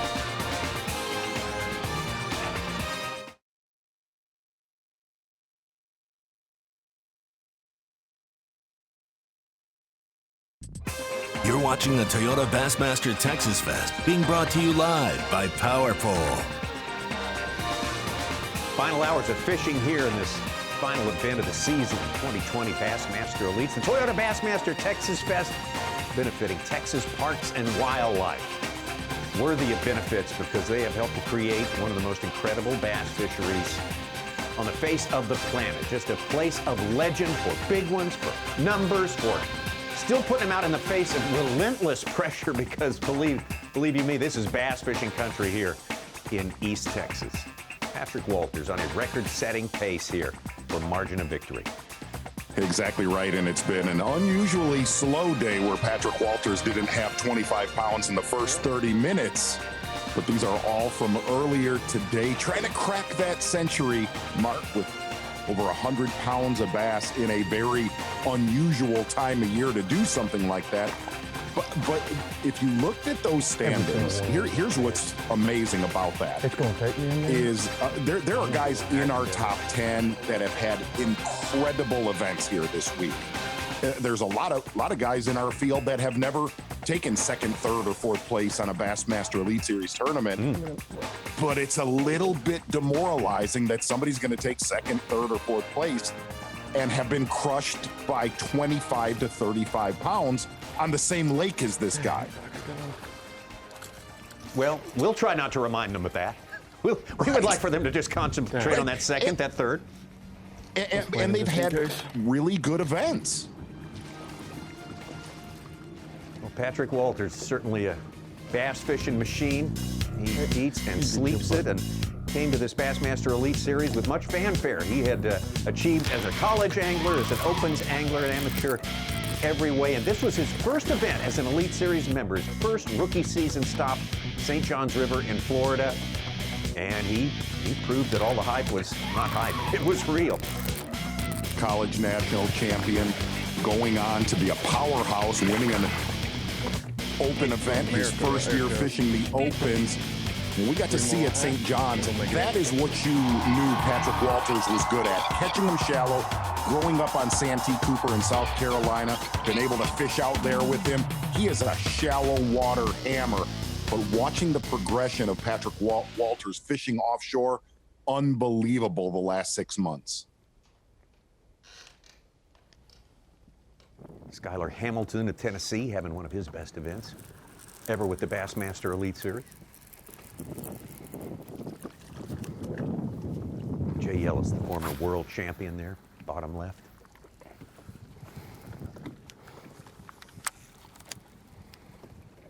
His career spans a few decades, and he's, man, just as strong as he ever was.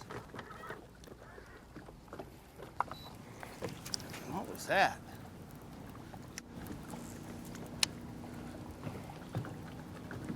Something hit it right there. Probably a white bass. One thing also to note, Brock Mosley started the day in 10th place. If he moves up to 7th, I believe he will gain enough points in Angler of the Year to pass Patrick Walters and finish 3rd this season. Since Patrick cannot gain anymore, he's been 1st. Mosley had a huge day yesterday, 24 pounds, 15 ounces to make the top 10. And now, if he moves up to about 7th place, he should be able to pass him in Angler of the Year. Yeah, Brock, along with Keith Combs and Lee Livesey, had that one day you just want to forget here. Oh, yeah. Just, other than that, fantastic. I think everyone in the field's experienced at least one of those days, including Patrick Walters. It's just Patrick's happens to be 14 pounds, 15 ounces right now.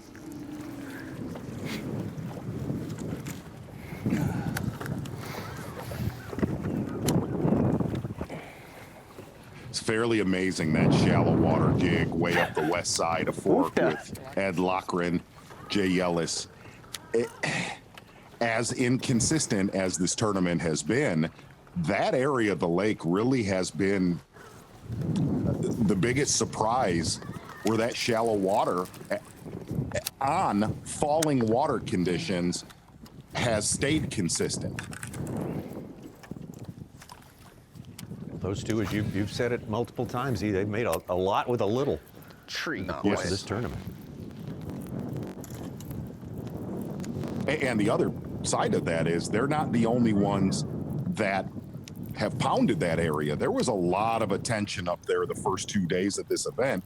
Jay Yellis and Ed Lochran, the two anglers that really outfished people around them. Again, this lake, 27,000 acres. That's very much on the smallish side for a Bassmaster Elite big. planing field. Sounds big, but it's not for 85 anglers, especially the first couple of days.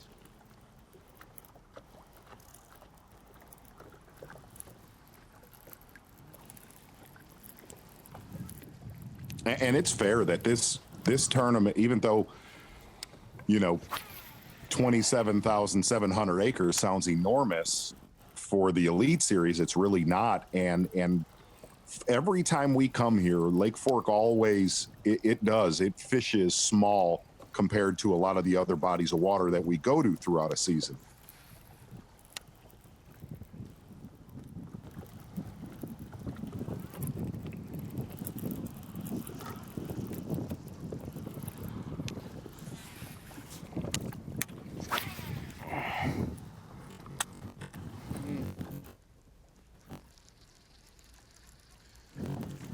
Throwing a spinnerbait, I guess.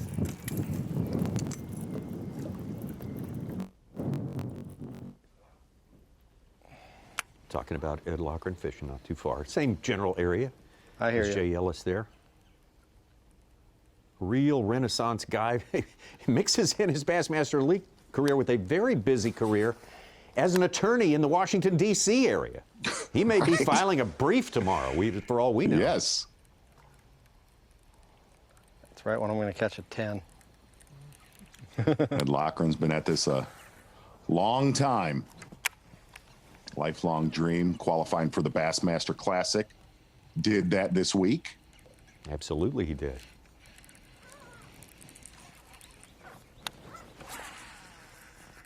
Taking a look at that seawall right there, you could see how low the water is, a couple feet low.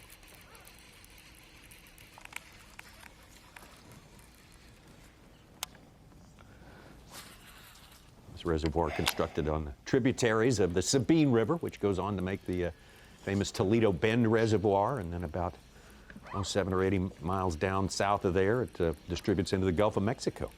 And another fishery that we have visited multiple times with the Bassmaster Elites here.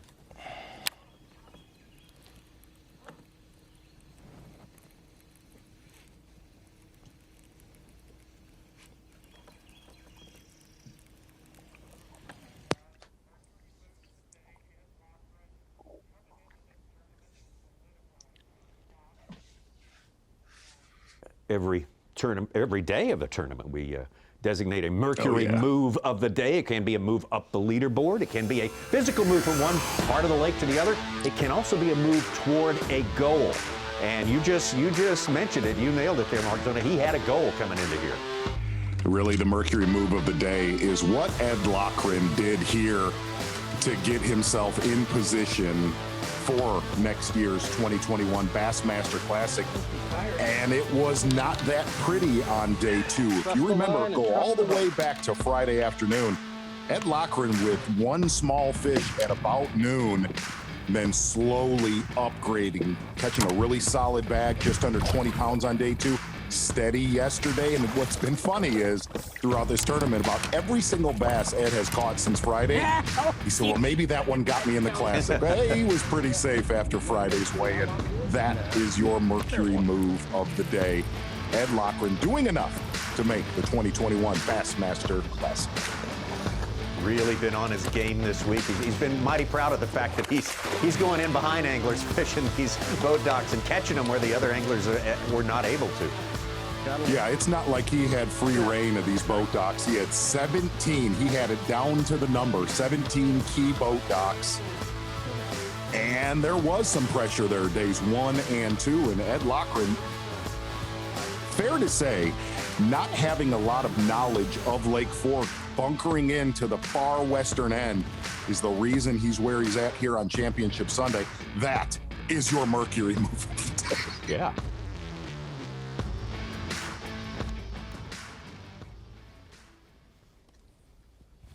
Brad Watley hanging in there and been working a couple of areas today. One of them, he says he knows they're in there. He knows they're going to bite today. He just doesn't know if it's going to happen during tournament hours. It'll take long. We're going to run back. Might hit the top water spot. Just depends. I don't know how much quarter time's like.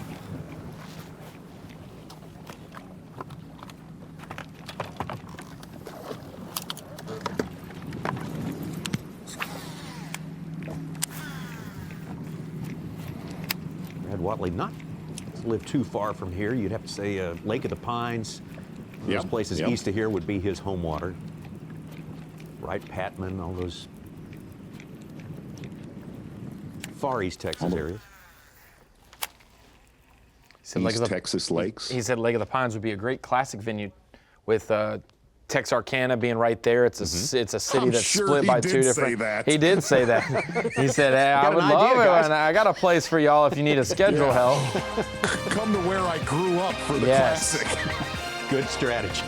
Always thinking, these guys. Always thinking, always strategizing. What a season. 85 really great guys to follow through an entire season. Hard workers. I think Clark Wendlandt, our Angler of the Year, pointed that out. They all work so very, very hard out here. And it is so hard to get one of these wins when you got 9 regular season events. Where we have got one, a big win on the way. Take a quick break. The Toyota Bassmaster Texas Fest is being brought to you live by Power Pole.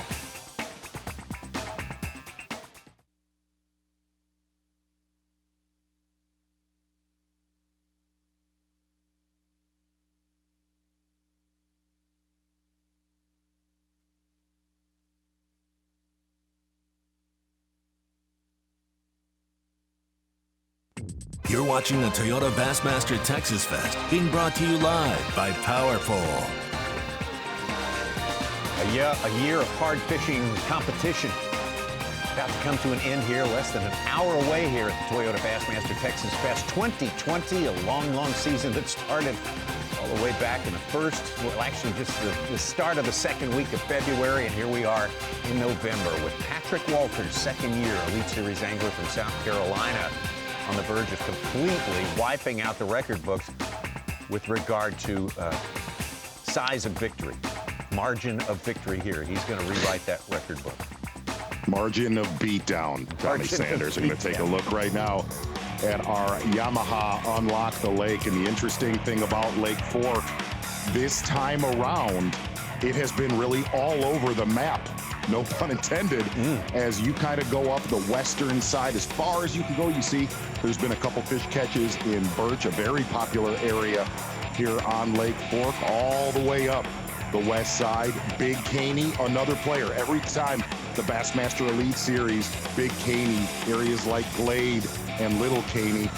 And here's the great, you know you are on a great body of water when really 100% of the playing field has played throughout this event. There, Big Caney has really probably received the most attention this time around. That is your Yamaha Unlock the Lake. Just another way to take a look at how special this lake has been this week, was a year ago. Actually, a little more than a year ago. Oh my God! Chad Pipkin's getting his new personal best right there. Yeah, that one right there, though, is a big one. I believe that was an 11-pounder for your champion of that tournament, Brandon Cobb. And here, Ron Morte has talked about this all week long. That was a different time of year. You had a shad spawn going on early in the morning, but a jerkbait was a big player in that tournament, just like it's been here this time around. Chris Zaldane getting in on the fun as well. Boy, a lot of guys in the field. We had 2 anglers collect century belts in this one right here. It was a big fish bonanza. Yeah, and really the big stringers were a lot more frequent spread across our field in that one compared to this, this time around. Patrick Walters has just done something that nobody could see.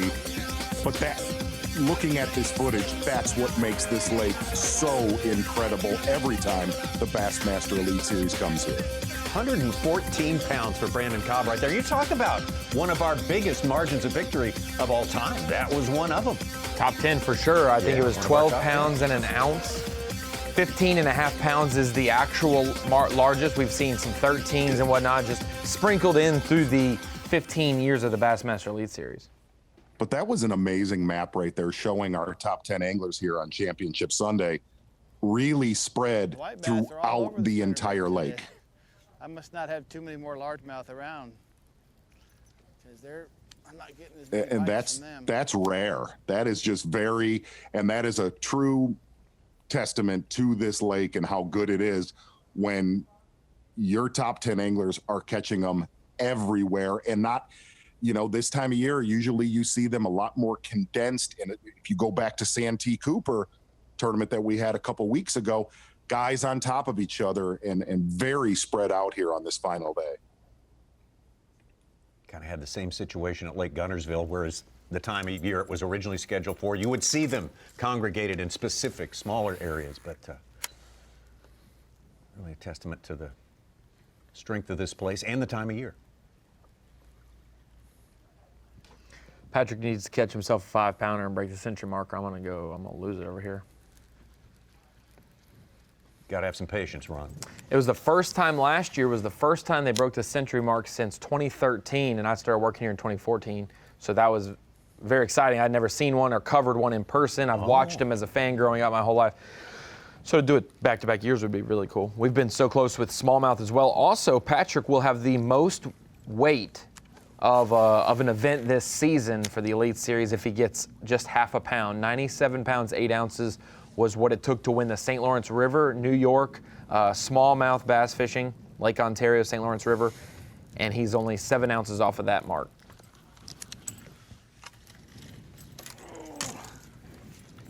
Which we sort of all thought that he would break in the first hour today. Yeah, and then we convinced ourselves that no, he's saving it and he's going to break it on ESPN2 this afternoon. And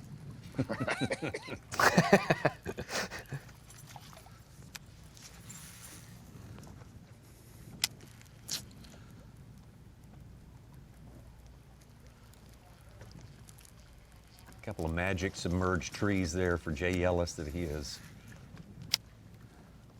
just worn out. And most elated that they just kept reloading for him throughout the 4 days.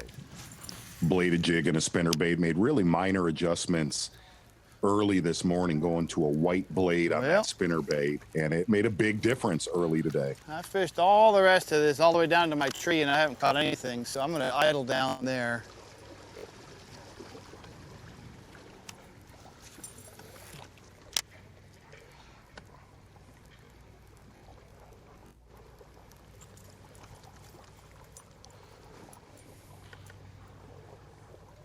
Slow day for Skylar Hamilton, but made something work this week that a lot of the local folks thought could win this tournament, possibly throwing a topwater bait. Had some huge explosions yesterday, Tommy Sanders. Oh, yeah. Really good, really good. You liked that, bites. didn't you? Yeah. Yeah, I liked it a lot. Got a nice note from Trip Weldon here. Our tournament director, he says, no one thought Bass would get to this day in 2020. Thanks to the anglers, their families, Bass tournament staff, Bass event staff, Bass editors, JM crew, Bass sponsors, etc. Everyone that worked so hard. Hopefully Bass has brought a good diversion for what has been the year of 2020. I think we all second that notion right there. That is some good thoughts. It's awesome.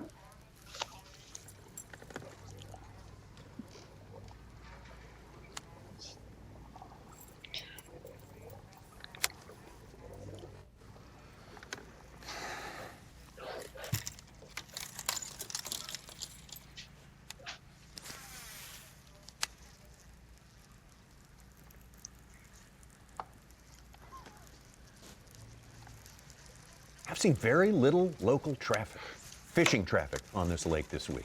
Everybody is hunting, Tommy. Well, that's they're true. hunting, That's true. Or they're watching football today too. Also, it's a big. Oh, is that football right? Sunday. Gosh, I wasn't aware that we had I football know. today. Sure of that. I've been resisting the urge to my phone. I had to bury my phone, and I forgot where I put it.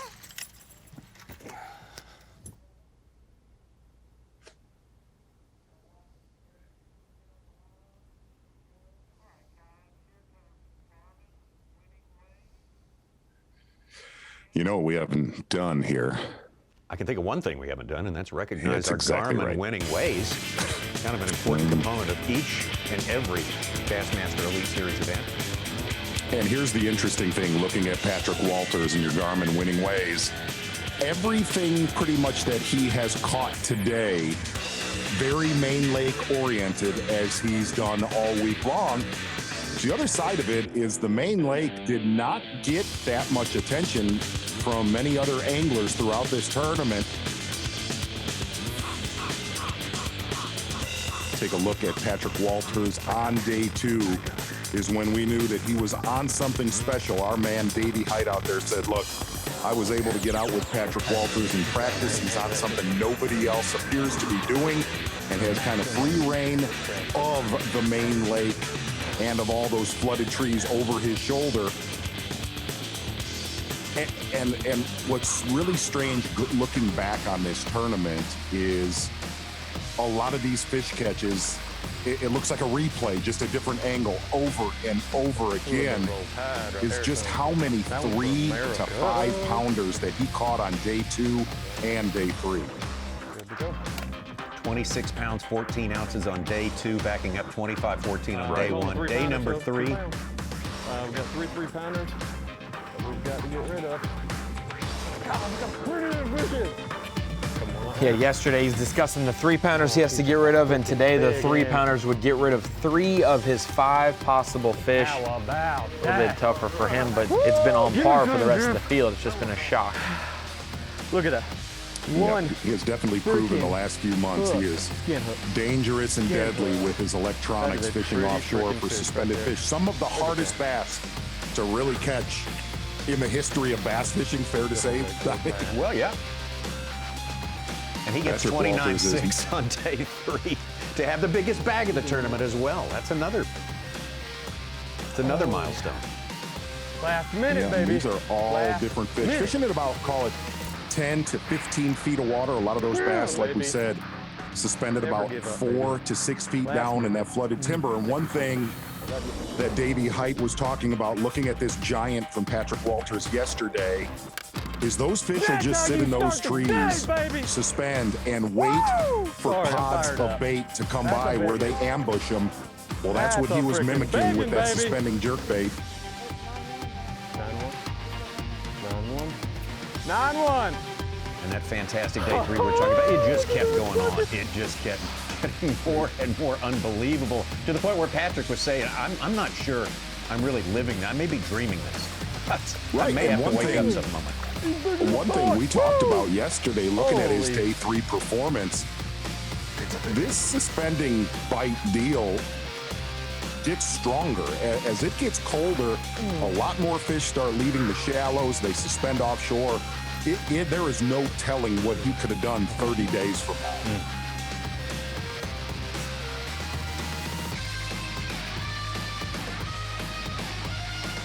Other than the Bassmaster Classic and the Bass Nation grassroots, Walters will win today, and he'll do it at the elite level, the open level, and the college level, something that very few people have ever done. Now the action from today, you can see a much, much darker sky. To begin with, wind direction opposite of what it had been for the three previous days. And here's the thing, we're all a little bit bummed out that he's got a little bit under 15 pounds today. But that 14-pound, 15 ounces that he's caught for his 5 bass limit today, there are guys in this field that would have killed for that yesterday and on day 2. Oh, would have changed their world a little bit to catch that. This one's hard to look at, but somehow avoided a tragedy here. That is amazing how he's locked basically 2 jerkbaits in his hand all week, and he's got 27 rods on the front deck as if he hasn't gotten a bite on anything, and he's trying everything. All right. Let's play him just in case. case. All of this in 2.5 days of practice. I mean, Patrick Walters has not fished fork a lot in his life. Boy, you get your butt in here. I would say these flooded trees in 10 to 15 feet of water, they're going to get a lot of attention. It ain't over till it's over, baby. I ain't quitting. Come on, Magical 3 days, that is for sure. Now back out live to Patrick Walters.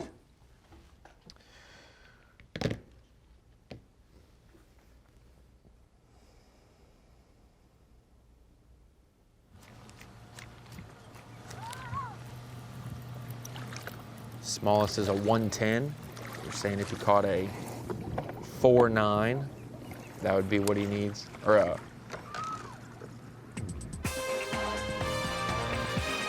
yeah, 4.9 will get him to the century mark. Still trying to get there. Got less than an hour to get it done. I think about it, about 45 minutes to get it done. He is fishing pretty close to Sabine River Authority. Launch and way in sight. Hanging in there. The big lead still out there, 20 pounds plus.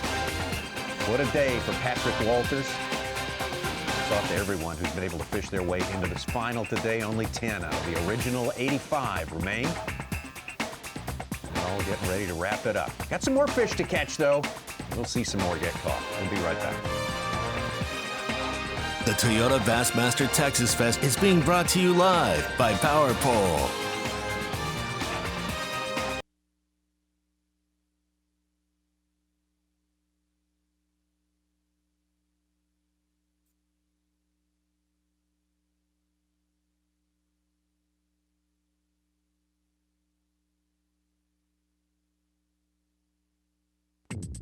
You're watching the Toyota Bassmaster Texas Fest, being brought to you live by Power Pole.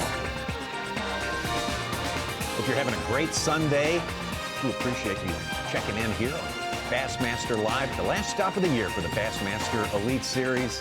Toyota Bassmaster Texas Fest, that's the story right there at the top of the leaderboard. A massive record-breaking lead for South Carolina. Second year, Elite Series angler Patrick Walters. Keith Combs, who's won so much here on this lake. Brandon Palaniuk, who's won twice, 2 Elite Series events during the course of this 9-event season. Just some incredible achievements by the 10 who are left on this final day. Let's take it out now to our leader, Patrick Walters. trying to break 100 pounds. He's been in this area for quite a while. This area, he did not press very hard on days 2 and 3. Patrick Walters live.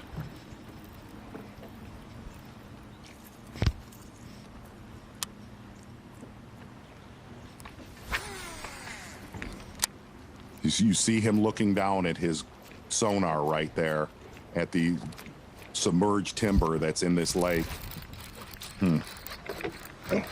That is scary.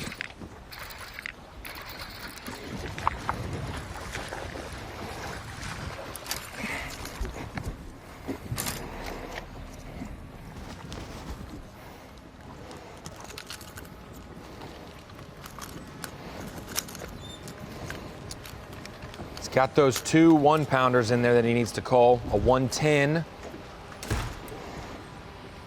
He needs like a 4.5 or a 415 to make it to Century Club, but that doesn't look like it's gonna do it. It's gonna call though, probably. 2 pounds, 11 ounces. Let's wait a minute. So close. You ready? Zeroed. He's gonna check it again because it was shaking. 211. No, 212. 212. He zeroed at 212? Yeah. 212. It's a pound 2 upgrade. 212. 98.3. He's 113 from the mark now. With a 114 and a 2.1 as his smallest. One sort of middling fish could do it.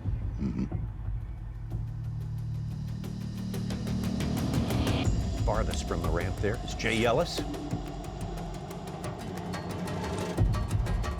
Well, he's as far back as you could go to. That tree over his shoulder, so many bass he has caught off that tree.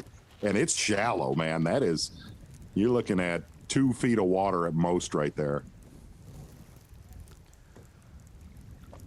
Jay is an old hand at this. He recognizes places that will make a difference and that will endure.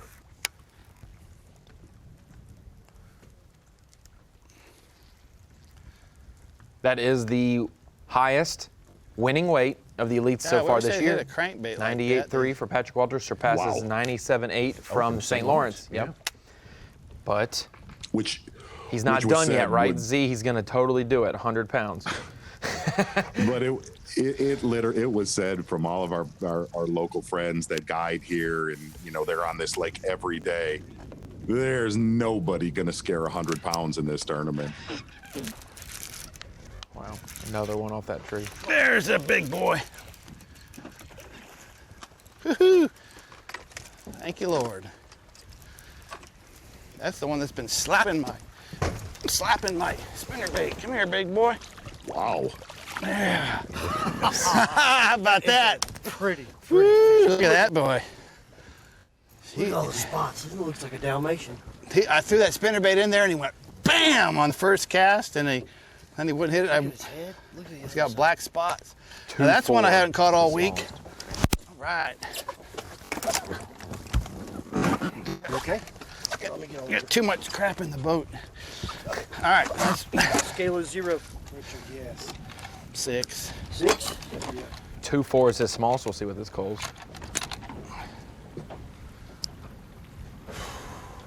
Mm.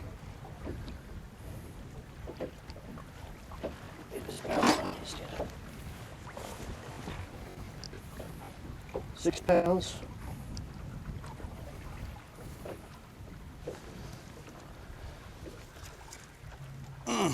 5 ounces. All right, we'll take it. Not big enough to be a share lunker. Yeah, get a picture of that for. 4.1 puts him into 3rd place over Brandon Palaniuk. I like all them black spots on it. Yes, sir. It's a cool looking fish. That is a great looking fish. That is what makes this lake so awesome. Yeah, there's some more spots on that side. He has throttled that tree the entire week. Yes. And still catching them off of them and actually catching fish over 6 pounds. It is a special place to bass fish, man. It reminds me of St. Clair, totally different species with it being crushed that spinnerbait on that first cast. Smallmouth. That's all it is. It's a 6-pounder. He's the only one up shallow, making it work. Yeah, here. I did. Just like he did Thank there. you, darling. Backed into a far corner just like he was Right. at St. Clair. Yeah, very, very similar. Jay Yellis, one of the best shallow water fishermen, the Bassmaster Elite Series history. Going to head back down to Patrick Walters, trying to running out of time here, gang. Yeah, the clock is catching up with all of us here. He needs 113, and he's got a 114 in his bag right now, the smallest. So that means he needs a 311. We'll do it. It's getting smaller because of his little incremental culls. The one that he has to do to replace it's getting smaller. 311. A little under 30 minutes to get it done.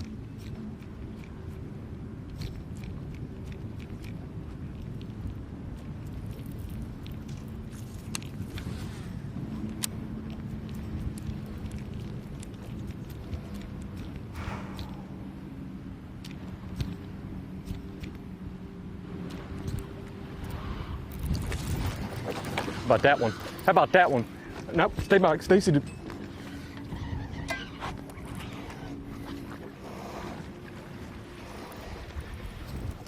Get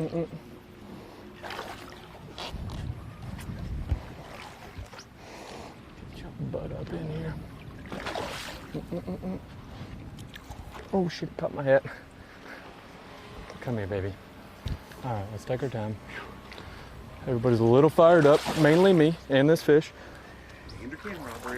Oh my God, what did I need? A 310? Oh my God. Oh my God. We're zero. We are zeroed? Yes, we're ready. 311 will do it. Got it. 4 pounds. Yeah, baby. Shit.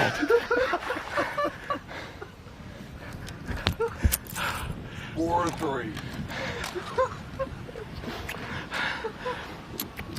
I love you. Mike, you're the frickin' man.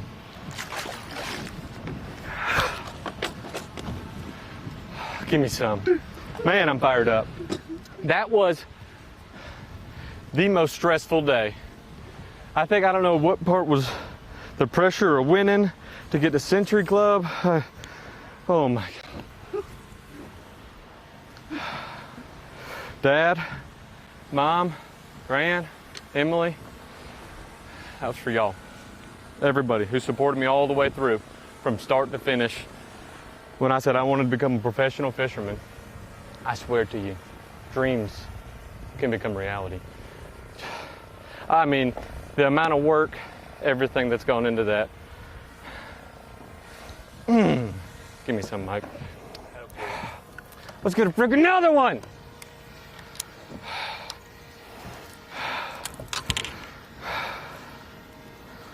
God, that fish, that was a hard one to catch. That was a hard one to catch. What freaking time is it? We got time for a truck. We got time for it. They're in here. Time for a truck, meaning he wants to go for the 9.9, get a 9.10 or better so he can just grab everything there is to grab here at this tournament.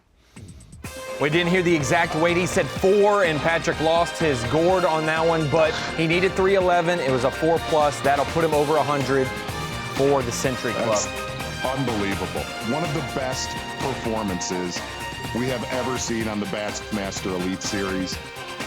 Patrick Walters has done something that nobody thought could be done on this. Look, you could do that here in March, April, May, and in June. To do that in November, you killed it, cuz.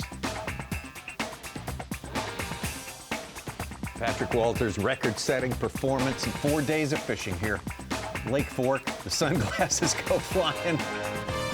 And it's a little bit of chaos and a whole lot of gratitude for being put in this position to do great things. Second-year man from South Carolina. Going to spend a little more time fishing for a giant before we get it done today, and that's when we return. The Toyota Bassmaster Texas Fest is being brought to you live by Power Pole. You're watching the Toyota Bassmaster Texas Fest being brought to you live by Power Pole. Down in that last half hour of fishing time for these 10 anglers left after 4 days of fishing here on Lake Fork, and Patrick Walters on a record-setting pace, to be sure. And now he's picked up another little milestone that's very, very important to every angler in this business, and that is a Century Club belt, making 100 pounds during the course of 4 days of fishing. I haven't seen that since last year here at Lake Fork, and man, oh man, to do it this year, as you mentioned, Mark Zona, to do it this time of year when it's so tough to catch them, well, that stands as a big, big achievement too. It's a big, big day for our leader, Patrick Walters. And really, if you put that into perspective, this is also a tournament that it was so hard for a lot of the other competitors to just catch a 5 bass limit, a 14-inch fish. Tommy Sanders, that music means one thing, my friend. Yes, it always does. Yeah, guess what time it is? Patrick Walters. About that one. We kind How of about all that thought one? coming into this final day that 100 pounds was definitely doable. And about an hour ago, we're like, oh no, how deflating. Patrick Walters here in the last 20 minutes. Let's take our time. Catching a It was good a little one fired right up, here. And mainly another me one and this fish. that did not have his bait very Oh good. my God, what did I need? A 310? That bass right there would put Patrick Walters over the century mark. Fair to say he's going to win this tournament. He's going to win himself a century belt. Patrick Walters, you are the Power Pole replay of the event of the year, of the week, of the year. Tommy Sanders. Excellent. Exactly. Excellent. Thank you. Especially hey, that you know ending. what? He even threw his sunglasses into the water in the celebration. Exactly. What a hot mess. Total hot mess. Oh, chaos. Laying on the rods, laying on the baits, feeling it. That was fun. Or replay today. Lots of fun out there. Been a great tournament also for Ed Lockren. One of those great stories, a guy, in his 40s, decides he's just going to go all in on the sport of bass fishing. Great talent for it. He's been working at it at all levels throughout his adult life. Right. His hobby on the side is being an attorney in Washington, D.C. Yeah, that's right. His avocation.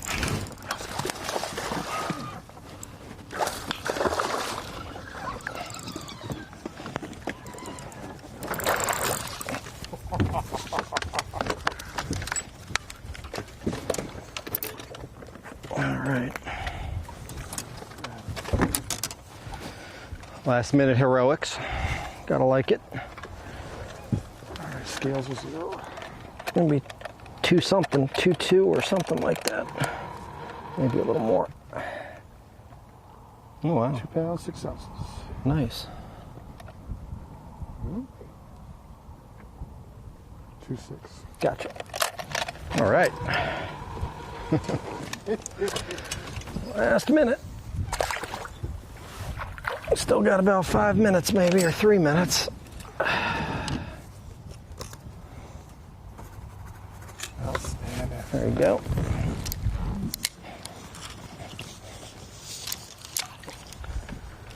Ed and Jay Yellis have good long runs to make, so they're fishing times. Yep. Should have stayed on the Very short stop.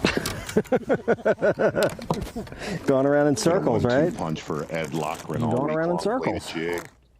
Then he would go back through those boat docks with a drop shot. One would just slide right back down to the lower end towards the dam, right outside of Little Caney Creek with young Patrick Walters again. And the Patrick Walters Show. It has been. Well, for 3 days, absolutely. And for good reason. And I'll tell you, this is not an Angler of the Year title. It's not a Bassmaster Classic victory. But it is a victory that will never be forgotten on the Bassmasters, guaranteed. And you say never repeated. Not to this degree. I don't think we'll ever see a winning margin again that we've seen here. No. Very improbable. Yeah. about a 27-pound margin of victory here. We're hooked up again.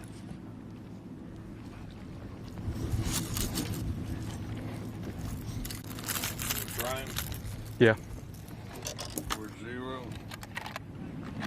It's 2 even or 2-1? It is 2-1. He's not 2 pounds. 114. Who cares? And this is amazing. Our guy, Davey Height, is out there with him wanting to do a one-on-one interview because it's over. And he said he will not let up. He will not let up. Why? Why? Why should you? Well, he's got one more thing to grab, and that's the truck. It's the 43rd individual occurrence. It's only happened in about 6 or 7 Bassmaster events, but 43 times now, adding Patrick to the list. And these are all the active, current Elite Series pros that have done it. Right.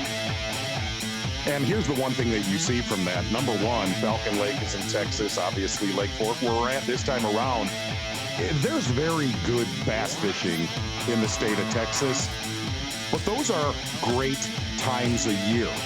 And you see a lot of those giant catches. This is a different realm when you're in October, man. It's totally different. Good. Well, let's get back out to Patrick Walters again.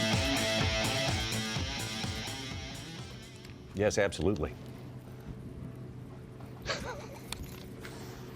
In this way of fishing, when you can God. see them, you can Coming to fish me. for them, it can happen quick.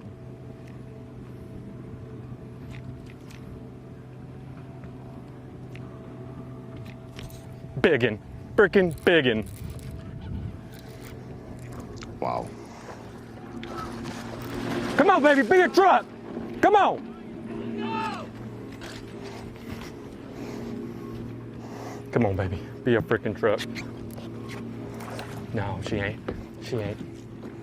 Dang, she might. She's pretty good. She's pretty big. Come on, mama. Come to daddy. Come to daddy. Let's go, baby! Woo!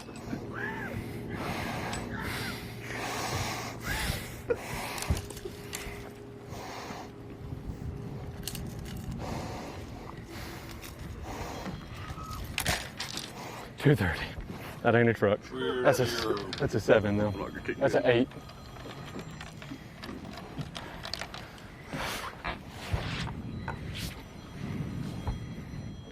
£6, 5 ounces.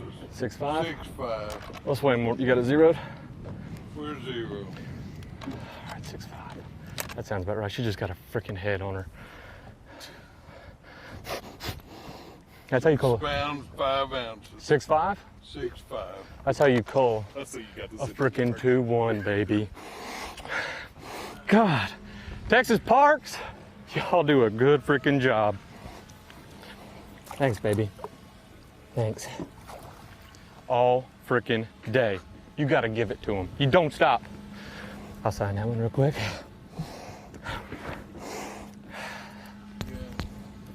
10 through 13. Should be at 104 pounds, 12 ounces now, with that counting the 4.3, a 115, and a 6.5.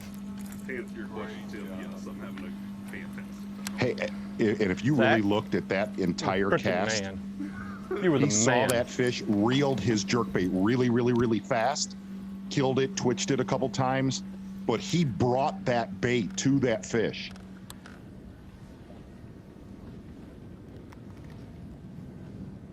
That whole fish catch was unbelievable.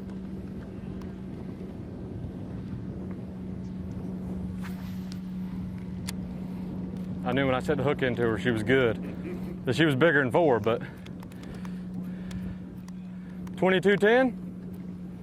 I'll take it. I'll freaking take it.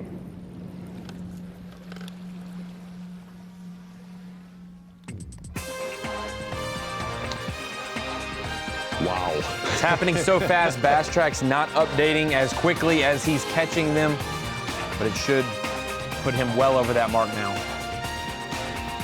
Giant just putting the boat there right before that. He landed the fish that put him in the Century Club I think they're biting late.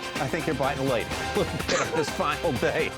Better late than never, and we're getting close to the end of the line here for this season, but apparently there's no quit in Patrick Walters.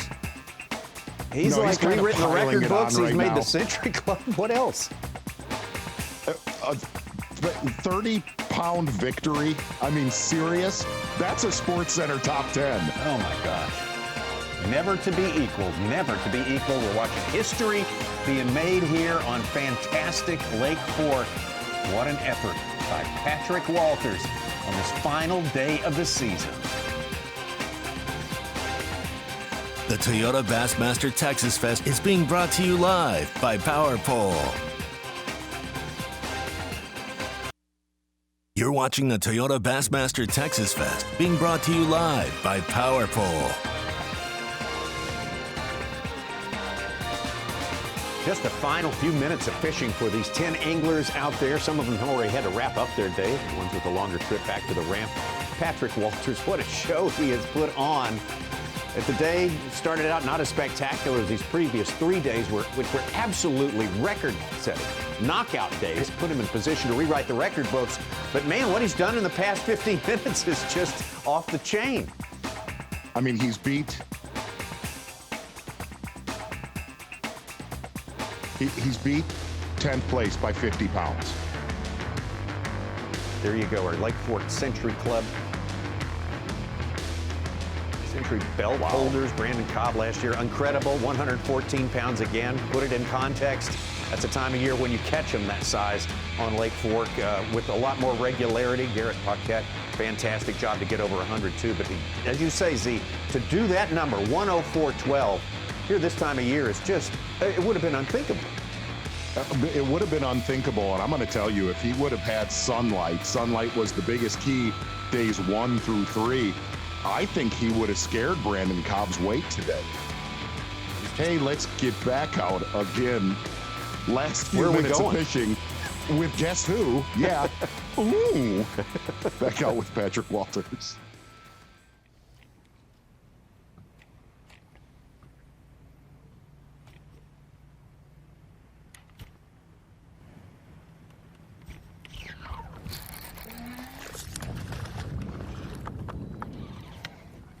Wow, he has found them. God, these fish are so strong. 212? 212. I don't think he's 212. We'll try it.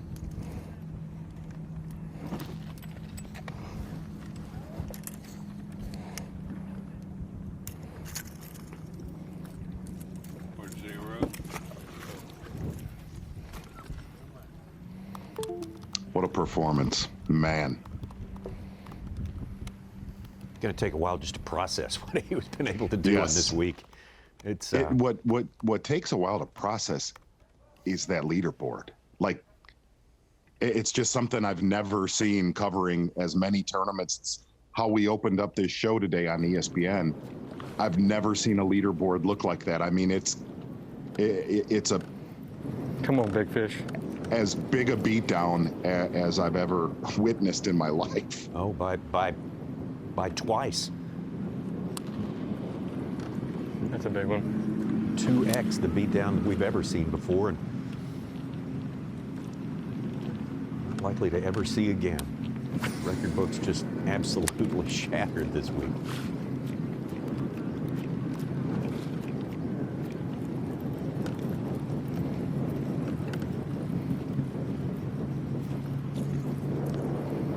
And I mean, he's still pressing it.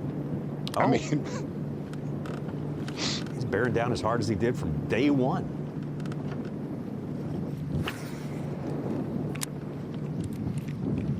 Again, our colleague Davey Height spent some time with him before the tournament started, and I guess Patrick was so excited about it he had to tell Davey about it, but swear him to secrecy at least for long enough to get this thing established here. Yeah, and you know, if you rewind back to that first day, Tommy, we did a Skype, a phone call with him, and we made him tell us a little bit what he was doing because it was so different than anybody else that we had a camera with. and you knew then, you were like, ooh, you've unlocked something here. Let me know when it's 2:45.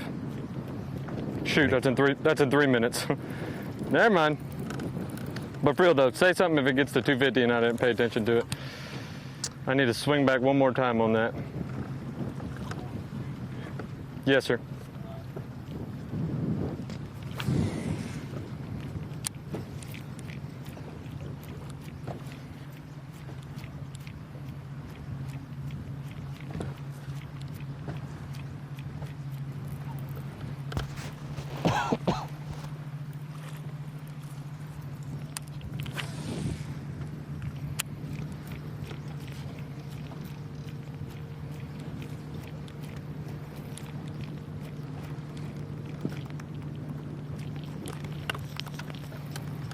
Hats off again to the 10 guys who have made it this far. The other 9 besides Patrick, and you got a feel for them. I mean, you could easily, if you allowed yourself to develop an inferiority complex after being wiped out so much, but this is just such a once in a generation event here. I guess to feel this strong, to win by such a margin.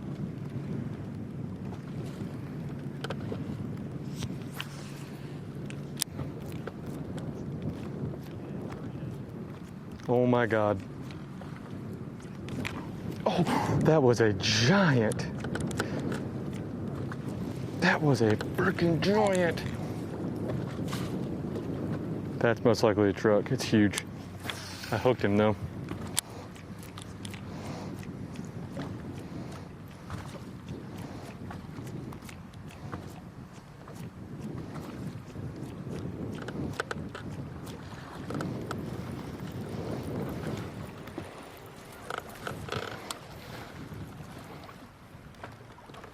Patrick Walters fishing very close to our takeoff, so he doesn't have a very long run to get back to the weigh-in with Dave Mercer later today.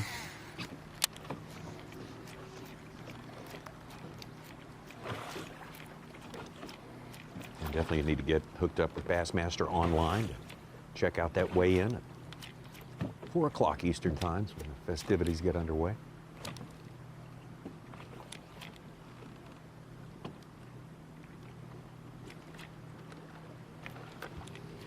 I didn't think he was going to do it. I didn't think he was going to break 100 pounds an hour ago. You did not? I did this morning. I did not an hour ago. I was like, hey, it's going to happen. I'm still not sure he's not going to catch the record fish. One more fish. 3 more casts. That's all I want. One more big one.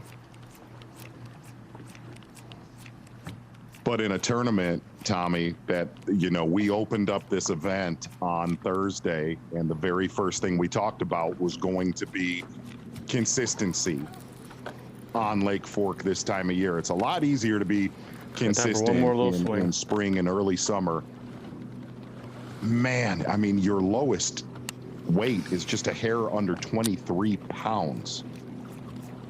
Even in most winning efforts, you're going to have one day that's just totally not in line, not up to par. Even a 3-day event like the championship, the classic, very common to have a winner have one day that's off. Patrick just a tiny bit off today. But that's 4 days that are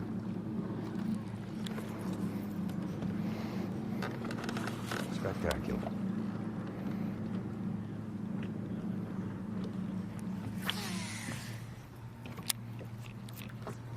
There is some good ones down there. He's really seeing them now.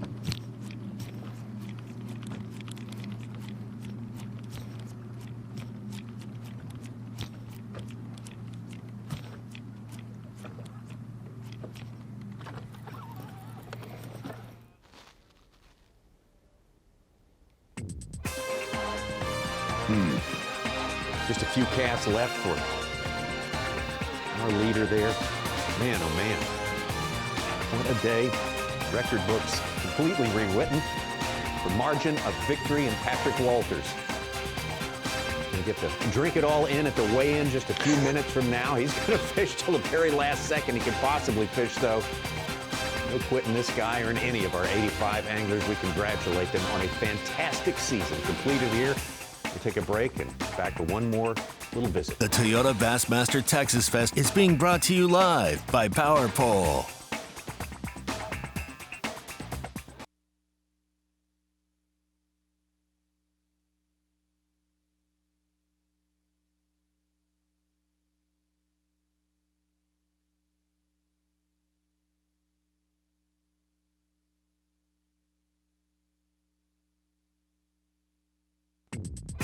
The Toyota Bassmaster Texas Fest is brought to you by Abu Garcia, Berkeley, Nitro Boats, and by Ranger Boats. Almost at the end of this long season that began back in February for the Bassmaster Elite Series. We knew even after the reschedule that we would wrap it up right here. Fantastic Lake Fork in East Texas. And man, oh man, what a saga it has been. We have not been witnessing a big battle for the win here. It has been quite the opposite. It has been a super blowout, but a blowout to such an extent that it is just jaw-dropping. It is just something that we've never, ever seen the like of before on the part of Patrick Walters. Exactly right, and we're going to rewind and take a look at an unbelievable record-breaking performance from Patrick Walters. And it really started from the first 30 minutes of this event. Patrick Walters crushed him on days 1, and here on day number 2, he got started up right in front of that boat dock. That was kind of his little starting area that he would catch well, Tommy, about 20 to 25 pounds, and then start looking for new areas throughout Fork. And the other side is, we didn't talk about this too much today, catching suspended bass has been one of the hardest things to do in bass fishing. Catching bass that are really not relating to the bottom. They suspend in all this flooded timber and wait for bait fish to go by. Patrick Walters using a suspended jerk bait pretty much the entire tournament, whether it's been a deep diving jerk bait or a shallower diving suspending jerk bait. And he has cracked the code of what a lot of locals would tell you, the mass population on Lake Fork. They live their life suspended. This lake gets a huge amount of pressure. A lot of fish that after they're done spawning, they suspend, well, for almost the rest of the year, and they don't get bothered until this week. Patrick Walters cracking that code, and we got to see one of the most magical performances we have ever seen on the Bassmaster Elite Series. And we've called a lot of tournaments, but never one like this with Patrick Walters. Day 2 would be 26 pounds and 14 ounces, backing up his day 1 weight of 25.14, in which he was actually a good deficit behind Rick Clunn, who scared 30 pounds on day number 1, but ever since day 1, it's been absolutely the Patrick Walters show yesterday, day number 3. This is what he kicked it off with. Exactly, starts off the day with a 9-pound, 1 ounce. I'm talking Dadgum, Northeast Texas. That's a freaking banging, baby. And the other side of it is a lot of his, watching. He was not fishing a lot of areas throughout this tournament, Tommy. If you looked at his, the map of Patrick Walters when we would do the Hummingbird lay of the lake, we've only seen him in like 3 or 4 key areas that had very key trees that would reload every single day. And when these trees would replenish, you would just see flurries that he would catch 3 to 5 pounders. The other thing is, he really only had one lull throughout the day, which was, call it 10 to 11 o'clock. He would go in kind of a little dead zone, but afternoon every single day, he knocked their lights out. This is again footage from yesterday, and then today, it just never fired early like it did the other 3 days. He caught a good one early. Really, everything else was 1.5 to 2 pounds. And the last, hour, he crushed them. The biggest point of tension for him And for all of us watching the past day, I mean, we knew it was a total blowout win. Would he crack the century mark, too? And again, slow through the first 7 hours of fishing.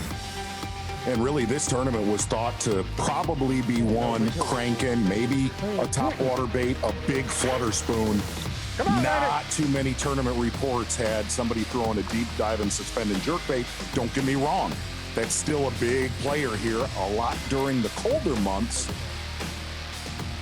A little fired up. Patrick Walters, a show like we have never seen on ESPN2 with the Bassmasters through the decades. You just have not seen anything like this. Yeah.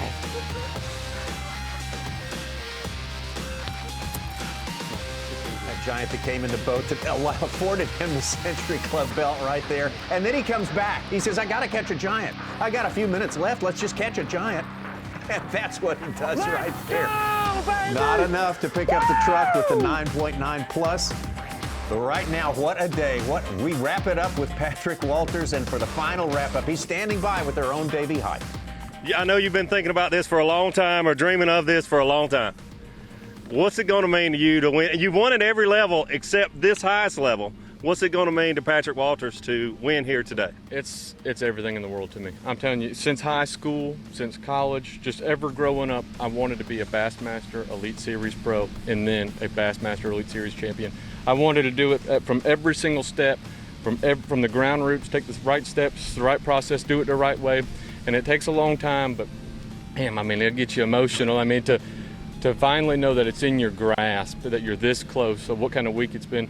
And I can promise you, when it's your time, it's your time. You can't fight it. You can't do nothing about it. I mean, I was only catching like 2 and 3 pounders in practice, and then I pulled up first day tournament, and they were like 4s and 3s and a 5, and I was like, okay. I was like, that had to be a fluke. And then day 2, I was just like, can we ride this train? And this week, I think, listen, we're all aboard this week. Absolutely. Congratulations. You are a Bassmaster Elite Series pro. In my opinion, I think it's you got a great shot with a pretty good size lead. Go catch 100 pounds and win a Toyota truck. I'm close.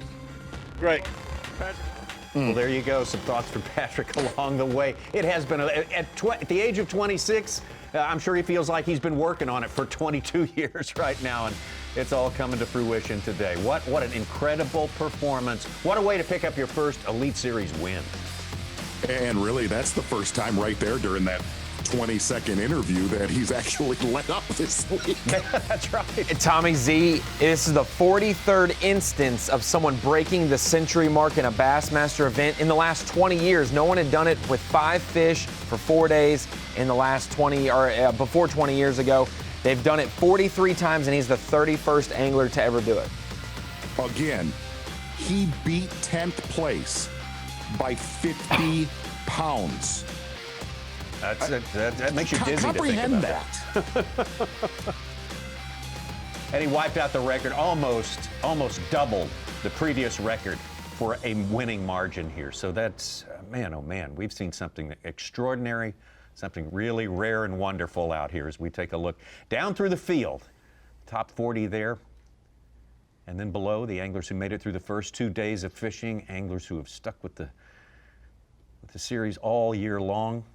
Hasn't been an easy year for anyone, but these anglers persevered. They never thought for a minute that they would even consider doing anything but what they did this season. And it's so many twists, so many changes that they have been through, and they've rolled with it. Hats off to those guys. That was some last-minute stuff right there, wasn't it? 1 hour left. Last hour of the season, breaking the century mark, ESPN2. Patrick Walters winning his first event. Pretty good way to end the 2020 season based on it being a 9-month-long year. You know, and it was a year in Hey, many ways. But I know somewhere we have a few That's a healthy folks one. that have watched bass fishing for their first time here on ESPN2. Man, you know, I look back at the 2019 season. It was a special year on this tournament trail. But to end this way, what did I need? Unbelievable, Tommy Sanders. One more. Yeah, and the baby. Tournament staff. Well done, guys. Well done. Great work by all. What a spectacle. Something special we all got to witness today. A day we will never forget on the Bassmaster Elite Series. Hats off, Patrick Walters.